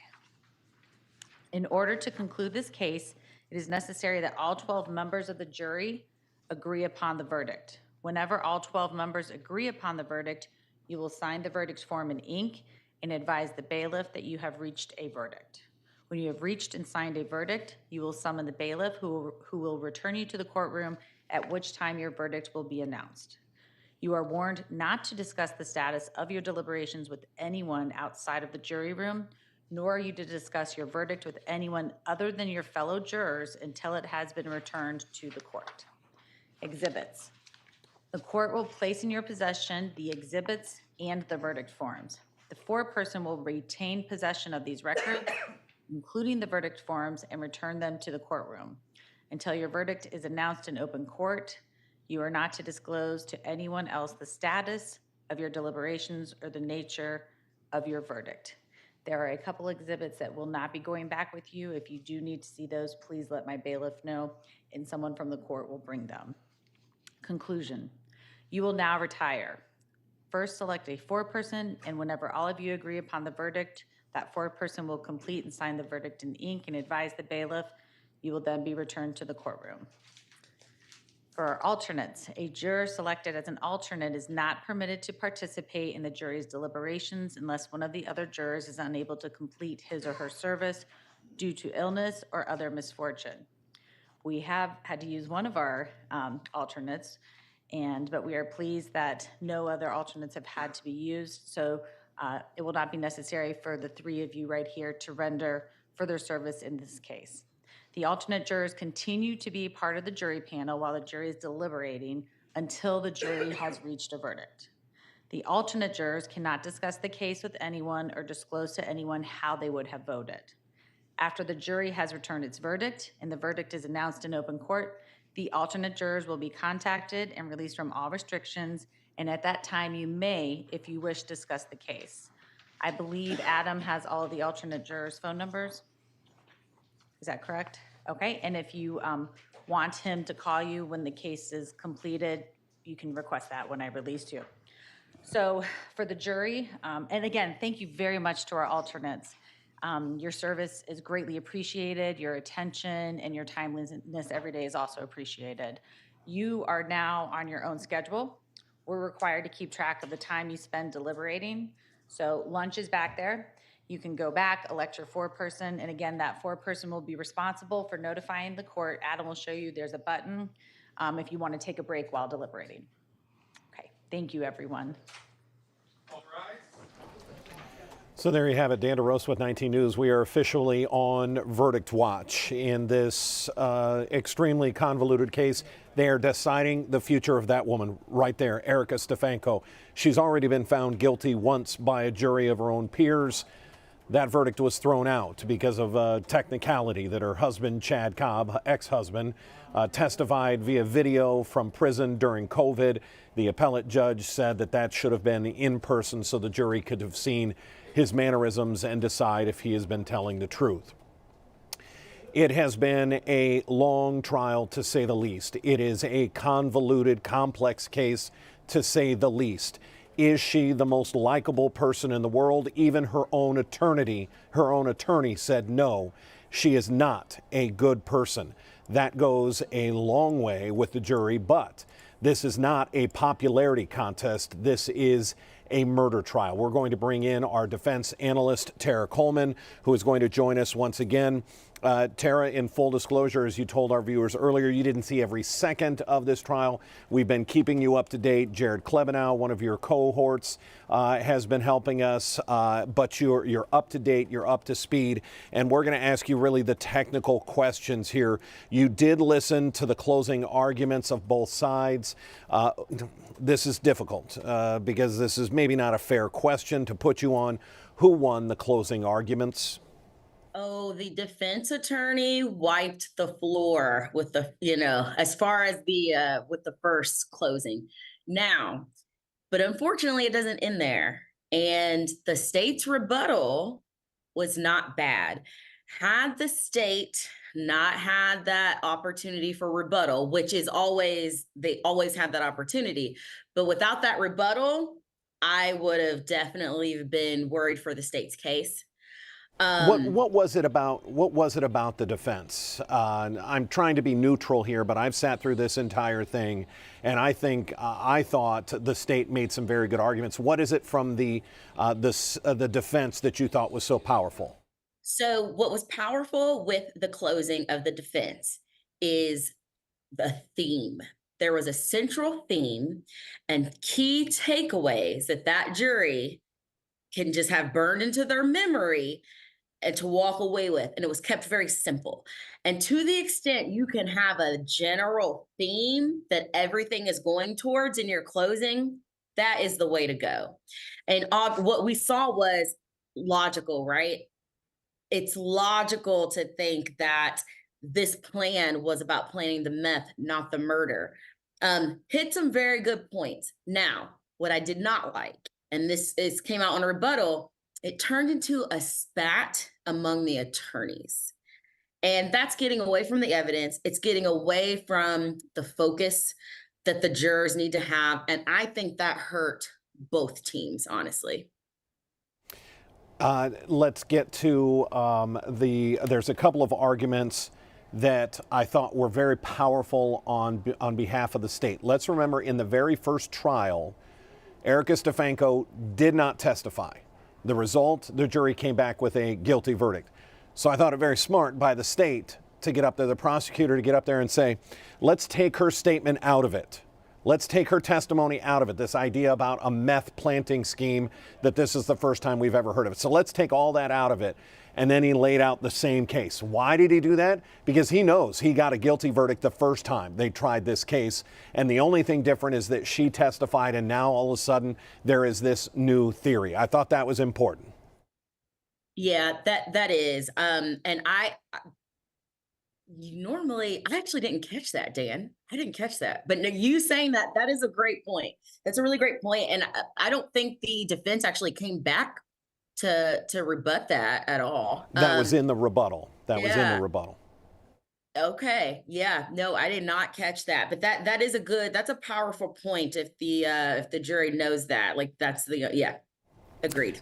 Let's talk about this logical, and you even pointed this out, that's why this is so important, this logical reason. And is it logical to go from planting weed to logical to the next step is murder? I think when you're dealing with the quote unquote criminal mind here, I think as a juror, you have to say there's not a lot of logic in anything they did. They planted weed to try and get the other side of the custody battle, to try and get them busted. That didn't work. I don't know that it's just logical. Well, okay, the next logical step is meth. Well, it depends on who you are, and there may be a logical thought. And in that 3-hour recorded conversation, you hear Erica say, this was the only way to get rid of the problem. Well, that's not necessarily the case if you're talking about planting meth. No, there was only one way to officially get rid of this problem. Now, in that recording, the state says they never talk about meth. But in that recording, she never says the word murder. She never says the word kill. And I think that's going to be very tough for the jury. Oh, it's going to come down. That's what it's going to all come down to. And as far as the defense's theme on logic, I think what was the most powerful on that theme is pointing out the pieces of the recording that are would make you logically believe that it's not about murder. So parts of the recording where you could believe the defendant, and I think especially on the awry point, it didn't go awry. That hit home really well, but again, it got undermined in rebuttal. But it's going to come down to credibility and whether or not they believe the defendant. And they did do a good job at refining it down to credibility. Let's get to this going awry. And you had the defense say, well, it didn't go awry. If this was a murder plan, she was murdered and the murder got carried out. But then you had the state get up there and say, well, no, murder can go awry. And he put out a theory. He said if the theory was that's why he had duct tape pre-taped to his uniform, his camouflage uniform. Whenever we've seen this in the past, you've seen it in movies, so that you don't have to get out a roll of duct tape. You tear off pieces and you put it on your uniform so that it's right there. You've got it ready to go. So the state, the prosecutor then puts out this theory of what if the plan was to tase her, get her incapacitated, use the duct tape, put it over her mouth, and put on the zip tie in some way, maybe not to kill her, but that could have been what went awry. That it wasn't that, well, she was murdered, so it couldn't have been awry. Is the prosecutor allowed to sort of float a theory out there? And he said, and you, the jury, may have 1,000 other theories. It's borderline, but I think that was very powerful on the state's part. And think about it, that's the last word they get to hear, which gives you the power of that rebuttal. I thought that point was huge. And I feel like this was a tricky situation for both teams because you had the big objection sidebar, okay, and the one closing.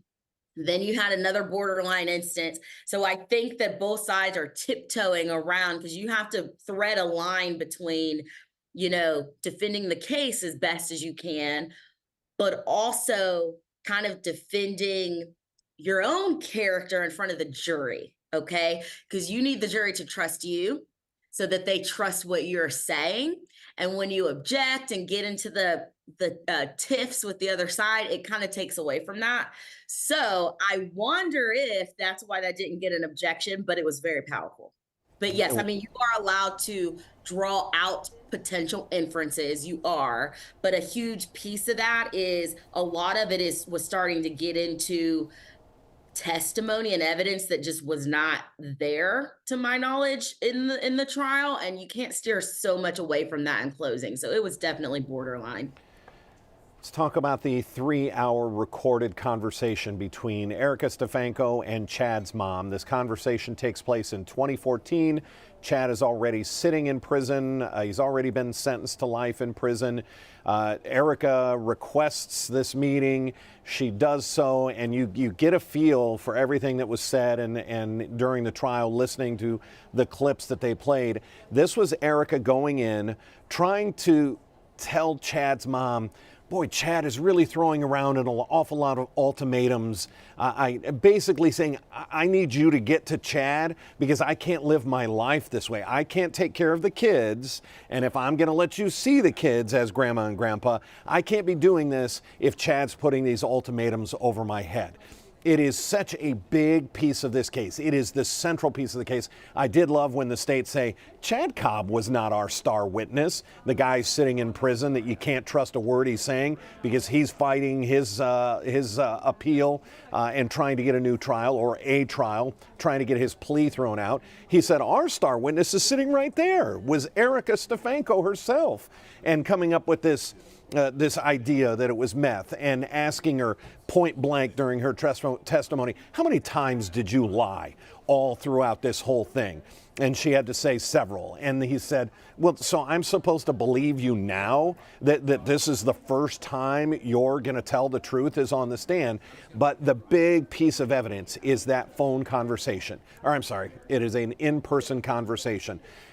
Both sides asked the jury to go back and listen to that. They just asked, they made the request. What are the odds the jury goes back and takes 3 hours now to listen to that entire recording? I not entirely sure if they would listen to the whole thing. And it seems, I wonder if were there clips of it admitted to or no? Or it's Yes. just So there was probably- there were the clips that they played that were admitted as evidence, plus a transcript of the clips that were played. There is not a transcript of the entire 3 hours. There's a lot of that tape. I would say of the clips that they played, the jury has maybe heard 20 minutes of 3 hours. they'll listen to it then. I think they'll So listen. you think they'll go back and listen to all 3 hours, eat do. lunch, and sit there for the rest of the afternoon? I think well, it depends on when they get in there, how contentious it is. If everybody's on board one way or the other, which I highly doubt will be the case, then who knows? But if they are really digging into their deliberations and they have people going each way, I could see a world in which they sit and listen to all 3 hours. And only because if there's any case where that would happen, it would probably be this case, because it does really just come down to this crucial pivotal point of what was she talking about?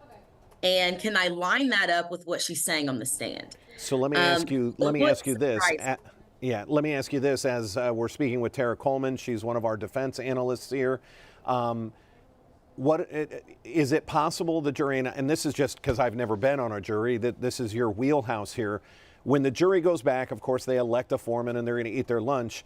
Is it possible that the jury just right away, before even discussing, are we going to listen to the tape before, can they say, can we just take a vote right now and see how many say guilty? And do they do that, or can they not do that? They cannot do that. They do have to go through at least the verdict form, which first you should go through the jury instructions, okay, and guide that discussion. But even the jury, even the verdict form is going to at least require them to analyze the elements, okay? And so remember, they have to find proof beyond a reasonable doubt for each essential element. So they can't just essentially say, hey, guilty, not guilty. Sometimes it could start that way though, but usually a foreman will probably step in, whoever they elect as the foreman, and say, hey, we have to follow the process. But it could start that way. And then you're working backwards, right? If everybody thinks one thing, then you're working backwards to try and fill in how you think about each of the elements. But this is one where they are going to deliberate. And it's up in the air if they listen to the whole 3 hours, but if there's a time where this would be a case to do it. But this is when they're going to have to go element by element. It's a close call is where I'm at right now. So you think this could be a lengthy deliberation? Let's say they get past that 3 hours. You think this may not be tomorrow morning. This may not be at the end of the day tomorrow. Let's keep in mind the jury has already been around this situation during jury selection, which took longer than normal because you had a juror that as soon as they were selected went back in the room and looked up the case on their phone. So that was a huge no-no and a process problem. So they had to extend the jury selection even longer. Then you had the lead prosecutor get sick for a week, and now we're in our second week of the trial. So this jury has been in and around this case now and had their lives consumed for at least the last 4 to 5 weeks. Does that put any weight on how quickly the jury works? If it were a Friday, it certainly would. This is important enough. I mean, this person could be sentenced 15 years to life. They're going to do their duty and take their, and actually deliberate this out. Now, having not seen a lot of the testimony though, what did Cindy Cobb testify, or is she alive or? Yep, Cindy Cobb did testify. What I thought was interesting is when she was on the stand, and then for a couple of other witnesses, a big deal was made about Erica Stefanko's drinking. Mike Stefanko, her now husband, got on the stand and said, oh, when she gets drunk, she gets belligerent and she says things she doesn't mean. When Cindy Cobb was on the stand, and in the beginning of that 3-hour conversation, you hear Cindy offer Erica a pop. Do you want a Pepsi? And Erica says, do you have something stronger? And she says, well, what do you want? And she said, vodka. Cindy testified that they each had one drink over the course of that 3 hours.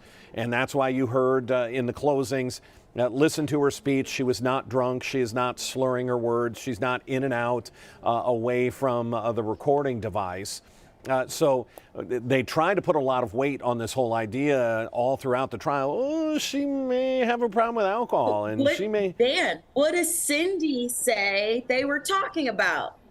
No, Cindy understood that what she was talking about was the plan to kill Erica Stefanko, or was to kill Ashley Biggs.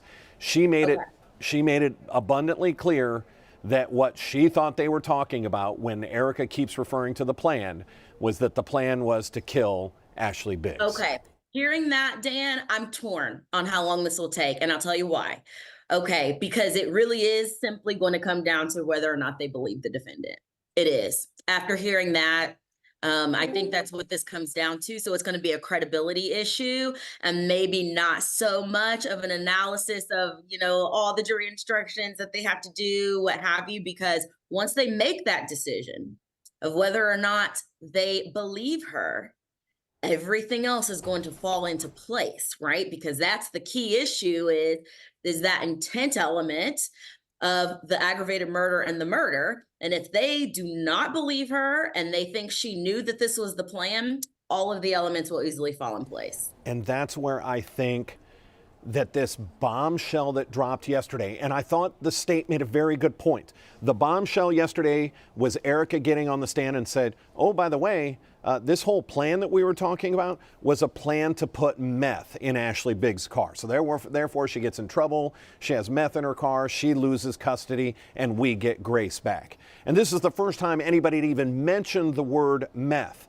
And so the state didn't know that that was going to come out of her mouth, which when you start to now go backwards in the testimony, if you're the defense, and this is going to be your home run, is that this was supposed to be about planting meth, why did the defense never ask Chad Cobb, hey, Chad, tell us where you got the meth? Have you ever purchased meth in your life?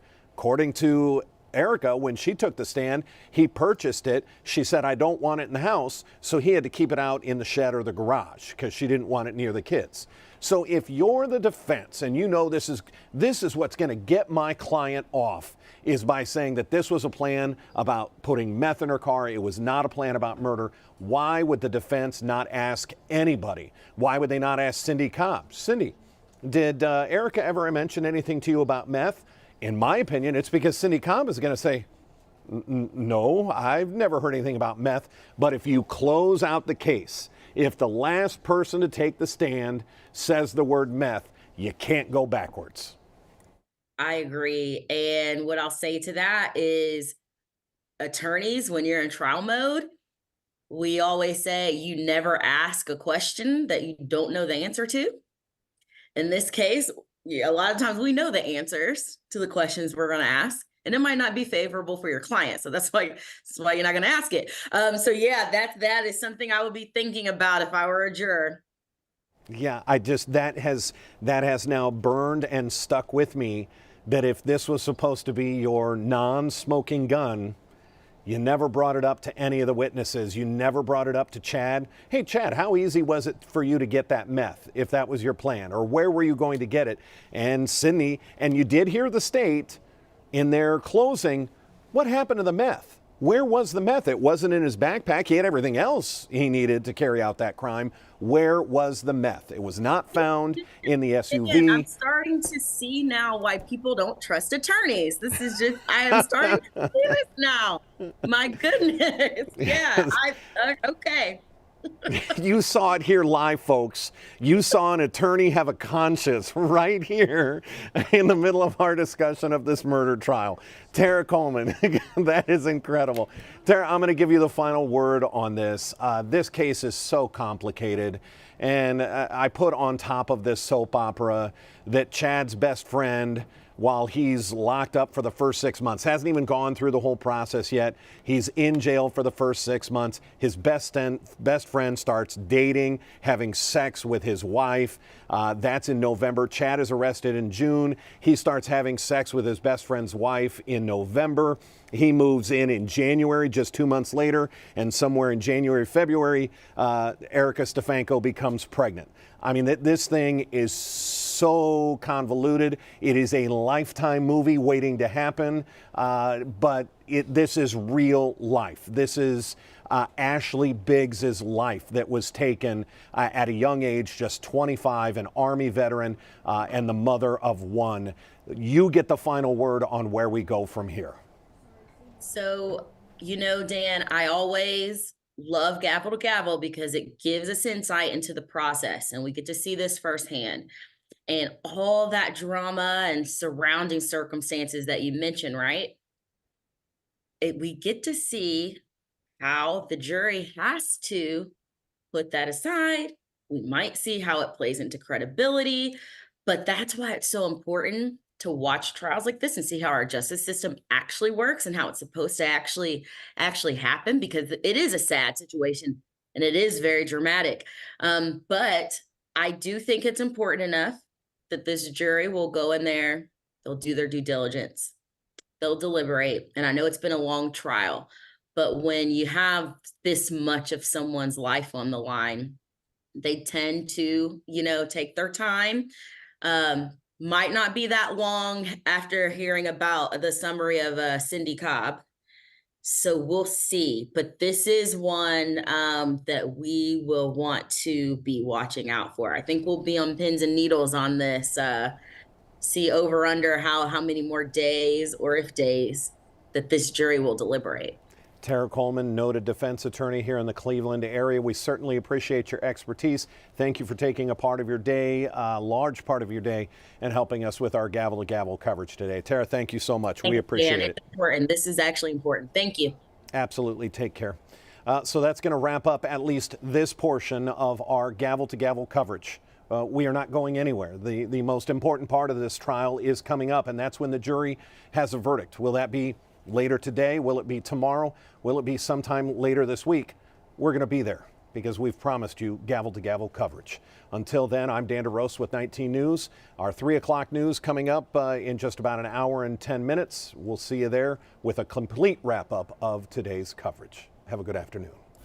19 News is everywhere. Download our CTV apps and follow us on social media at Cleveland 19 News.